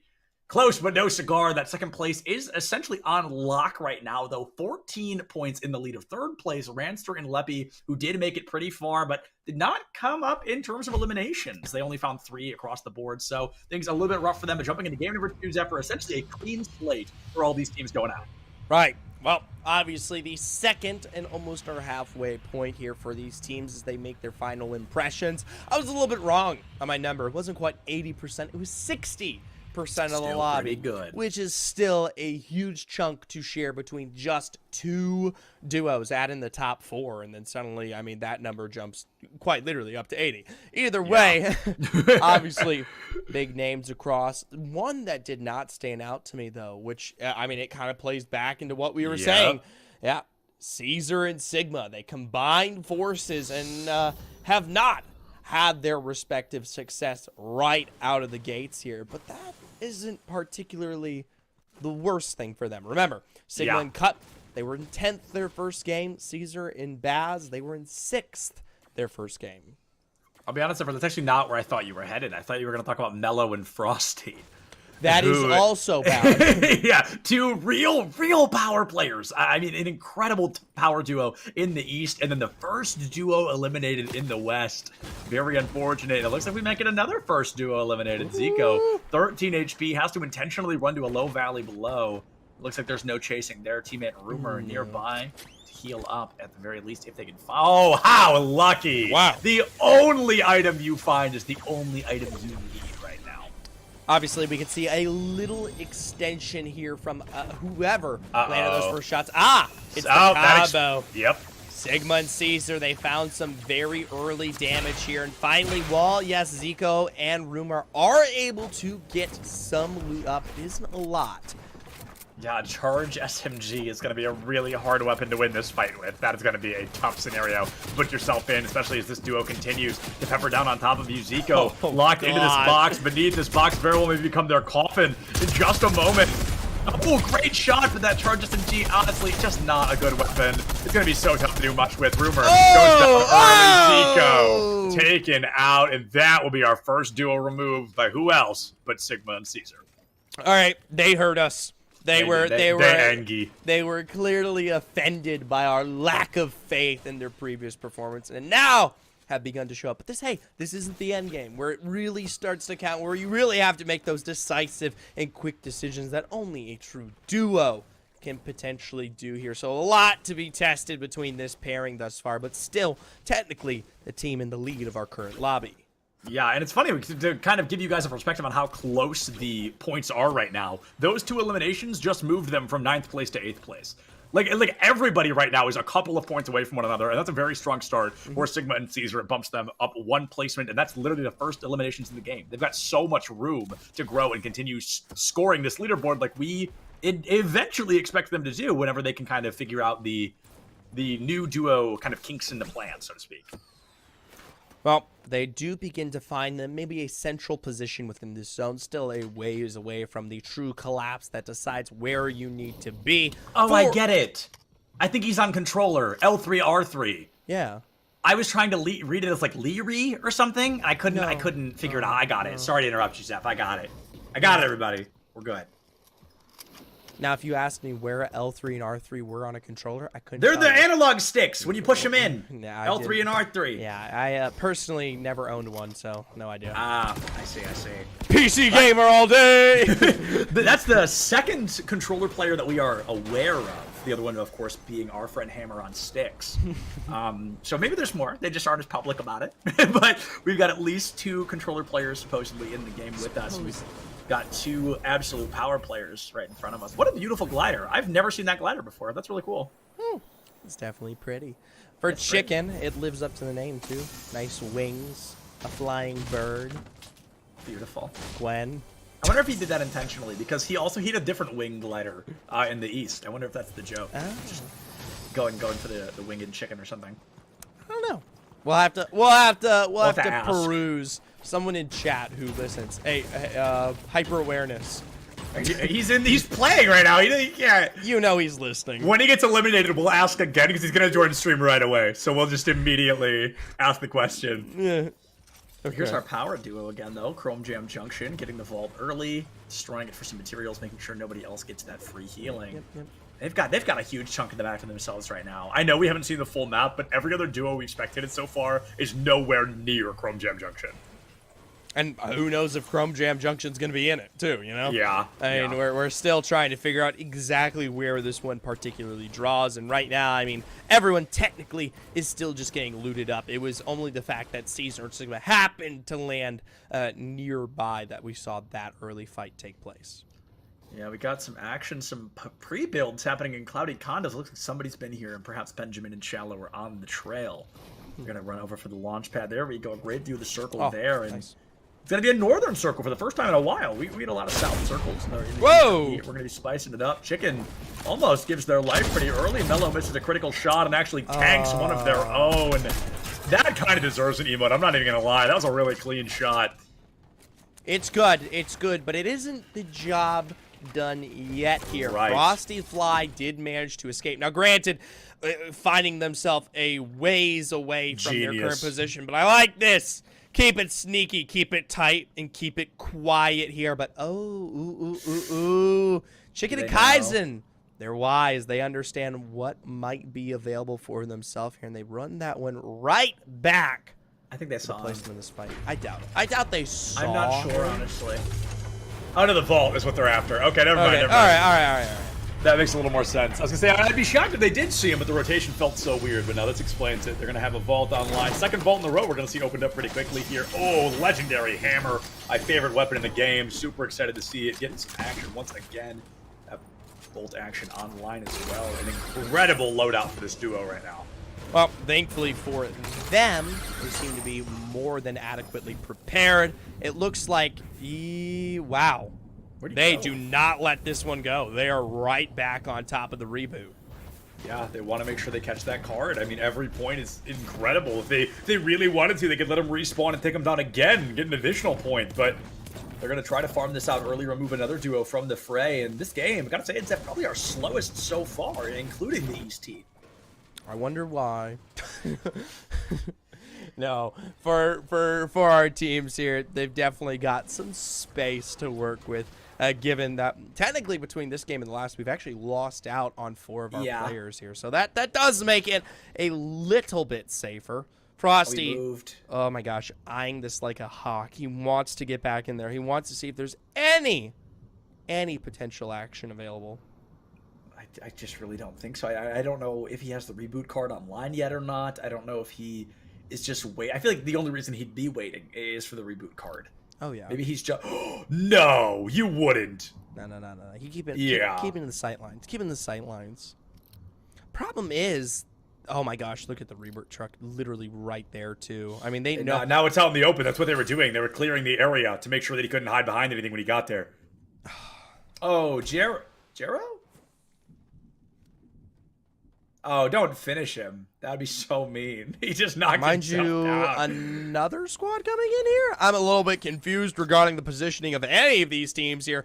But for Mr. Freeze and crew, it looks like they're not faring much better themselves. Well, running Freeze is right Jero's in. duo. Yeah, he's trying to go to his partner. I don't think they knew Becklin was up there. Zipline's up. Tanks a bullet to the dome for it. And now this duo might be donezo here unless Freeze can escape.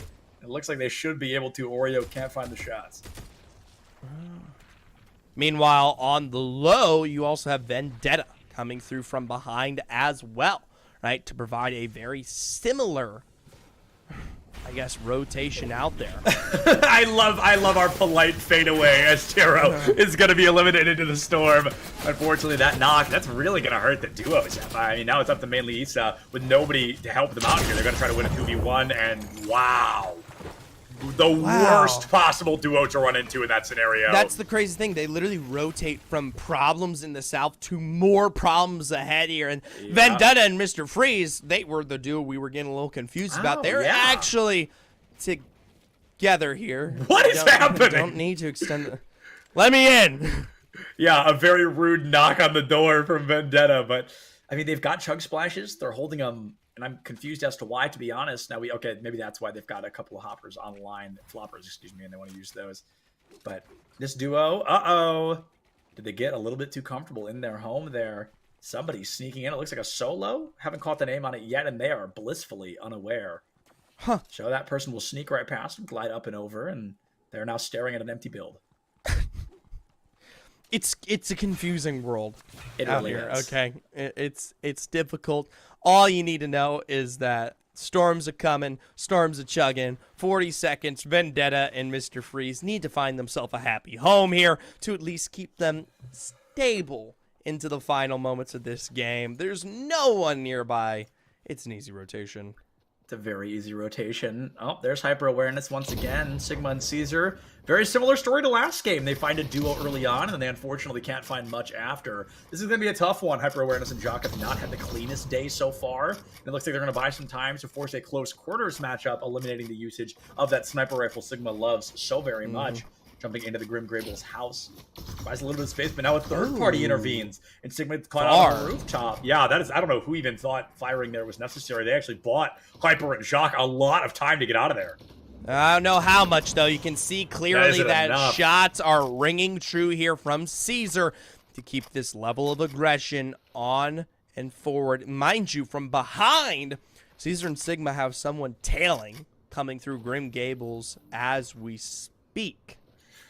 The third party, a fourth party, just on the horizon, a fifth in the wings as well. Caesar has the crossfire onto Jacques and Hyper. Can't line it up quite yet, but it looks like they are desperate. Find these eliminations. Becklin and Oreo sneaking around the far left side there of Caesar and Sigma, and probably thanking their lucky stars that they are completely not the subject, not the target for the time being.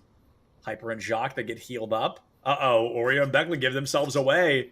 Caesar catches an eye, but doesn't want to give up on his primary duo first. Wants to try and take these two down early. Oh, gotta be careful, though. Obviously, we recognize that there are many teams in the area. Sigma trying to find some alternative angles, but as you voodoo nod here, damage was found in return, and this does, push Caesar and Sigma away. Gonna look to regroup, find an alternative approach here. Whoa! Wow! Poor Jack just loses 75% of their HP, and they have to bunker down quickly. Hyper leaving them behind to try and get to the gas station. Wait, he's pulling focus. Oh, and he eats a sniper bullet. Jack goes for the run. Oh, the run is done. Sigma with a single headshot is going to take Jack out of the fray once again. This duo has been incredible, like a phoenix. So they always emerge from the ashes. But if Caesar and Sigma block out this reboot card, it's going to be really tough to try and turn things around. Oh, hyper awareness just sitting inside. They miss it for a second. Meanwhile, it looks like we spell the end of Frosty Fly there. Eventually, yes, was caught out in a series of rotation, bringing us down to 13 squads remaining here. Sadly, Caesar and Sigma, they didn't finish the job. Yeah, they could not find that closing elimination, and they still have 3 eliminations to their name, so that's as many as they gained back in game number 1. They've done it earlier this time, so I assume we're going to see a few more.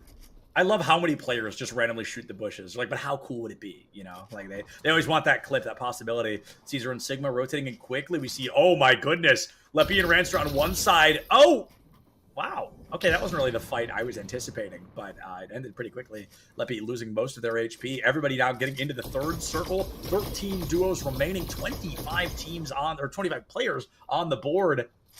This is another slow burner here, Zeph. Well, it's about to potentially speed right up. We talk about this specific poll, obviously, as we get into what will be some of the more final moments of this game here. And granted, it's a bit of a weird one. Look at that height disparity, especially towards the western side coming off the back end of the Rave Cave. You get that kind of minor mountain that we see some teams taking advantage of the high ground there. And if the poll makes its way over, you know, we never really talk about it. Yes, there is a kind of advantage to playing on those hillsides, but the poles that come away or lead into can be so difficult to work with, right? Because if you're heading uphill, right, I mean, talk about what you need to expend to make that happen and to keep a survivable position alive. And if you're heading downhill, the drops, the rotations, playing into the tarps can be the perfect moment for someone to potentially take advantage of you. Yeah, without a doubt. It's going to be very difficult to move in a vertical fashion. You can, of course, use the ramps, but that leaves you out in the open. You can build a stairwell, but that's going to take you 9,000 years. Never going to be an effective rotation method. And I believe there were 13 duos left standing, so 9 points for the first duo eliminated. It's not going to be bad, honestly. It's going to be enough with, you know, this, like we always mentioned, the fewer teams we have, the less important it is if you're coming in last for just one of these games. Yeah. JKA and Komodo caught between a rock and a hard place. We see about 7 duos all within shooting distance of one another, but nobody going to pull that quite yet. Hammer already down, and Kahuna Buka losing the first half of their shields, has 3 shield fish in the pocket. They're going to try to rotate out with them quickly. They drop that into the box, catch several bullets from Leppy and Renegade. And Mr. Freeze is the one that knocked down Hammer, so they actually got third-partied there at the end. Well, either way, it's still a position that now Lepe and Renegade Ranster have completely to their advantage. It might have been. It was looking furry. I don't think I've seen that skin before. I think that was... Is that, it's too dark. Is that Bruno Mars? Is that someone? I don't know. Whatever it is, cool skin, Leppy. I really hope it's not Bruno Mars, because then that just means that when you think of Bruno Mars, you imagine a giant fur-coated man. Well, I know he's in the game, but I don't know what outfit he's wearing. So I'm using deductive reasoning to assume that is Bruno Mars. Maybe it is. Maybe it isn't. I have no idea. But I remember I saw it on Twitter when he got put in the game. But I don't know what he looks like. I'm happy to announce, just so you're not crazy, that is Bruno Mars. Oh my goodness! Thank you. You were making me feel insane. I was like, I feel like that's probably Bruno Mars. The hairstyle as well. I remember seeing that when I saw it on Twitter. And I was like, I feel like it's got to be my boy Bruno. For a second, I was like, huh, well, I guess, I mean, yeah, I don't remember that outfit, but you know what? Maybe. Well, for most of these teams, the Storm has continued to drift towards the west, which kind of takes advantage completely of that high ground disparity that we were talking about. For a team like Caesar and Sigma, who's had a big lead to start out with, they are currently, within the Storm, but they're going to have to be making quite an exchange ahead here. This is going to be a tough scenario. The mountain that takes place in the center of the circle is going to force a really vertical engagement for a lot of these teams, and not just the traditional battle for the high ground, but some of its natural cover. You can only build on certain parts of the mountain, and a lot of just kind of game niche general mechanics that are going to be problematic as these teams move into one another. Leppy and Ranster, though, doing such a great job holding onto this high ground. They know the location of probably 4 or 5 enemy duos. They got to read somebody not far either. They got Sniper on lock. They're going to wait it out. They can play really patient right now. I mean, they have the high ground, right? Yeah. I mean, I wish Baz was here. I mean, finally seeing someone take over. But at the end of the day, I mean, obviously teams are going to contest, and we'll see, obviously, with these rotations, Mr. Freeze, Vendetta, Benjamin City, Shallow, someone's going to be making moves to put themselves into a position for at least the next edge of Storm. And who knows, maybe Lepe and Renegade Ranster can find those early shots. Yeah, we see a third duo sneaking up onto the back line there. AMWK and Fades. Ooh, Vendetta. The headshot there are going to be critical. Makes it a lot harder for that duo to do much of anything, especially as the third party feels inevitable. Looks like Shallow and Benjamin are readying up to try and catch this duo on their way into the circle, and with Leppy and Ranster consistently firing down toward them. Freeze and Vendetta, I mean, they're not delaying the inevitable yet, but they very well may be, unless they can really shake things up. And as Leppy changes targets, that might be the opener they need to get out of dodge. Hey, at the end of the day, it's still incredibly early in the game here, and expending that kind of damage is really important, right? You may not be picking up the elim, right? You know, extending your score, but you are forcing that team to, one, expend a ton of resources for their builds in terms of providing cover for themselves, on top of having those kind of minor heals that will allow for their next rotation ahead. And when it comes down, you know, backs up against the wall, every little piece counts. Yeah. Without a doubt. Ooh. Oh, yeah. I think you made the perfect sound there. Very confusing, very fascinating rotations coming into the far side of the circle. 12 duos still standing.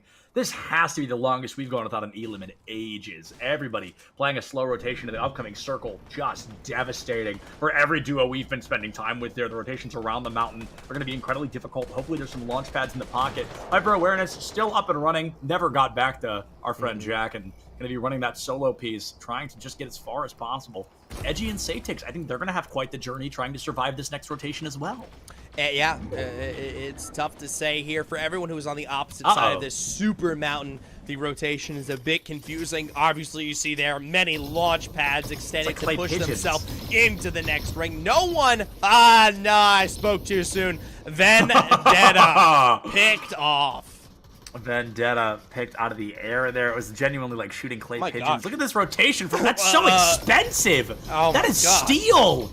That is so expensive. I don't know what Leppy and Ranster's intentions are. They know that's not a good idea. We know that's not a good idea, but perhaps it's the only idea they had to try and get out of that uncomfortable position. Freeze goes down to Satix, and that makes that rotation for Satix and Edgy just a little bit easier. Oh, this is so rough here. Yeah, I really can't understand what the concept of play is, but I think you're right. Yeah, it was a bit of a fake out. They drop underneath, they rotate into the circle, and now they've made it in, but Leppy catches way too many bullets with his body there, drops down into the white, no shields online, 21 members remaining. And Zephyr, I think we've entered that area where when you're knocked, the odds of resurrection are minimal, especially if your duo almost goes down in simultaneous there, both of them kissing probably single-digit HP. Benjamin and Shallow, they get revenge on the Leppy and Ranster there and take another power player off the table. Even though, surprisingly, it was Caesar and Sigma who provided the majority of that damage. They actually aren't the duo to pick up those elims, but they have quite a view on that juicy refresh sitting below here, especially as notably our Storm is continuing to go deep. We had a lot of time to spend out here towards the western side of this, right? There is nothing set up in that next Storm ahead there.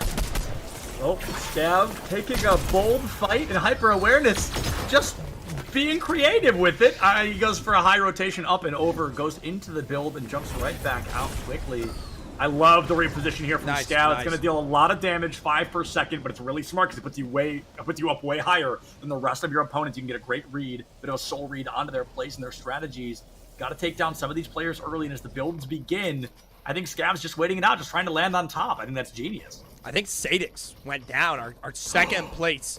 I mean, obviously, I think Edgy's still left alive here to can keep this rotation up, but that's a huge hit towards that duo, especially as we talk about these final moments here. Fear and Scav, a duo that we actually haven't gotten the opportunity to truly take a look at all here. Find themselves a nice place in the middle of the tarp, plenty below, plenty above here, but still a position that works. And Hyper Awareness officially out. Why does Chicken use wings on their outfit? Is it crazy, right? Is it because of the name Chicken? Do they use the wing glider as a joke to reference the chicken? Crazy. Hyper Awareness has been eliminated.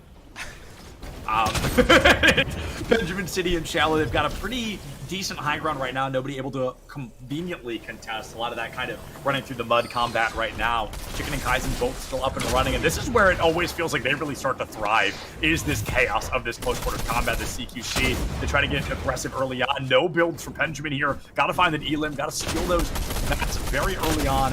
With only 9 duos remaining, we're entering circle number 8 soon. Just barely do they make their way kind of slightly back up, but it's right into the sightlines of Caesar and Sigma. Now, this is a big expenditure, but it's one that will hopefully pay off for the duo, now having the ultimate high ground here above the rest of this lobby. Obviously, big questions is that is a cheap pathway, one that can quickly be knocked down. Wow, phenomenal accuracy from Caesar there. AMWK catches quite a few bullets, but none of them gonna seal the deal quite yet. This high ground advantage is so criminal. Nobody's able to contest it fast enough. The circle closes in quick. Oh, Chicken down. AMWK also removed. Chicken has not been eliminated, just downed. Fades falls, and that is the duo missing. Fades and AMWK. Chicken is down. Kaizen trapped beneath, playing a game of longevity. Look at all those chug splashes, Zep. This could honestly be a consistent strategy to survive at least a few more duos. Mind you, there's also additional chug splashes on the floor there from Mist. Chicken, a med mist. Obviously, he's going to be a little bit slower on this rotation, but survivability just to maybe outlast some of these other teams in terms of placement. Even just 2 or 3 is enough to net you an extra 4 or 5 points. Yep, and those points, I mean, we're seeing a 1-point differential between first and second place right now. Those 1 points are so important. Unfortunately, Komodo and Eklik's gonna fall into 8th place. They gain 14 points. Very comfortable point total to walk away with. Benjamin catches a shotgun blast as he tries to build up onto the high ground, and the pressure is building once again. Uber driver has been knocked, and it looks like Kaizen is going to go down as well. There goes our #1 duo. I need to point out, Edgy still standing in 2nd place right now. Satix is missing, but every point Edgy moves forward from here on out is another point they should gain over Chicken and Kaizen. It's potentially a big lead for them here coming out of game number 2, but I'm more interested in the resurgence of Caesar and Sigma. It's not the super elimination game we saw out of Sigma and Cut, but it is still a dominant advantage over the rest of this lobby. 4 complete... Oh, wait!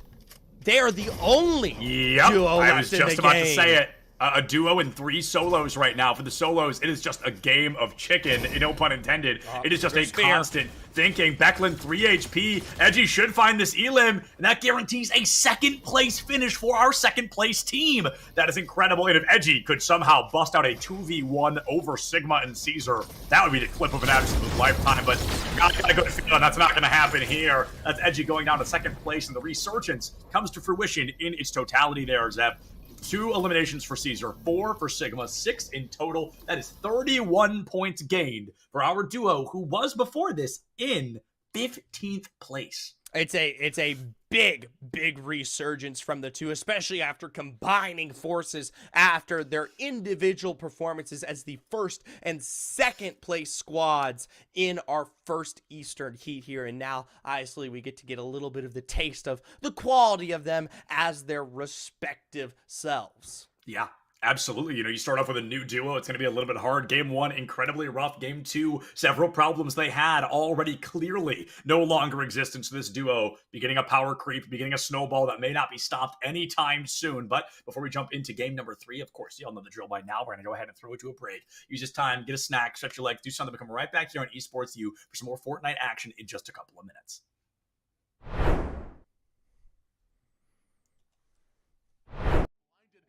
Oh my god, draw. What a teammate. He's giving it. Oh no, J-Rod around the corner looking for the ace. One shot on Austin, he finds the ace. Good guy, draw. Gives it over. Love the team. A man down, the overtime clock counting, and the ball on their half of the pitch. Yet somehow, Stonehill manages to make it work in this crazy match against Buena Vista. Right back out again. This is a game of inches. Who can aggress hers? And that's gonna be it. Joker from the long shot along the field. Look at this from the back of board straight to Joker's feet. The touch is so delicate. In what was surely a game-changing play here, Nichols states LOL pulls out a tire that can only be described as illegal to put the nail in the coffin against Missouri Western. Awesome at the ready. On the bread side, yeah, Nichols has enough time to come through. No! It's 3! No! It's not 1, it's not 2, it's not 3. It is 3 eliminations with Law's Riptire there. Absolutely incredible. Able to pick up a 4th. Shy on the team show right now. At number 2, it's just a masterful display of edge guarding from Adelphi's Davian. Check it out.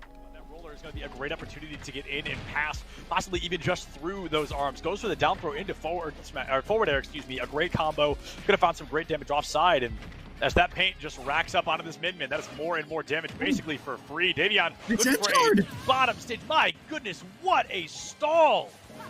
Beautiful edge guard. And England. And in our top play of this week, have you seen the movie Ratatouille? It has nothing to do with this play, but I think you'll see why we bring it up. Look at this rat, though. Look at this rat going up long, dude. Oh, he's got another. I mean, it's Ratatouille. They're chefing it up. I'm going to go find another. Fozzie, quick trade, though. And they'll stall the push for now, but contain just a little bit here. We got a lot more work to be done. It's out of CT already. Right click is missed! Oh. That right click is huge going into this round. It's not going to find anything but Tomo will. Fozzie with a quick trade. Oh, and okay. stop. Okay, Stop let the rat do it all. Oh, my. Phew! What a week and what a crazy set of matches we've been seeing so far. Now, with that said, we're just now passing the halfway point in the season, so that playoffs picture is definitely starting to shape up.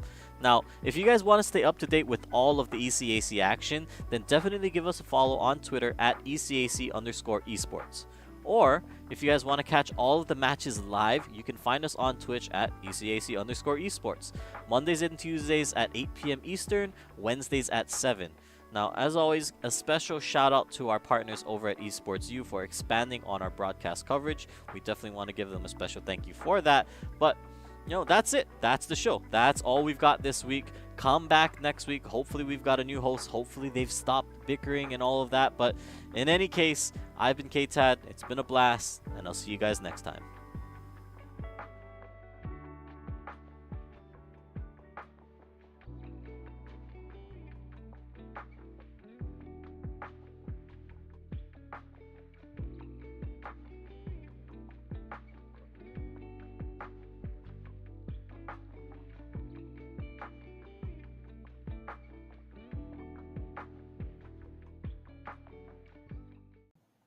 And there's so many other jobs as well that can translate out of this experience in esports. The only path is not just as a player. I think all of us are representative of jobs in esports, but it mirrors traditional sports in pretty much the same way. You've got, you know, broadcasters, you've got production people, you've got marketing and sales, and now NIL and things like that. But really, esports is kind of a great accelerator for a lot of new businesses that are coming up in the metaverse and Web3, and there's a lot of new technology that is going to be needed. And so these STEM students that are also esports athletes are really the future workforce and leaders of tomorrow. And, you know, us as well as all of our brand partners that we work with really recognize this. And I think that's really, you know, a key driver of why brands are in this space. They want to be part of building that future workforce and leadership and shaping it and supporting it. So, yeah, it's been a very interesting space to watch. And we offer such a big, we offer such a big counterpart to traditional sports also, because it's a counterpart, but it's also the same, is what I'm trying to say. Because when you're traditional sports and they're done after their 2-a-day workout and they're done after their practice scrim, they're coming home to play Call of Duty and relax and put their feet up and get a drink and play video games. It grows their brain, problem-solving skills, and their hand-eye coordination while they're home. Hand-eye coordination, if you're a football player, massive skill. So it helps build those things while they're off the field. And then for us, vice versa, if you're an esports athlete, one of the errors I had growing up when I was competing in esports is that I was not active enough. I played sports, I competed a little bit, but I wasn't active enough truly when I look at it. So that's one area that esports players can learn from in terms of activity and physical and the marrying of both. People say, oh, sports and esports, video games. Not really. We're just kind of the tech industry's competitive form of competition, as to where traditional sports are more physical, hands-on. So I believe in the marrying of these two sectors and that they actually live together while also being counterparts. Well, I think then to speak to something about marrying, right, from traditional to esports, that to me speaks to this whole new thing. At least, again, from you guys, right? You guys have more traditional sports background, right? Paul, Lee, Mike, and all of that. But I think let's talk NIL then, because I think that's something that I think is really interesting. That at least when I heard about it, right, of what we're trying to do with, esports athletes, schools, programs in general. Because it wasn't something you would think normally, right? You could understand, right? Football player on the field, star quarterback. It makes sense, right? The guy is somebody that everybody knows on campus, whether you're on the team, off the team, or you're just going to the school. It makes sense. But I think, nowadays it's not as common, or people don't think that they could be somebody that their name is out there, right? Or that they're known, right? As we're growing this space, as we're putting this together, it almost feels really interesting that, your star entry in Valorant, or your star forward on Rocket League, right? Whatever the case might be, now they can have NIL deals. It's a thing out there, and I think, I don't know, maybe Mike, you want to start off, but I think thank you for teeing that up. So I was talking for too long. I forgot to bring NIL into the mix, so it's a common occurrence, occupational hazard. So I would say that so NIL for I'm sure most of you watching understand what it is, but NIL stands for name, image, and likeness. Name, image, and likeness, that term has been utilized to describe the transition of traditional student athletes, NCAA athletes, and their ability to monetize their name, image, and likeness. It went live July 1st, 2021, and it has continued over the course of the last nearly 14 months now. It's an interesting term because it's been co-opted to describe the NCAA's approach. What's going on, everybody, and welcome back to Esports U, once again featuring Fortnite Campus Cup. We are on the West this time, going into game number 3. We've reached our halfway mark, and we're getting ready to enter our penultimate game. Very excited to see how things fall out, because Zeph, we've got a pretty clear-cut narrative here at the top. Satix and Edgy versus Chicken and Kaizen, with Sigma and Caesar getting their grubby little hands in there toward the end and breaking that podium in top 3. But there's plenty of things to keep an eye on outside those 3 as well. Yeah, absolutely. We'll discuss that maybe a little bit later on. As it stands right now, though, the gap between first and third is only 16 points, well and achievable in just one game alone here, not even with a win on your belt, depending. Obviously, for Uber driver and Hi. We're back. Hey, get pranked, everybody. We're going to find out from production what exactly this means, but we are on camera right now. Oh, we're remaking the lobby. Somebody didn't make it on the bus in time, so we have to remake the lobby. It happens. I've missed the bus before. I'm sure we all will at least once in our lives, but gives us more time to talk about. Like you said, 6-point differential between Satix and Edgy versus Kaizen and Chicken. And then you jump down, it's 10 points below is Sigma and Caesar, respectively. So this next game, I think this is really when the cookie starts to crumble a little bit. I think this is the chance for Sigma and Caesar to continue this dominance, to come out the other side of this with nearly 70 points on the table. I mean, if they come in first place, that's 70. That's not including the elims they have. So it's very real. They could absolutely spike up this leaderboard. But Satix and Edgy, they're really, really good at making it to that last fight. So if they continue to do that, that might be just enough. 4 second places in a row with the 17 elims they have might be enough to sneak out that first place. Absolutely. And they're looking to double dip. We got to talk about that. That's true. If Caesar and Sigma find success here, obviously it's Caesar coming off the back end of their win, Sigma being that in second place. But for the both of them, I mean, finishing in first is just as good as their performance from the Eastern region.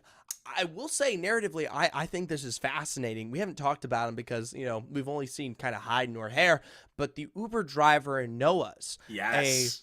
A massive turnaround here in the West region. I want to point out that when we were talking about East, they were literally second to last one of the lowest scoring teams. The only team that scored lower than them just happened to play one game. So technically, the lowest scoring participating team in the lobby, and now currently sitting in fourth. Obviously, a wider gap, 21 points behind first, but definitely in a competing factor for a top 3 podium finish, which is I mean, you would not have expected that if you had seen the first series today.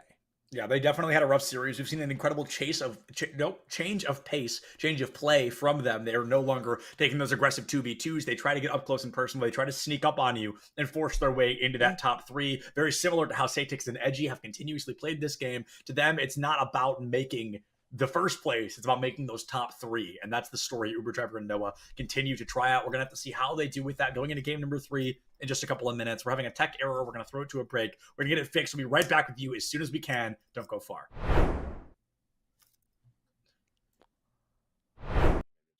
But it's been around forever, right? We've had athletes endorsing brands for over 100 years. Babe Ruth of the New York Yankees was endorsing brands 100 years ago, and it has continued onward from baseball cards all the way through now, where we have lots of different integrations of how influencers can monetize their followings. So what I would say on the traditional side is it's still a very young space. There are a lot of stories out there regarding NIL that tend to focus on the negative or how out of control, I put in air quotes, it has gotten.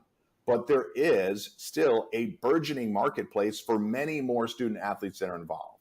About 17% of NCAA athletes are currently involved in NIL, but 65% more than that want to get involved and are curious how to get started.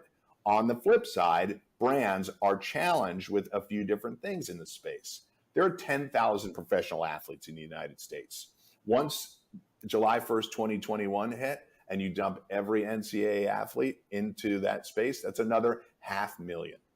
So brands that maybe didn't have a dedicated athlete strategy when there were 10,000 now have 500,000 plus that 10,000 to figure out how to activate who they are. That's a lot. I understand brands' hesitancy in some instances, but I can tell you that companies like us are on a daily basis educating brands and student athletes as to the software you can use, the types of activations you can get involved in, and how to utilize your followings, or if you don't have to or want to be a social media star, are there ways in which you can monetize it? Now, I know I described that under the umbrella of the NCAA, but I see it as being no different in esports. I think there are massive opportunities for people with followings to be able to use that and connect with brands. I think a company like us can help you to do that. And then beyond that, we can make sure that those transactions are safe for you. I think there are opportunities, not just at the individual competitor level, but at the program level to have a sponsorship go to that. I'm sure some of you out there listening and watching already have deals like that in place, but I think we can continue to enhance, augment those deals and make them more comprehensive and make them, first of all, I think product deals are perfectly fine, but I think we can get beyond that and grow some of these deals to a greater extent. Paulie, thoughts on that? Yeah, what you said is right. So I'll put it in for layman's terms here for just the esports players, because I talked to so many of our athletes that compete in our CECC series that are currently still in college. And basically when Mike Blewett says NIL, what he's referring to is just very simple. If a brand or any sort of anyone wants to use your school's name or your brand or anything with you, there is a deal for you that can be put in place, whether it's product deal, whether it's a paid endorsement. You can, whether you're a macro influencer or whether you're a micro influencer, you can be paid for your services. So most of the people, when I talk to them, I won't say people, college athletes, they are, intimidated by the word. They don't really know what it means. They've never done anything with it before. And that's what it means. Any single time a brand or anyone at all wants to use your name or do a deal with you or do some sort of activation with you or your school, that's basically what the layman's terms, the NIL meaning comes from. And it's evolving in this space. There are so many brands that want to associate with micro and macro influencers and just get people involved with their products or their services. So all of you, collegiate athletes out there that are competing in esports, very not only are we trying to broker those deals, but also keep your eyes, ears open, and don't be shy or scared to take these deals, because that's what I've heard the most, is that most of the time they're just scared to take them. They don't know what they are. They don't know if they're locking themselves into some agreement or terms that they're like going to give their name away or something too. So this is a really important space, and it's how you're all going to physically make money and build your brands along with company brands. So it's really important to learn, and my advice is to just get your feet wet. Don't worry about shying away. Read the contracts and take some of these deals, because growing your own brand is the future of what our industry is going to be, in my opinion.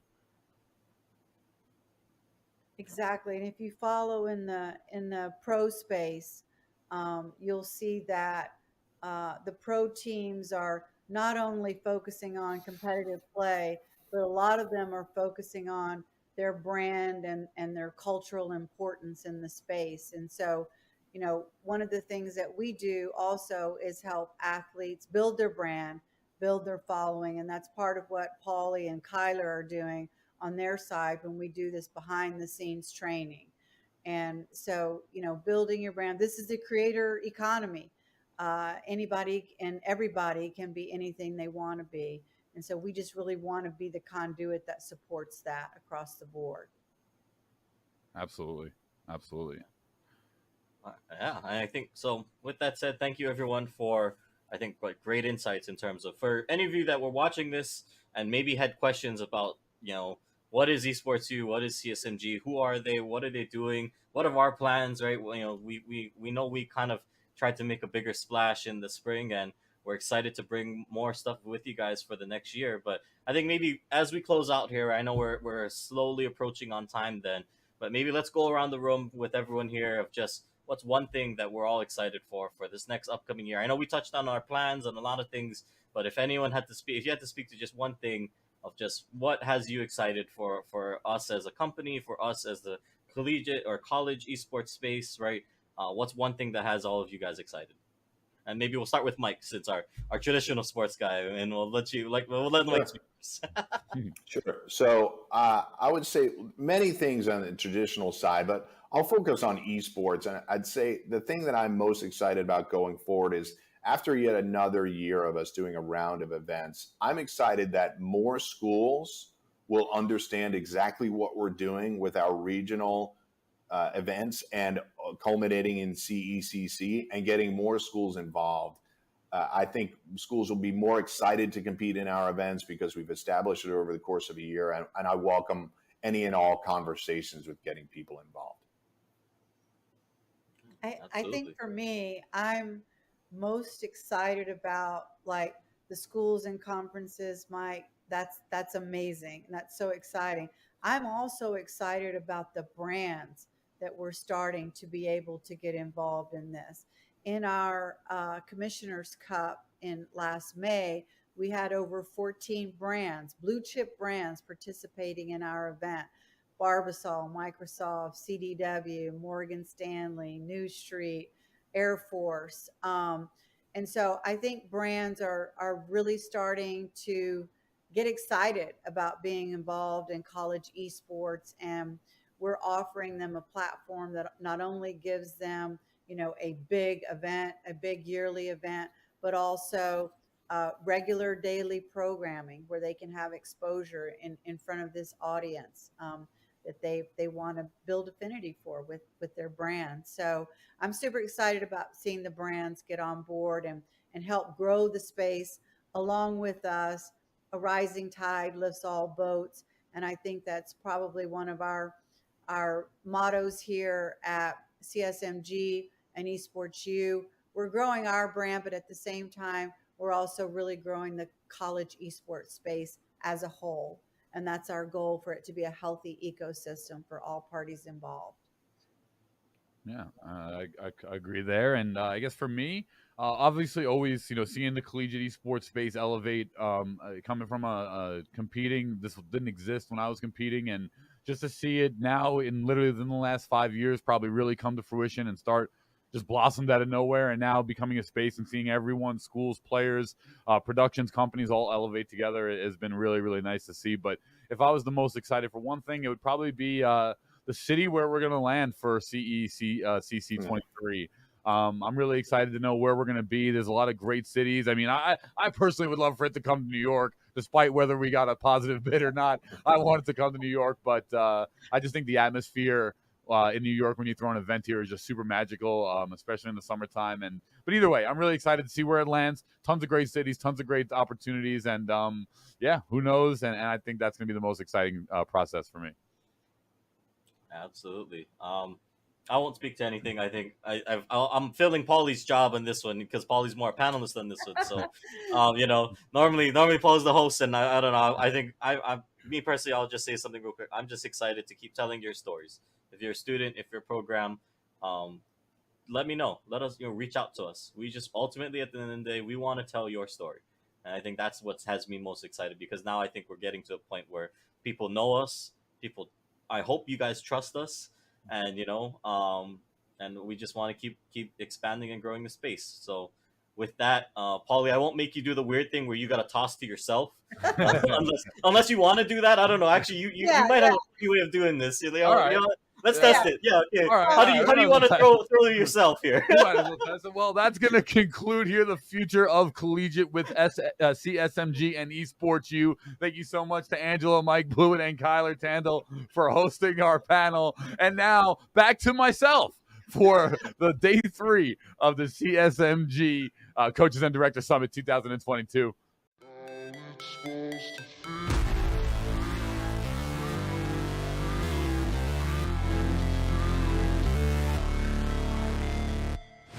Never break, always fight, never quit, do it right, play the game, win it life, have no shame, there's no time, feel the pain, live the grind, I could change, in my mind, pick a lane, commit and climb, the only way to win it life, I never miss that fact, taking big.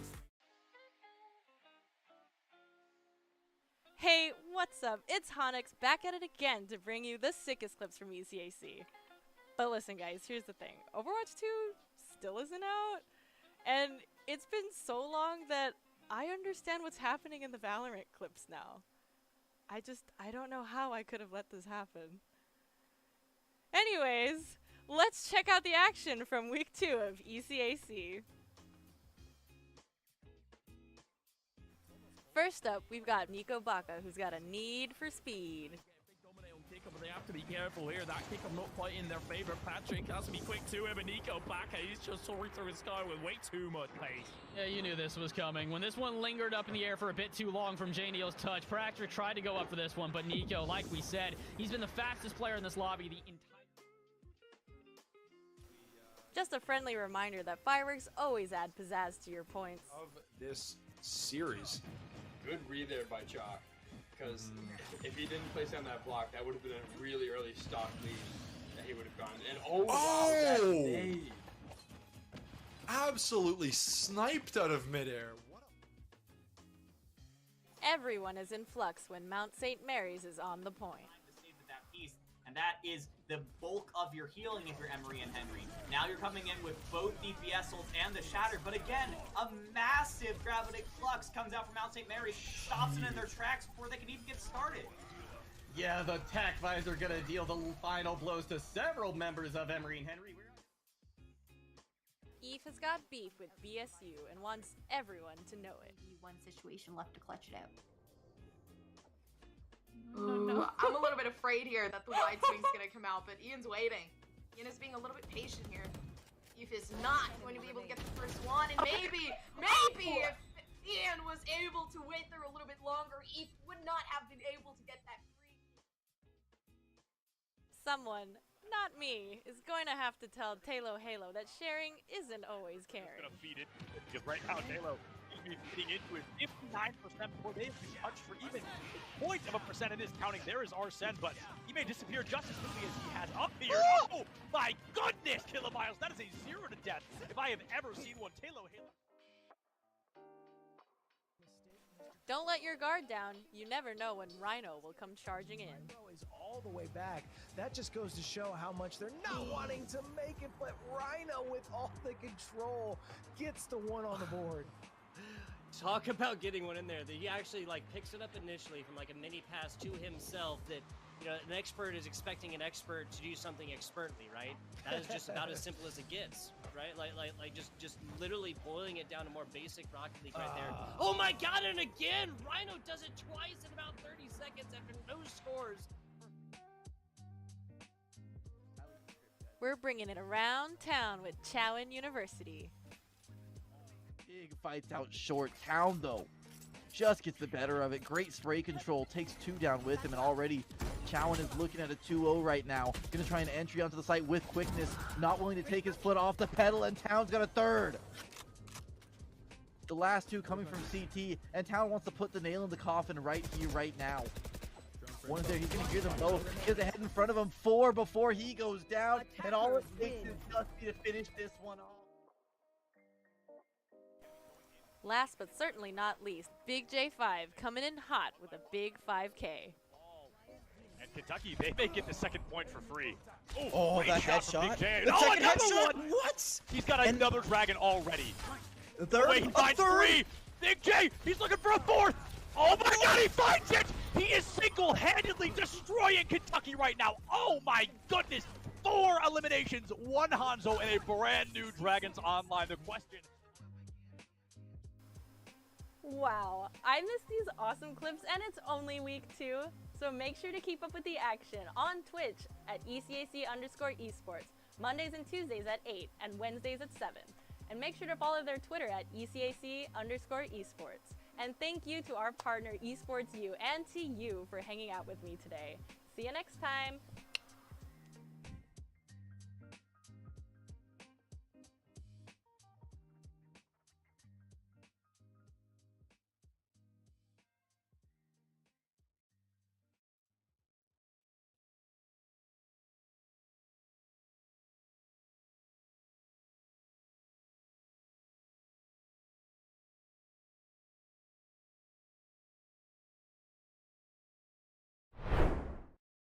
My name is Jacob. I'm 21 and it's my first year in this school. I already been to community college for the last 2 years, but I transferred here. It's a whole new program. What made you transfer? I wanted to do something different. I already have an associate's degree in business administration, and I wanted to come to this school and do audio production, just like music engineering.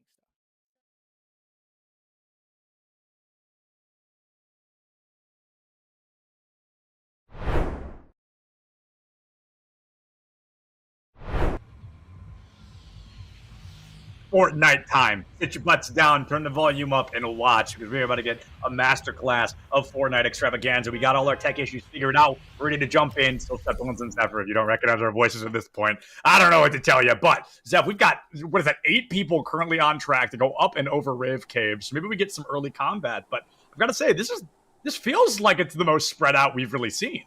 Hey, obviously teams have had the opportunity to see where the rest of the competition is here, and now with the 3rd and penultimate game underway, they definitely get to have their pick of the litter when it comes to their drop spots there. It looks like maybe the Rave Cave, the only POI that might be contested. I may be reading that wrong though.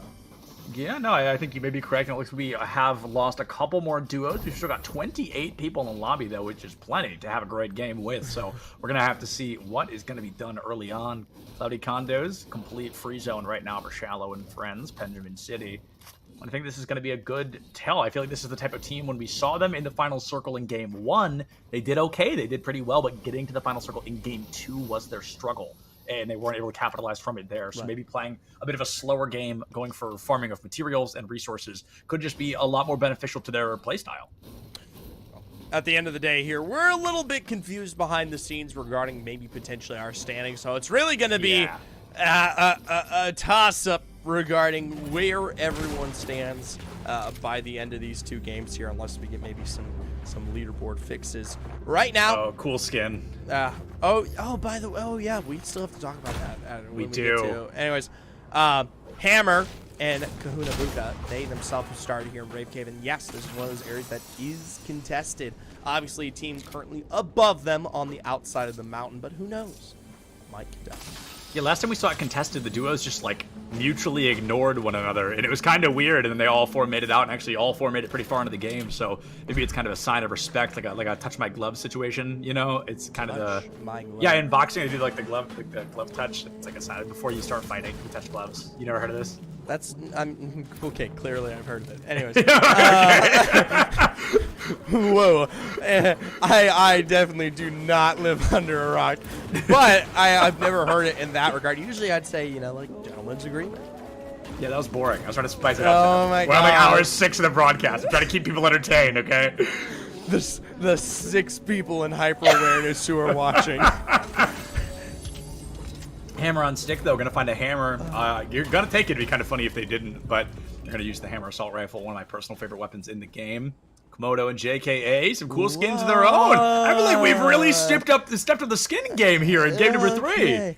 All right, so we've had some, well, I don't know, some commotion behind the scenes. Some insider trading. For Komodo and JK Monkey, they have declared here that these are the ultimate skins in Fortnite, and they're currently rocking the best digs in comparison to potentially a different duo that is currently playing. And I don't know, I gotta say, this is it's gonna be hard to beat. Komodo is definitely living up to expectations, and it looks like JK's rocking the same thing. They're matching. It's like you said, hard to beat. Juno and View are back. They hadn't joined us in game number 2, but I just saw their names a moment ago. They've returned here for game number 3, and we saw a duo do very well last time, only playing 3 games. So it's not the massive deficit you might expect it to be if you do well enough. So maybe Juno and View, can overperform a little bit. Yeah, Zeph, the more I look at this skin, the more I like it. It's a cute little thing. It's got cats. I love cats. It's got robots. I love robots. It's going to be a tough one to beat. I really like it. It's just a little guy. Just a little guy. Man. Just controlling the full little structure here, and it's so cute. And it's I'll be honest, there's a certain other duo on the map that they've got to live up to expectations, because they have said that this is not the best digs, and they are rocking an even better pairing. Rumor has it they've got an even cooler skin duo. We're gonna have to wait and find out what it is. I will say, we saw that Joker skin earlier, not even part of the contest, and I really like it. Cool skin. I think you just like comics. I'm a big comics guy. Can't help myself. I know I'm a big comics guy. Wait, who's the guy? Oh my gosh, wait. We're doing this because we definitely have time. We got time. If there was an outfit.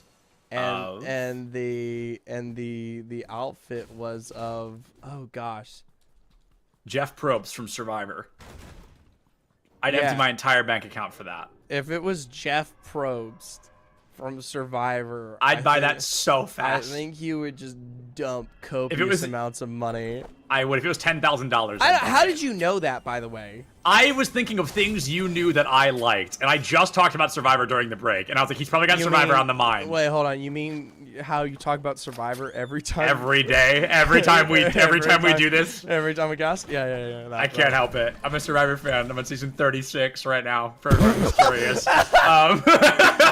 I really like the show. Casually on season 36. I just like it, guys. I think it's neat. I do. I've been watching Survivor for almost a year. I watch other things too, but when there's 46 seasons of a show, it takes a long time to get caught up, and I'm almost there. Oh my gosh. All right. We checked in with Caesar and Sigma. They look to be just doing fine. Obviously, everyone's just getting looted up, and the fact that there is quite a disparity in terms of the amount of teams means that no one's really touching toes here. Yeah. Almost 1/4 of the intended player amount for this map. This map is built for 100 people. We're at 28, so definitely a little bit slow, about 1/4 the population. You got a lot more room to hang out, a lot more wiggle room to exist in early game. And I don't think we've even really seen duos near one another. It feels like they really spread out this time unintentionally. Well, I mean, it makes sense. Right? I mean, obviously... Almost certainly. Yeah, getting yourself set up in the best... I mean, if there is a individual POI for literally all 14 duos, then, that's something. For now, though, I obviously, Renegade Ranster, the first individual to find some success here on our map, a drop onto Hyper Awareness. Hopefully, we can jump over there. We can jump over. Here comes Ranster and Leppy bringing out some new skins of their own. We don't even get to see Hypers. He's already... I like that Renegade Ranster's letting us get a look at. I can't even tell what it is. I couldn't get the read on it. It looked like a female dressed in a black outfit with blonde/strawberry hair.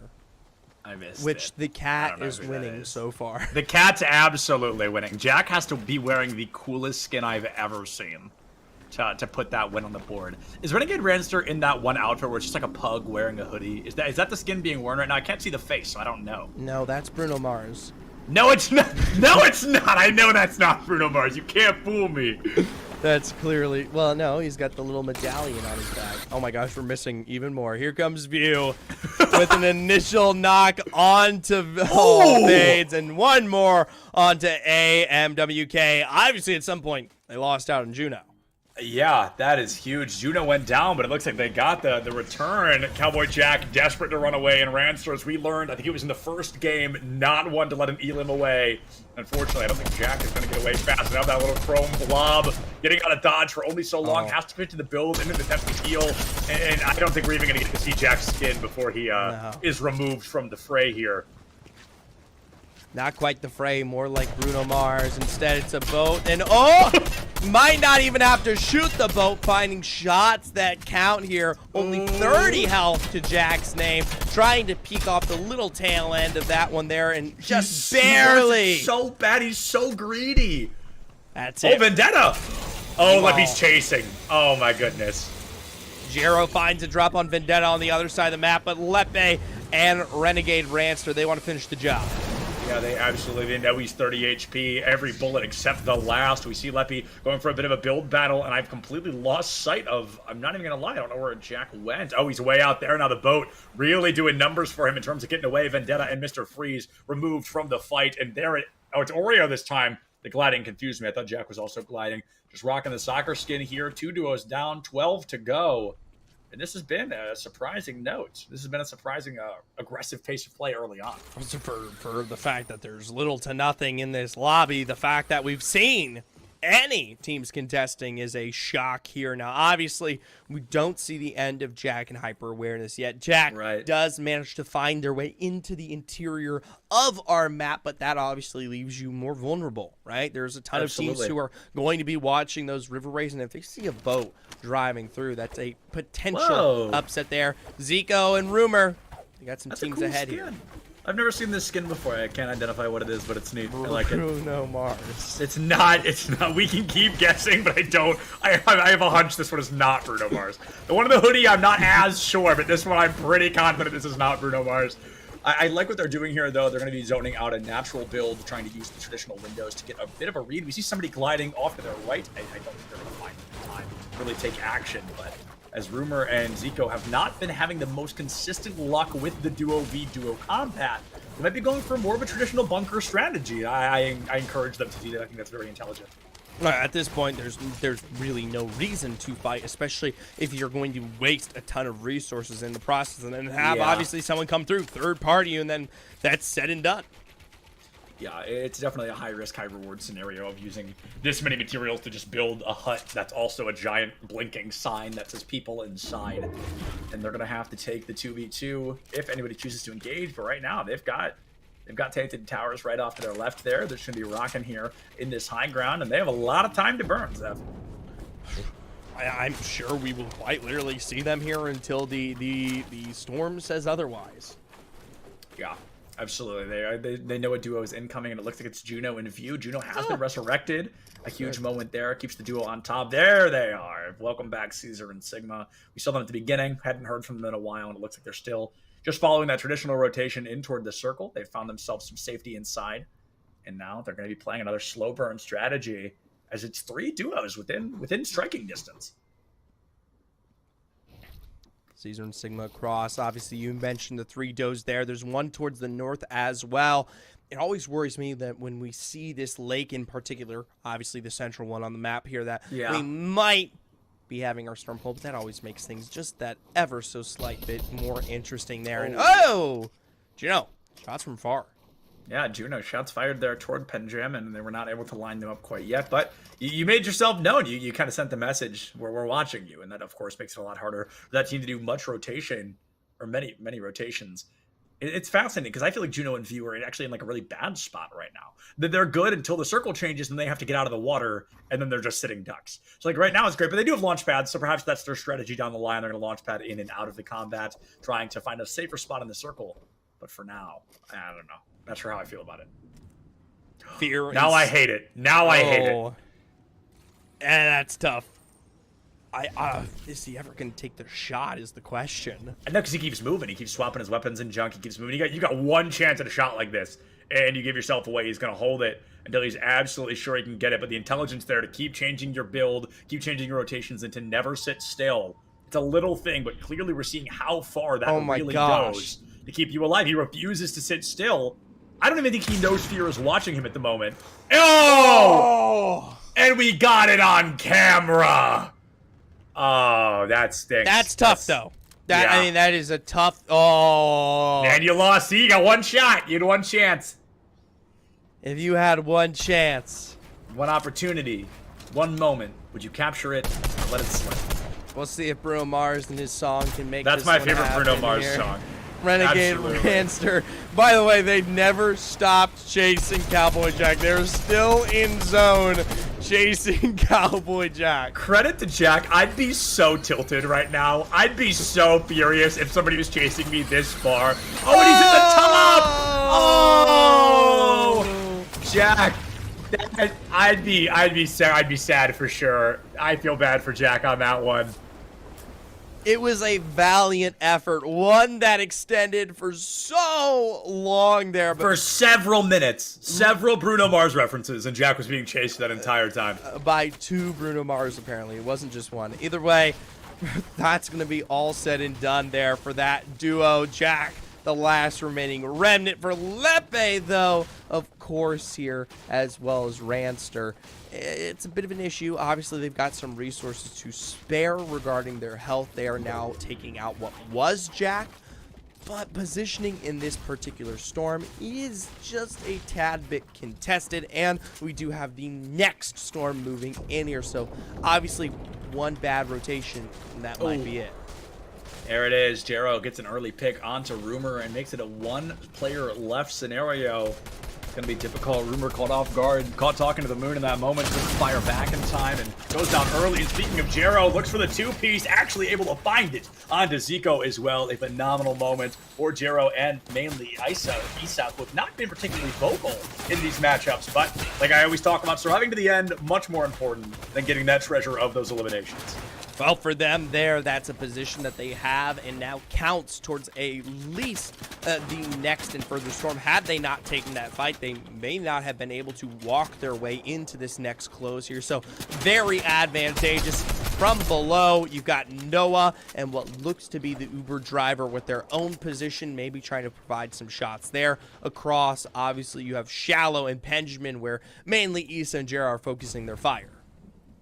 Yeah, they're trying to focus their fire down early, and it's a bit of an awkward rotation for all parties. As you mentioned this earlier, Zephyr, the smaller this circle gets and the lake continues to be in that circle, it becomes so hard. We've seen it an insane amount of times today, and it's always super entertaining. Juno wants to peek up, but they know they can't leave the door open. They need to keep that cone up on top and trying to block out any primary shots. We saw a snipe shot get missed earlier, and now nobody wants to run that risk, and yet another circle living on Loot Lake. Directly here in the water. Now, right now, there's definitely a lot of space to play where you won't be forced to be directly well within this space here, but still, it can be a bit confusing, especially in those end games, if we start to have that storm drift directly on top once again, expending a majority of resources just to keep yourself alive out here in no man's land. Dang, I didn't realize that Jero and mainly Isa have 4 eliminations between the two of them. That's probably got to be high up on our elimination roster. But Jero just completely slides down into the public there and gets every single bullet in the area magnetized right to his body in a critical moment. Could not run away, baby. Got caught out in the middle of that combat and now has to use a shield gag and every ounce of healing that mainly Isa had in roster just to try and keep that duo alive. Well, it looks like they are able to stay alive here, but not before the opposing duo has now made themselves present in terms of a position above. Once again, right out into the open. Obviously, some minor cover to work with here for Jero and mainly Issa, but you can see so much of their resources are being extended, just trying to keep themselves alive. Down to what? I mean, that's a 50? Okay, soft refresh. Soft refresh. That's good. Yeah. That's good. That's good. I mean, I don't even know that's a soft. That's from 50 to that's almost max. That's pretty critical here, especially going out over the water. They're going to find every build has to be from them or another player. They can no longer farm natural materials out on the water. This is going to be really difficult. Nobody with a consistent high ground for the time being except Juno and View. They've got a beautiful view, no pun intended, of every remaining member in the matchup. Their scav finds Oreo, gets traded out early. Peklin puts him down, and Jero will fall early on the lake there. The elimination does come tried and true, and Isa trying to let Jero know you can count on me, but to win a 2v1, I'm not sure they're going to be able to play their cards fast enough. Oh my gosh, several seconds of just pure luck there from Noah's able to barely get into a place of cover to survive. Sadly for mainly East, just going to have to hold on for dear life. On the other side here, Kahuna Buka pressured Lepe and Ranster on their way forward. They've already dropped Hammer. Yeah, Hammer's been gone for a while. I remember seeing them getting eliminated several minutes ago, and Kahuna Buka not even 50 HP on the board. Not an ounce of healing in their pocket, but what a shot to then try and escape. I love watching him drop to the floor. It always makes me laugh. I don't know why, but it's so funny to watch him, you know, blast a shot and kind of then tip as soon as possible. And Kahuna, oh my goodness, just finds an absolute treasure trove of these healings. This is going to be huge. Trying to get this player back up to full shields. The HP, however, good. Still a problem. Still a big problem.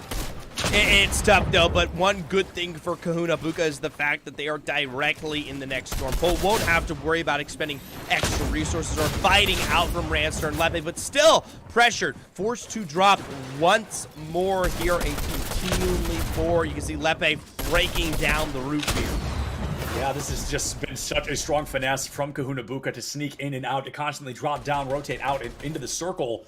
Hopefully the focus gets pulled off of them. They can live kind of this longevity game more consistently. And as the gunfire stalls for just a moment, everybody using their launch pads to rotate into the circle. Kahuna Buka has this moment to be completely forgotten about, but for some reason chooses not to take it. He's still out for blood. Same beacon position out there. Obviously more so I would say maybe just getting a better read regarding his surroundings, especially for the rotation ahead. Didn't quite have the opportunity to catch the launch pads and everyone who came through here. So seeing obviously the minor hold towards his south, at least west, and then one more just across from him. Definitely going to be crucial and potentially what will be the next move forward here. Noah and the Uber driver, a team slowly but surely building their way up the leaderboard, making it into the top 10 once again. Nothing in the inventory, though, for Noah. That is going to be a rough one to try and turn around. You've got to win this fight early. Try to take somebody else's materials. It's going to be a hard one if they do not win this fight here. At least he's got ammo to spare here. Hammer that one down, break those structures, and expend as much as possible from Benjamin City and Shallow, who you know have been playing defensive against everybody here. Caesar and Sigma on a very, very extensive high ground, laying down fire. Yeah, this has just been a great shot from Caesar here. He's just smoking down these bullets, smoking out the window, bullet after bullet after bullet down into the rooftop of that duo, but nobody gets taken down yet. It's going to be a difficult scenario, but with the high ground, you know, losing that fight isn't exactly detrimental. Just doesn't get you those points.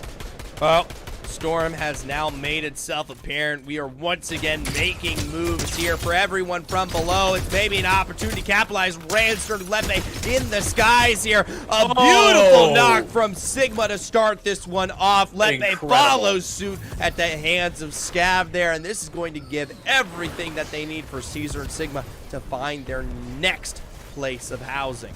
I mean, that was such a chunky shot from Caesar, or from Sigma, excuse me. A phenomenal job. You take a real power duo off the table, and now Kahuna Buka, our last solo member standing for the time being, is not able to go down quite yet.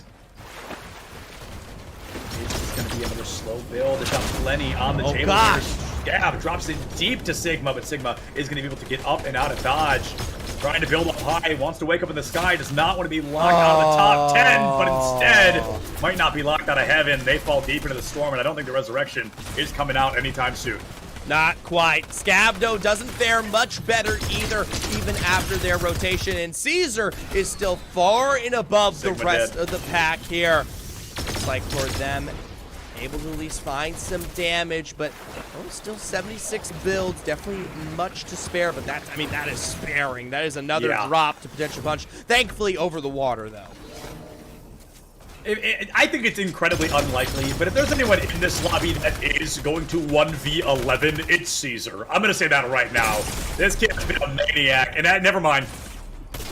Take it back. Kahuna Buka down, Uber Driver missing out of the fray, and Caesar trying to get anything done here for his teammate, but I just don't think he's going to have the time. Caesar goes down, Uber Driver falls in that same moment. You know, that is going to be a tough one to find. Down to 6 teams left. Juno and View, a big return from them, and one that has lasted all the way until the end here, now into the top 6. Shallow, though, and Benjamin, they take advantage of the swift changes of our high ground challenge and now sit above the rest of the lobby. Noah picked off. That's the last remaining member between them and the Uber Driver.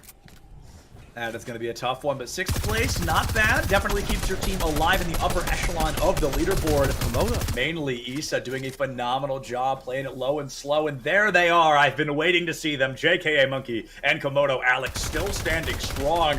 Zap, this is a lot of new players. We had not seen any of these players until today. This is the first time we've had a circle of entirely today new players, and it is going to be a fascinating one as there is no natural land. And Juno and View have no builds. Oh my god. Oh wait, there we go. A couple. They got a few. 5, which is barely enough to spare their Fear, obviously right ahead of them. Get that drop, and maybe it's a reset that allows you to keep the dream alive. View with that Elam, but from behind, quickly picked off from Shallow and Benjamin here. Incredible from Shallow and Penn. They only have 3 eliminations between them, but they are finding pivotal eliminations to help win this match out early. 6 members left. I don't think it's 3 duos. Maybe I'm wrong. No, actually, it's 2 duos and 2 solos? Let's get more of a read here. Thank you so much, production. Okay, that is 2 duos and 2 solos. Yep, Isa and View are the solos. They're going to be going head-to-head themselves. The Shallow and Benjamin rain fire down onto Komodo Alex and JKA. View gets the Elim onto Isa, but I don't know if they're going to make it out of the storm in time. Danger's below on the HP, and everybody out of builds right now, Zephyr. This is the danger of playing above the lake. At this point here, it's gone on for long enough. JK Monkey and them. Komodo found by View and picked off officially. Shallow, Benjamin, they may not have the builds, but they definitely still have the height, and they're the only duo left alive. Yeah, this is going to be a tough one to lose. We need a bit of a truce between View. Whoa! Oh, but what a shot! Holy guacamole! View finds Benjamin City. A huge elimination early on, and it is now 3 solos. Zephyr, it is up to all 3 of these members to make sure they're able to win things out right now. And nobody there to save anybody else. There's not even healing in the pocket of View. Shallow caught out in the storm, has to use every chug splash they have, and I love View's rotations, using every available build, but Shallow might just have the healing to win this one out. JKA Monkey finds View, but the HP Shallow's trickling ticking. away. Shallow's ticking. JKA. Could this be it? The high ground. JKA in such a dog spot trying to win that. And Benjamin City thinking, Shallow, I could marry you right now. A phenomenal situation to win that out. Shallow and Benjamin, a clean performance, but JKA, 2nd place. That is a team we saw come in last place twice in the East, 2 times in a row, and they have found their slot up to 2nd place. They're in game number 3, the podium within their grasp. Zephyr, can they do it one more time? That was an incredible game. It's a long time coming for them. We focused on them early, and we've sung some minor praises, but this is the first success that they truly have had here, and obviously much can be said the same for everyone in those final moments. Yeah, it just hit me. Were Satix and Edgy even in that game? I'll be honest, it was tough to keep track here, I don't think they especially were. with our leaderboard broken on the side. Yeah, our leaderboard is still being repaired, so we're going to go ahead and throw it to a break, try to fix the leaderboard. We'll be back with a little more Fortnite gossip for you in just a couple of minutes. Enjoy this break, get some water, get a snack. We'll see you right back here in just a few.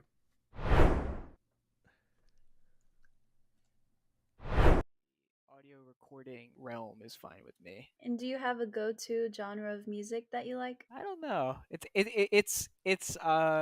all over the place, to be honest. Yeah, no judgment. It's I was all over. just It's all wondering. over the place. So how do you like the program that you're in now? Do you like your school? Yes, I really do like this school, and with this whole esport thing, I think it just made it a little bit better because like it's new, you know. It's you don't do it. Mhm.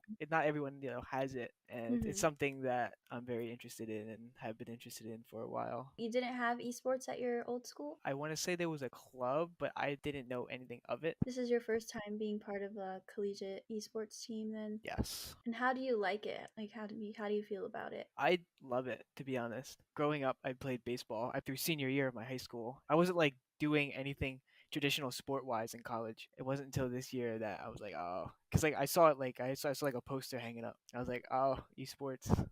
Let's just go do it. I really like it though. Something cool, something new.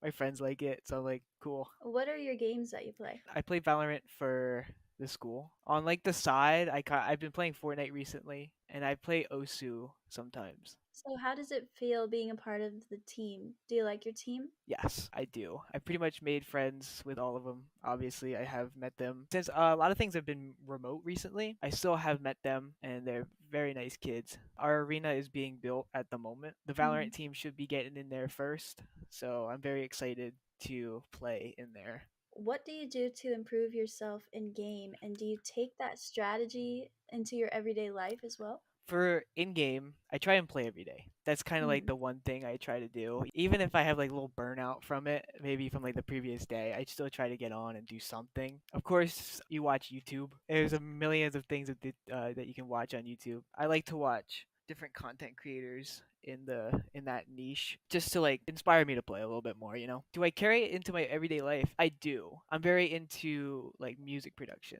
There's a lot of things you can do like the same thing. You do it every day. You watch YouTube in that niche. You take things you learn and you apply it. There's a lot of similarities of things like if you want to do something, you very much have to dive deep into that niche of things you want to do. If you had to guess or just kind of spitball here, how many hours a week do you think you spend gaming? Honestly, I've never thought about it. I'm on my computer almost every day. It's up there. It's up there. It's up there. Between playing with friends and kind of just doing stuff by myself, it's up there. You spoke about burnout when it comes to playing, and you play every day. What do you do to kind of get yourself back into the zone, or what do you do when you're experiencing burnout? It kind of goes back to like watching content creators, like the people I watch on YouTube. I'll see if they post anything new, or I'll just watch whatever they have, and I'll get inspired to do it, and I'll just be like, all right, what time to hop on. Even if I don't, not feeling it, I'll try to do something. Would you say that there's anyone on your team that really stands out to you or kind of motivates you to play? Yes. One kid on our team, his name's Alex. He is Diamond 2. Diamond 1 or Diamond 2 in Valorant. So he's up there. He only really plays with us. He plays on his own, but he plays with us during games and sometimes afterwards. Trying to be at his level, I think, would be very the goal. So it kind of like inspires you to kind of like keep going. Anyone really that's higher ranked than you kind of inspires you to like, all right, you want to push yourself to be where they are. And that's Right. kind of what I've been doing recently. There are Nice. people like that. For you, since this is your first time being on a collegiate team, do you have any advice to people who may be looking to join a team or aren't sure if they should or not? I say just go for it. When I saw the poster in the school, I was like, maybe they have like, Valorant team, whatever. At the time, I kind of doubted my ability, right? I kind of doubted my ability because like I was a low rank. I know I could hold my own in the game, but I didn't know how I would like compare. But I think you just have to go for it because if you don't, how would you know if you don't go for it? Would you say that the people on your team helped you out? Yeah, for sure. I think people who are higher ranked than you are like they teach you. You obviously learn on your own, but there's a lot of things that you can get taught from your teammates and just how they play. Well, thank you so much for taking the time to do this with me. I really appreciate it. I can't say that. I'll get in trouble. There's one for each game, so teams this weekend, somebody's going to have to explain to TSA why they're coming home with an extra trophy. Fine. We're fine. This is going to be great. Why is everybody staring at me? I'm not even doing anything yet. Is it because I'm in a suit? It looks nice. It's new. I'm stressing. It's all right. We win these. We absolutely win these. I've never seen us lose these. I love him. I don't remember his name. What is going on, everybody? And oh, are we ready? I'll start over. Okay. What's going on, everybody? We are here at the Collegiate Esports Commissioners Cup 2022 in Atlanta, Georgia. The players are just now entering the arena for day one. A lot of them had the opportunity to be here yesterday to get jerseys, to get familiar with the area, and to get to know one another. But today, the friendly gloves have to come off, and they are all here. Earlier, I was talking to these guys. This mannequin, when they didn't have anything else set up, I could see it from all the way down there, and I thought it was a person. And I stood there for like 5 minutes, and I was like, why is he standing like that? And I thought it was like a smooth criminal. I thought somebody was giving us like a Michael Jackson impression, and then it was a mannequin. I was really embarrassed to admit that. Oh my God, that's a lot of people. Hold on, let's go over this window. Let's go over this window. It just keeps going. There's so many people outside. There are so many people outside. We're gonna interview people when they come in. I don't really want to go outside. It looks like it's gonna rain, and the suit is new. So, oh, there's Doc Haskell. Hi, Doc. How are you? He brings a full notebook with him and like writes notes down. It was pretty insane. He had it yesterday. He's gonna be coming through this metal detector right here. I don't know his name though, but I recognize his hair. Jen. You're Jen. All right, we're gonna interview Jen, who's supporting Kennesaw. I'm gonna ask you like a couple of very simple questions. Okay. Are we ready? All right, great. College. I really like Georgia College's color scheme. It's just red, white, and blue, I think, but I think they did it in a really clever way. Mineral area wearing hoodies, even though it is 75 degrees outside here in Atlanta, Georgia. Absolute legends. If only Nick could hear you. Nick, come back. If he's over 100 feet away, he can't. You were whispering something, and he started smiling. I'm like, are you whispering? Oh yeah, because he's got his headphone in if we're close enough. But bless you. Gesundheit. Gesundheit again. You're welcome. I'm gonna go find him. Oh, there he is. Oh my. Oh, okay. Real stuff is starting. Real stuff. Competitive integrity needs to be upheld. We gotta get out of here. Yeah, I don't want to get in trouble. I get really embarrassed when I get yelled at. 30 is already. Okay. Wow, it's not 10:30 yet. It's only like barely 10. Woo! All right, it's gonna be a long. Hey, what's up? Surprise interview. Join me over here though, so we have a cool backdrop. What are we here for? Rocket League. Awesome. I'm not going to ask what school you go to because unless you swapped hoodies, that seems pretty clear. No, you know I got my jersey on with my name on it. Oh, you do? Show us your jersey. Look at John T. Turbo here. Yeah, that's not his name. I just keep calling him that. Yeah. His name is John, but my name is John Turbesi. Yeah, that's not John T. Turbo. Yeah, I get the message that I'm going to Nebraska where I met you. Oh, that's so crazy. So context, if we're probably not going to use this, but I want to talk about it. Turbo and I met at a LAN like over a year ago. That's so crazy. What is going on, everybody, and welcome back to the Collegiate Esports Commissioners Cup. I am Sebdolence, joined by a man I have interviewed probably well over 10 times. It's going to be my good friend Neb here from Bay State Overwatch team. Neb looked at me before he started his last series, and he said, "We are not dropping a map for the rest of the day." And so far, he has lived up to that title. But Neb, is there anybody you're thinking, we've got to get them out of the way, we've got to take them down? No. No? Just looking at it, each fight's its own, every game? Going into it, just taking it as it comes? I have the confidence right now that we're not going to drop a single map. I love Neb because not only is he confident, but he's correct. Bay State is one of the best Overwatch teams I've ever seen. So it's always good to hear. I love the confidence, and I love Bay State, so I hope they do a great job this weekend. So what qualifier, did you win a qualifier to get here? At-large bid. We're looking at Rocket League, we're thinking high odds, low odds. Where do we think we're walking away? I think pretty high. I think we're doing pretty good. Is there anybody that you're looking at, you're like, please do not let us go up against them unless we absolutely have to? I mean, really, everybody's good competition, so. And sorry, what was your name? Ethan. Ethan from Mineral Area. Yep. Very exciting. Well, Ethan, good luck. Thank you. We'll see you soon. What kind of pass? A player pass? Let me get you lanyard. No, you actually have to like tape it to your chest, like really awkwardly with masking tape. Okay. And it's gonna fall off. Yeah. It's gonna be uncomfortable, I promise. That's a guarantee. Okay, cut that, I'm gonna sneeze. Okay, great. I'm great, everything's good. Who do we interview? Who should we interview? I don't know, I'm just here. I need caffeine.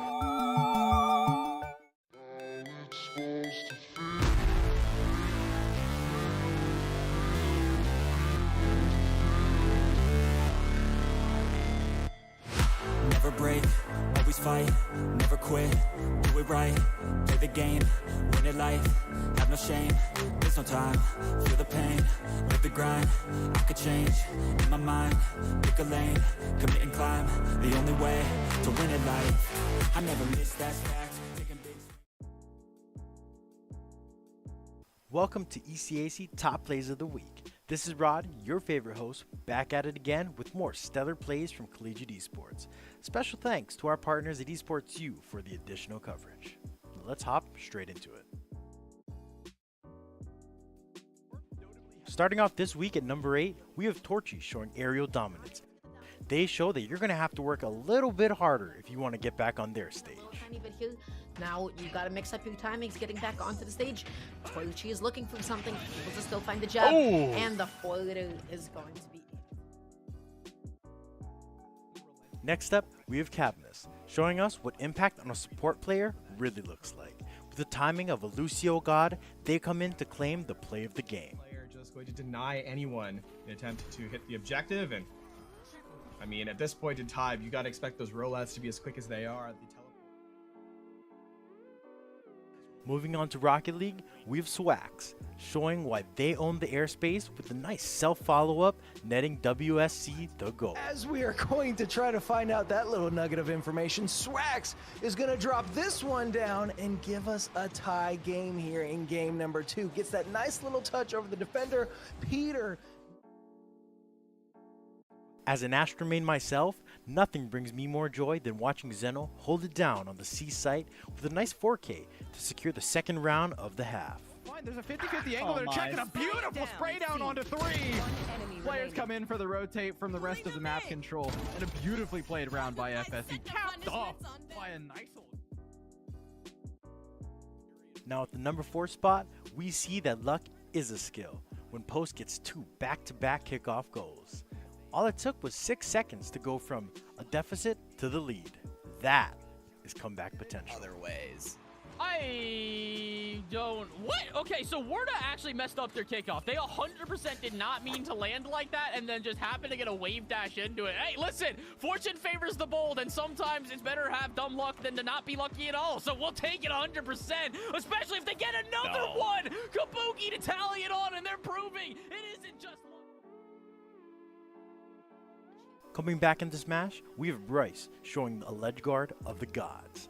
It took a couple Gordos to nail it, but this clip truly ended in perfection. Nope, not a footstool in sight, unfortunately. I'm just going to be looking for some sort of an edge guard here now. That Gordo is right in the way, and Bryce going to be able to get the... Conrad came into this round swinging. They really showed what happens when you combine the skill of a great player and the blessing of the RGX Vandal. Over-aggression, it worked out so well. I mean, just a double kill already in their favor. Push so far as the Sheriff, I mean, has been truly impressive. And unfortunately, he has not been there to follow up. Conrad now looking for the ace, already able to find 3, looking for 2 more. There's the 4th, and it's up to the tail to save the day. Conrad goes in deep. Oh, they're able to find it. Conrad. Finally, at the number 1 spot this week, Frosty lays down the law with a stunning barrage. What a way to tell the enemy to get off my point. Frosty to move in, unabated, unhindered. Here comes the rocket barrage, and it's lighting up the scene with 4. Well, that wraps it up for me. This has been another fantastic week of ECAC Top Plays of the Week. As always, follow us on Twitter and catch us live on Twitch at ECAC_esports. You can find us live on Mondays and Tuesdays at 8 p.m. EST or Wednesdays at 7. Thanks again to our partners at Esports U for providing all the additional coverage for us to show you. This has been Rod, the best host of this season. I'm just saying. And I'm signing off.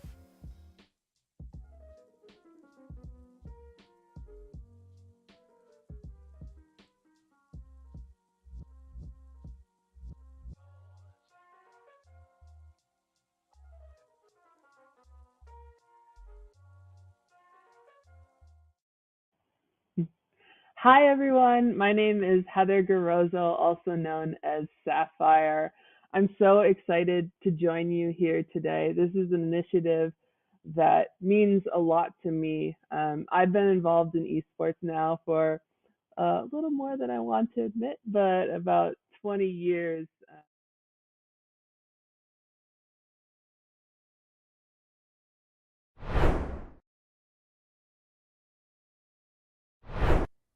What is going on, everybody, and welcome back. Esports U Campus Cup featuring Fortnite West game number 4. And rumor has it we're going to have a whole lot of players in this lobby because it is getting pretty close on the leaderboard, Zephyr. It's weird considering Sadix and Edgy did not play last game and somehow are still tied for first place. So they are in a pretty comfortable spot. Rumor has it they'll be rejoining us for game number 4. But These are in Sigma, with the other team tied up. It's absolutely anybody's game. Well, at the end of the day here, it's the final opportunity within the West region to develop and push your best performance possible, no matter how we might work out judging of this game here. Obviously, though, as you can tell from what you see currently on your screen, we have reduced even further. We have 11 teams right now. And that's funny, because if it's the top 11 teams, they literally can all win this entire thing. That's how I need to put that into perspective right now. 11th place has 40 points. 25 to win, that is 65, that is higher than anybody in lobby right now. In the leaderboard right now. This is anybody's game right now, Zeph. For each and every elimination is going to be pivotal in untelling the rest of this story here tonight. Right, and obviously the scary thing is the fact that you start out with a numerous amount of placements right off the get-go as a player. Just, you know, playing the game out today and then successfully, maybe you say you go down. Right. Like right now, how many points is that to go down in 11th? If you go down in 11th place, that is a whopping 11 points. It's actually the only placement where you get the same amount of points of the place you were in. Screwing with me. No, I'm not. I'm not. It's the only placement where you get the same amount of points for the place you're in. The rest are all off. All right. It's the median. It's the middle number. I believe you. I wish I was lying. Either way, Chicken and Kaizen, it's been a while since we've seen them. Obviously weren't part of our last game, which is surprising given the fact that they were also right up there at the tippity top of that leaderboard. But now they're final operators as well. Yes, 6th place. Didn't quite get that same level of, well, competitive nature, but we're talking a difference between what? 5, 6 points between them and first place. Yeah. Oh, and it looks like Edgy's here to play.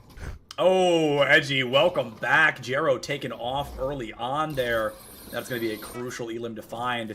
Right now, Scav and Fear, they are sitting at 4th place, 57 points, 4 points behind that first place slot. This could absolutely be their game. I mean, guys, I cannot stress enough how much anybody alive right now could win this. It does not matter who.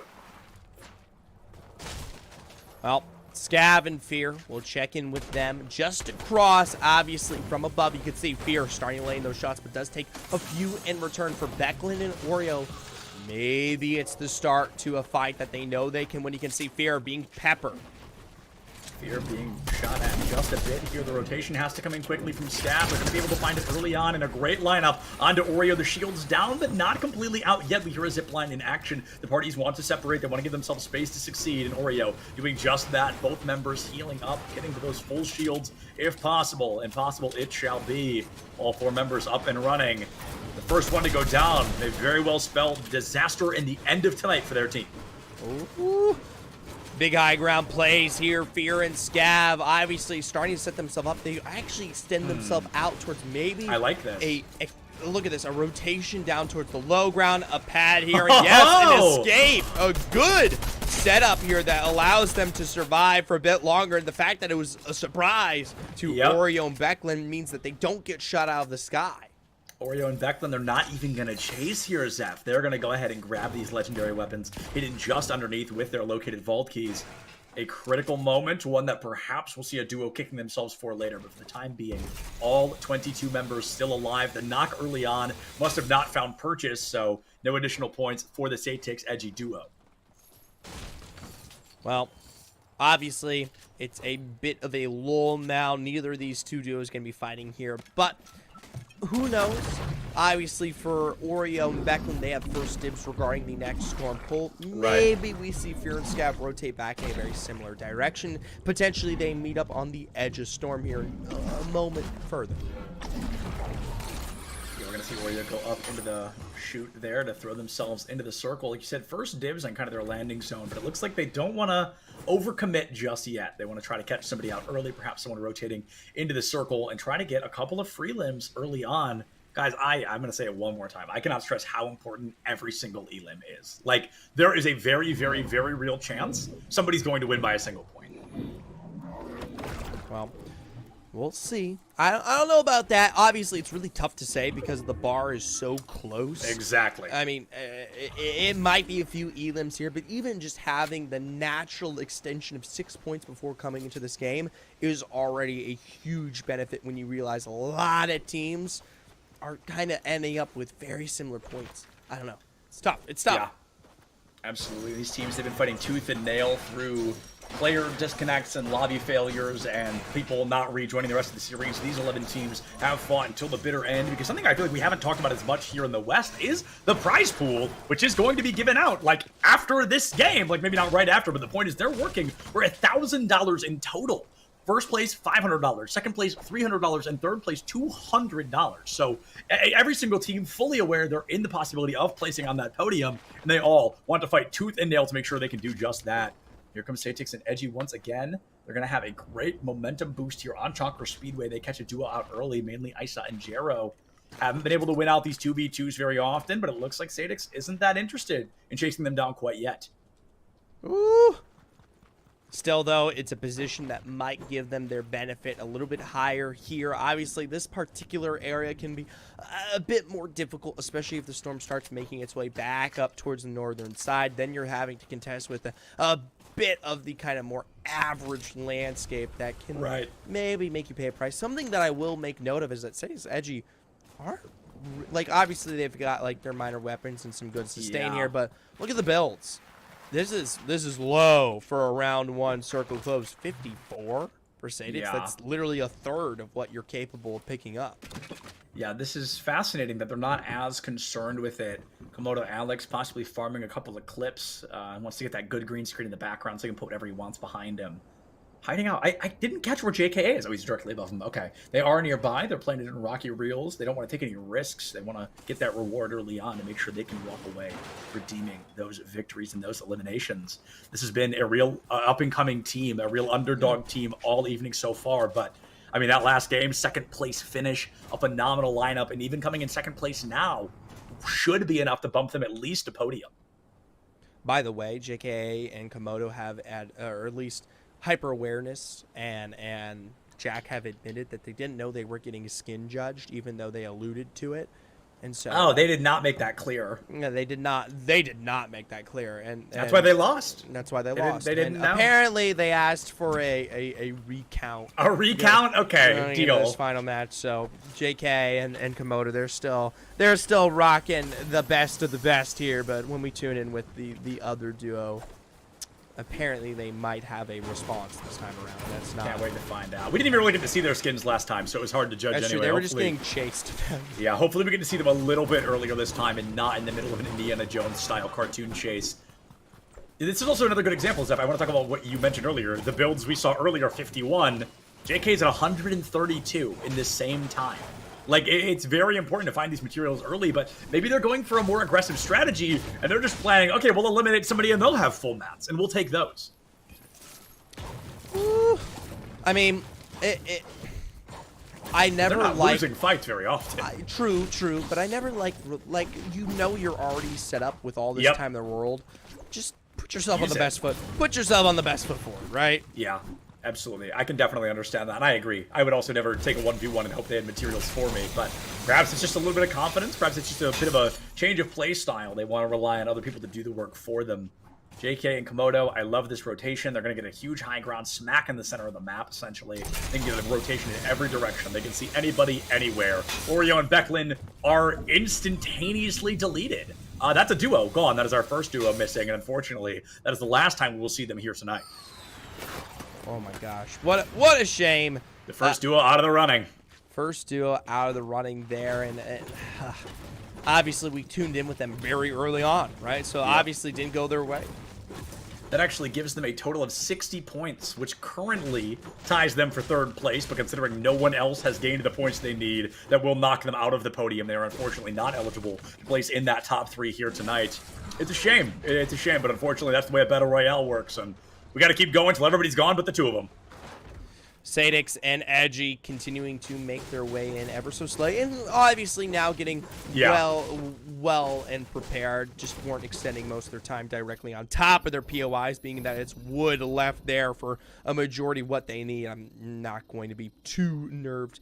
Now, This is a big move from Kaizen and Chicken. They don't know that that's Caesar and Sigma, but they're about to find out. Right, I think they're about to learn the hard way. Kaizen loses all shields before they even touch the ground. They've got plenty of chug splashes, 12 in pocket, a purple shotgun, and a green hammer to boot. Looks like a great close combat situation, but when you lose all your shields, you cannot take the risk to push forward early on. It looks like Chicken also lost their shields, so only 201 HP between the two of them. Sigma and Caesar still running fully loaded. They've got more than enough to work with, and they want to take this duo down early. Except for this could be the turn of the tides right here.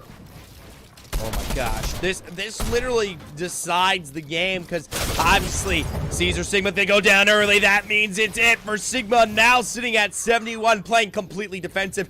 I don't know what's going on. Chicken, Kaizen, this is your moment. Yeah, I don't know why they're twiddling their thumbs here beneath the base. They want to heal up Chicken, but they don't realize they're giving Sigma that exact same time to heal. Perhaps they lost him? They didn't catch the box. They didn't know where he went, and they wanted to force a rotation out early, but the rotation isn't going to work well. Chicken, I think, trying to build a launch pad onto the high ground. Looks like they might be trying to get out of the fight, but Sigma not able to do so easily. Oh no, there is no launch pad there. I'm crazy. Kaizen gonna lose Chicken in the chaos. Looking for Sigma now to boot. The sniper shotgun does not line up in time, and everybody back to 200 HP. Reset here, but still the difference is the disparity of height, the setup. Obviously it's going to be Kaizen and Chicken from above, and we both know that no matter what, that will always play to an advantage here. It's minor coverage for Sigma and Caesar, but that storm is starting to move in, and that always has minor impacts. Always. I mean, right now it's only going to be a 1 tick, but that's 1 damage per second. That gives you a maximum of 50 seconds, or sorry, 100 seconds. I'm going 1 storm ahead. 100 seconds to stay in the storm and continue this combat. But then if somebody shoots at you, you take damage, you lose your shields, your HP is going to be in a critical condition. It's tough. Both duos, they're going to split. They decide it's not time to put it all on the line. They're going to slow things down and re-engage at a later date. Speaking of engaging, though, Isa and Jero going to be grouping up together. Somebody just over the horizon, I believe it was Juno in view. But they were not in view of this duo, not yet. Obviously, they themselves here in Fort Jonesy have a multitude of teams much closer and much more nearby, but not as close as our previous fight here, so definitely still taking their time to continually set up. Not as surprisingly sustained as much as the rest of the lobby we've seen between here, mainly Issa and Jero. And they've had longer, yeah. I feel like they've had a little bit longer to get all these materials and to get kind of grouped up and ready for the engagement. We see 4 duos on the minimap, including Isa and Jairo. And you've got to wonder what the slow burn is. We see they're all in the circle. We can see the circle on the top left of the minimap, so they're all on the right side of it. But it's curious why they've all chosen to stay so close to the edge of circle number 1. Woo. Now, obviously, here, next storm moving in. This is where we typically see the most of these teams start to really, truly group up, or at least be in kind of shooting distance of one another. Even right now, there's a lot of spacing that allows for survivability. So, finally, I mean, obviously, we won't be seeing much action, but this is where we start to see teams tested, where we start to expend some of those resources for survivability, and positioning does become a thing, because we saw last time around so many teams who put themselves in bad positions early, while they didn't have bad rotations later on. You saw how they were stunted in what they could do at the very, very late game. It starts here. You're constantly fumbling to catch up to where you were before you made that critical error, and I could not agree more, Zephyr. It starts right here. You want to be fully ready for it. The first mistake you make could also be the last of knocking you out of the podium. And we're in such a unique position where anybody being taken down now, it almost guarantees them they're not placing in the podium, and that includes our top 3 teams, Shallow, and the Aja duo and the Sigma duo. If any of those teams go down outside of, let's say, top 5, they are guaranteed to not podium. Oh my gosh. Even in top 5, I'm not going to do the math on that right now, but the point is, you have to make it until the end if you want to win this right now. I mean, it's already... I mean, it's crazy. We're literally talking about a difference between quote-unquote top 5, right? That's 10-player differential. Yep. I mean, that is how little sits ahead of you here. I mean, it's so crucial. We've got first place tied, third place tied, and 5th place tied right now. That is pretty incredible how close these numbers are. I want to bring that up to you folks just one more time. 6 players all within 4 points of each other, all tied with somebody else for those 3 slots. It's going to be fascinating to see how this continues to unfold. The pressure building, though, as Chicken and Kaizen have fully regrouped. They've gotten healed back up. The fight was sloppy. I think if it continued, they would have lost it, but that's why it didn't continue. They got out of the way. They let the Storm push them out, and they get to fully regroup here in Fort Jonesy, where two duos were less than a minute ago. But Chicken and Kaizen roll up too little too late, and there's nobody to catch out. Well, Chicken and Kaizen, the last opportunity they have to get themselves set up here, obviously. Once you get into that next storm, there's not going to be much movement to be had. Final opportunity, Juno and View, a team that has surprisingly seen success here coming into our Western region here today, especially in the last moments, just kind of jumping into the lobby, coming off of that last game there. Now kind of looking to see if they can follow up. Definitely still lower on the board in comparison to the rest of the lobby down there in 14th. But I'd like to just see a strong finish. Yeah, I mean, if they finish and get the full 16 points of eliminations, they can absolutely come in first place. But without the miracle run of dropping 13 plus elims and winning, I don't think they're going to get first. The podium should still be on the table, hypothetically. That still requires somewhere between 5 and 7 eliminations. Sigma going to be pushing in quickly. It's another absolute powerhouse matchup here. Whichever one of these duos goes down is guaranteed to lose their spot on the podium. The pressure definitely building against Edge and Sadix. They're going to be caught underneath early on. Sadix catches a bullet to the legs, loses 33 HP off the board. This is going to be a tough one. It is just continuing to be peppered down. Edgy and Sadix in such a tough spot right now, Zephyr. They might be the duo to fall. 24 there on Edgy. Oh, Already no. getting down to health. This is crucial. Trying to splash his way to success. Sigma laying it through on the wall. Sadix the first of all. Edgy quickly picked off as well. It's a massive combo there. Caesar with one, Shallow from across with the other. And a team that could have finished off in first. Now, obviously, done for the day and likely not even in the top 3. Mathematically already not in the top 3, Zephyr. That is the scenario they are in right now. It is that close already, especially when you look at the fact that second and third place just removed number 1. It drastically increased their chances already of being able to take that podium placement home. I got to see how many points Sadix and Edgy are about to get, but I do believe mathematically it is not achievable.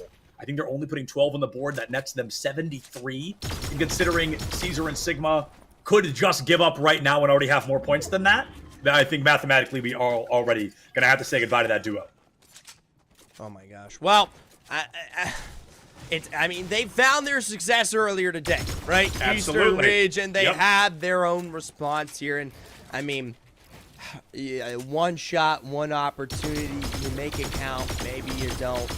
There is some minor discussion regarding the grading of some of these games. Yes, of course. And we will discuss that potentially later, and that's actually probably going to be an Esports U thing, not an us thing. Not a caster thing, yeah. Right. I don't even think we should announce prizing after this. Yeah, we'll definitely wait to hear more from the people that sign our paychecks on what we're supposed to do here. But we will definitely keep you guys updated. Zephyr is correct. Due to a lot of esports, not esports U, sorry, Epic like just disconnects in the general servers. There's a little bit of discussion on how we're going to shake things up, but we'll cross that bridge when we get to it. For now, Sigma and Caesar trying to cross Noah and Uber Driver out of the leaderboard. They got the read, the tree in the way. They're going to lose sight of them for a while, but Sigma going to hide off this rooftop once again. Sigma and Caesar, this is their game, right? And we brought this up from the very beginning, this kind of combo, and how, I mean, they're the top, first, second, from the East, coming through to make a powerhouse of success here. And it started rough. Game run was a difficulty, but now in their final moments, maybe it's all they've ever needed. Possibly all they've ever needed here. I want to see if Sigma has the action to go in quickly and take down Benjamin, but instead they're not able to line it up. Benjamin and Shallow in the third place slot right now. The longer they live, the better their chances get, but of course that's the name of the story right now. We're still with 9 duos left. I don't believe anybody's got a chance of winning until we kiss that top 5, like I said. Sigma and them, I can't believe they're out this much in the open. This is on the low ground. Low ground, out in the open, no cover. Obviously saving the resources, which is admirable, but, I mean, one bad mistake. Caesar's expending a lot of energy creating space for the duo, right? Yeah. Kind of out there on the side saying, okay, this is going to be a good spot for you, et cetera, et cetera, et cetera. But, oh, wow. Once again, investment on the low. This is very different. I mean, last time, we talk about their win earlier in the West region. I mean, they were up on top through and through, and it's early. Storm 5, right? We'll see them. I'm telling you right now, we're going to see a switch up. They're going to, at some point, see a moment to strike, and then suddenly they'll be above everybody. Wait a minute.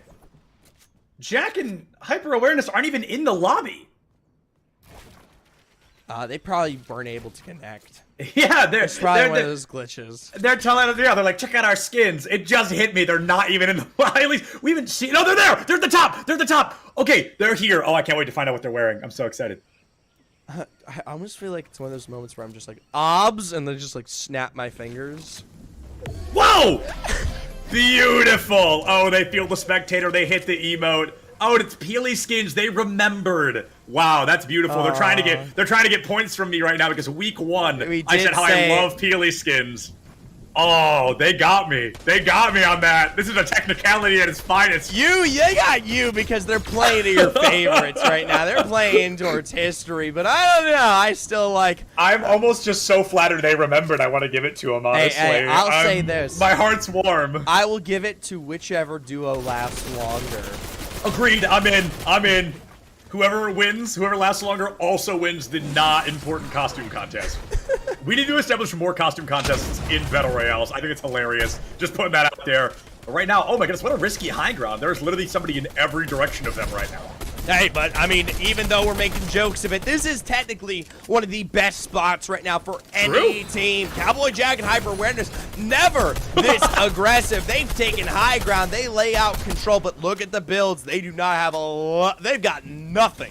This is the strategy they used to win 3 of the 4 games back in week number 1. I mean, this is the hyper-aggression we saw. Oh my god! Oh, what a save! What a save! From Jack, are you kidding me? Beautiful. Incredibly well done. The cone goes up just in time. View caught out on the edge there. Juno still up and running about 5 blocks ahead there. And Hyper Awareness and Jack still high on top of this castle here. Nobody building up above them. And this is so reminiscent of that week 1. This is the aggression they brought to the table to win. This is tough though. We're talking about seconds to spare in terms of a refresh, some builds. And to be honest, even though they are above, they're not finding what they need. It's a big chunk of damage onto Shallow there. They're locked in for now. Keep moving this one forward. They've lost on high ground.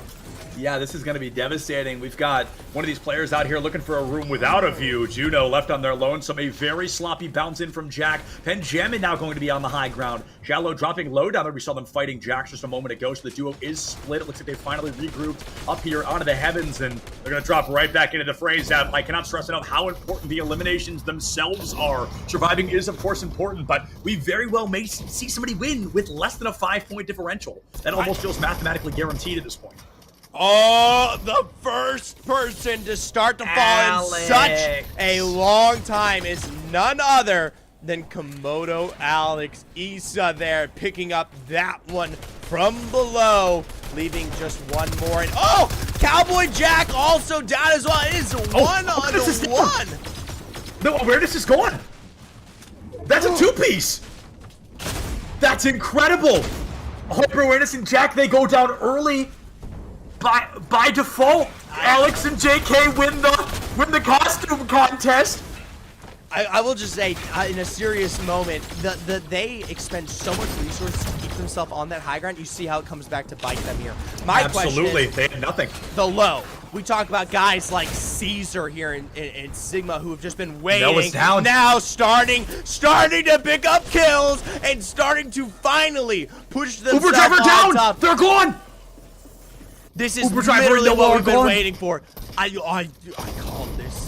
The top 3 finish. Kaizen 15 HP, thanking their lucky stars. Those final pellets did not hit, but now Uber Driver and Noah, they have to kiss that podium goodbye. They needed to win to find that top 3 placement. They just can't do it yet. I gotta say, Kaizen and Chicken looking better and better. Fear gone, Juno gone. That duo no longer eligible to win this out. Penjamin falls, and that should move them out of the equation as well. There goes Issa, and it is an absolute bloodbath right now, Zephyr. 6 members left, 4 duos.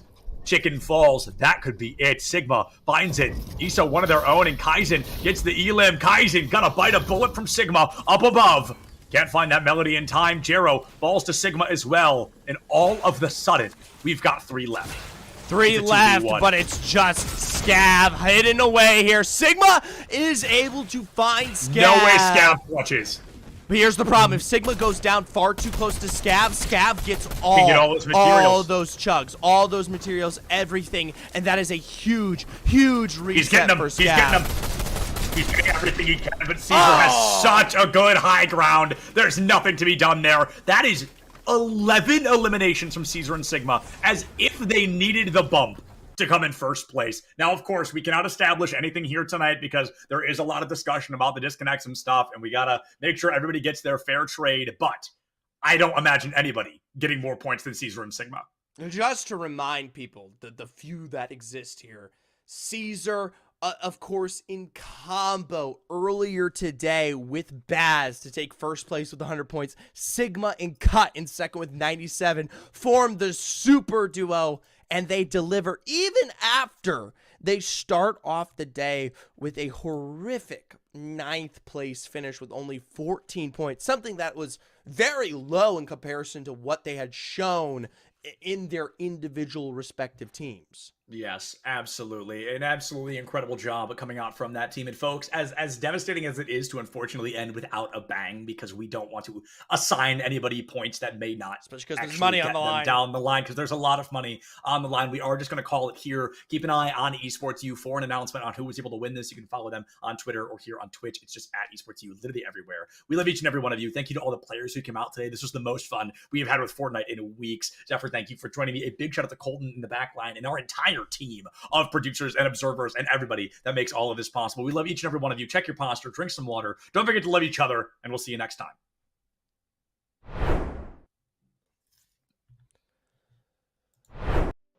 Say that. I'll get in trouble. There's one for each game, so teams this weekend, somebody's going to have to explain to TSA why they're coming home with an extra trophy. We're fine. This is going to be great. Why is everybody staring at me? I'm not even doing anything yet. Is it because I'm in a suit? It looks nice. It's new. I'm stressing. It's all right. We win these. We absolutely win these. I've never seen us lose these. I love him. I don't remember his name. What is going on, everybody? And oh, are we ready? I'll start over. Okay. What's going on, everybody? We are here at the Collegiate Esports Commissioners Cup 2022 in Atlanta, Georgia. The players are just now entering the arena for day one. A lot of them had the opportunity to be here yesterday to get jerseys, to get familiar with the area, and to get to know one another. But today, the friendly gloves have to come off, and they are all here. Earlier, I was talking to these guys. This mannequin, when they didn't have anything else set up, I could see it from all the way down there, and I thought it was a person. And I stood there for like 5 minutes, and I was like, why is he standing like that? And I thought it was like a smooth criminal. I thought somebody was giving us like a Michael Jackson impression, and then it was a mannequin. I was really embarrassed to admit that. Oh my God, that's a lot of people. Hold on, let's go over this window. It just keeps going. There's so many people outside. There are so many people outside. We're gonna interview people when they come in. I don't really want to go outside. It looks like it's gonna rain, and the suit is new, so. Oh, there's Doc Haskell. Hi, Doc. How are you? He brings a full notebook with him and like writes notes down. It was pretty insane. He had it yesterday. He's gonna be coming through this metal detector right here. I don't know his name though, but I recognize his hair. Jen. You're Jen? All right, we're gonna interview Jen, who's supporting Kennesaw. I'm gonna ask you like a couple of very simple questions. Okay. Are we ready? All right, great. College. I really like Georgia College's color scheme. It's just red, white, and blue, I think, but I think they did it in a really clever way. Mineral area wearing hoodies, even though it is 75 degrees outside here in Atlanta, Georgia.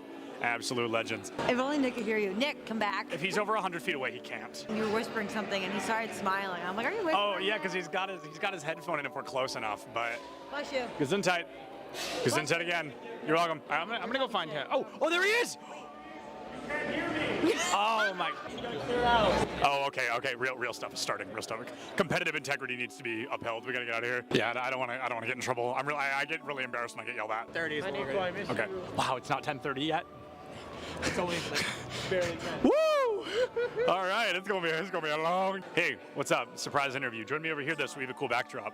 What are we here for? Rocket League. Awesome. I'm not going to ask what school you go to because unless you swapped hoodies, that seems pretty clear. Nope. You know, I got my jersey on with my name on it. Oh, you do? Show us your jersey. Look at John T. Turbo here. Yeah, that's not his name. I just keep calling him that. Yeah. His name is John, but my name is John Turbesi. Yeah, that's not John T. Turbo. Yeah, I get the message that I'm going to Nebraska where I met you. Oh, that's so crazy. So context, if we're probably not going to use this, but I want to talk about it. Turbo and I met at a LAN like over a year ago. That's so great. What is going on, everybody, and welcome back to the Collegiate Esports Commissioners Cup. I am Sebdolence, joined by a man I have interviewed probably well over 10 times. It's going to be my good friend Neb, here from Bay State Overwatch team. Neb looked at me before he started his last series, and he said, we are not dropping a map for the rest of the day. And so far, he has lived up to that title. But Neb, is there anybody you're thinking, we've got to get them out of the way, we've got to take them down? No.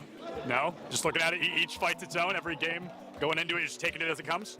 I have the confidence right now that we're not going to drop a single map. I love Neb because not only is he confident, but he's correct. Bay State is one of the best Overwatch teams I've ever seen. So it's always good to hear. I love the confidence, and I love Bay State, so I hope they do a great job this weekend. So what qualifier, did you win a qualifier to get here? At-large bid. We're looking at Rocket League, we're thinking high odds, low odds. Where do we think we're walking away? I think pretty high. I think we're doing pretty good. Is there anybody that you're looking at, you're like, please do not let us go up against them unless we absolutely have to? I mean, really, everybody's good competition, so. And sorry, what was your name? Ethan. Ethan from Mineral area. Yep. Very exciting. Well, Ethan, good luck. Thank you. We'll see you soon. What kind of pass? A player pass? Let me get you on your No, you actually have to like tape it to your chest, like really awkwardly with masking tape. Okay. And it's gonna fall off. Yeah.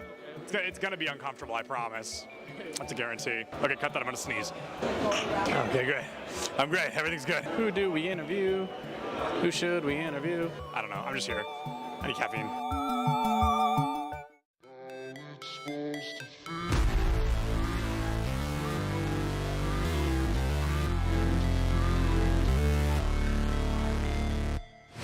Never break, always fight, never quit, do it right, play the game, win it life, have no shame, there's no time, feel the pain, live the grind, I could change, in my mind, pick a lane, commit and climb, the only way to win it life, I never miss, that's fact, taking big. Welcome to ECAC Top Plays of the Week. This is Rod, your favorite host, back at it again with more stellar plays from Collegiate Esports. Special thanks to our partners at Esports U for the additional coverage. Let's hop straight into it. Starting off this week at number 8, we have Torchy showing aerial dominance. They show that you're going to have to work a little bit harder if you want to get back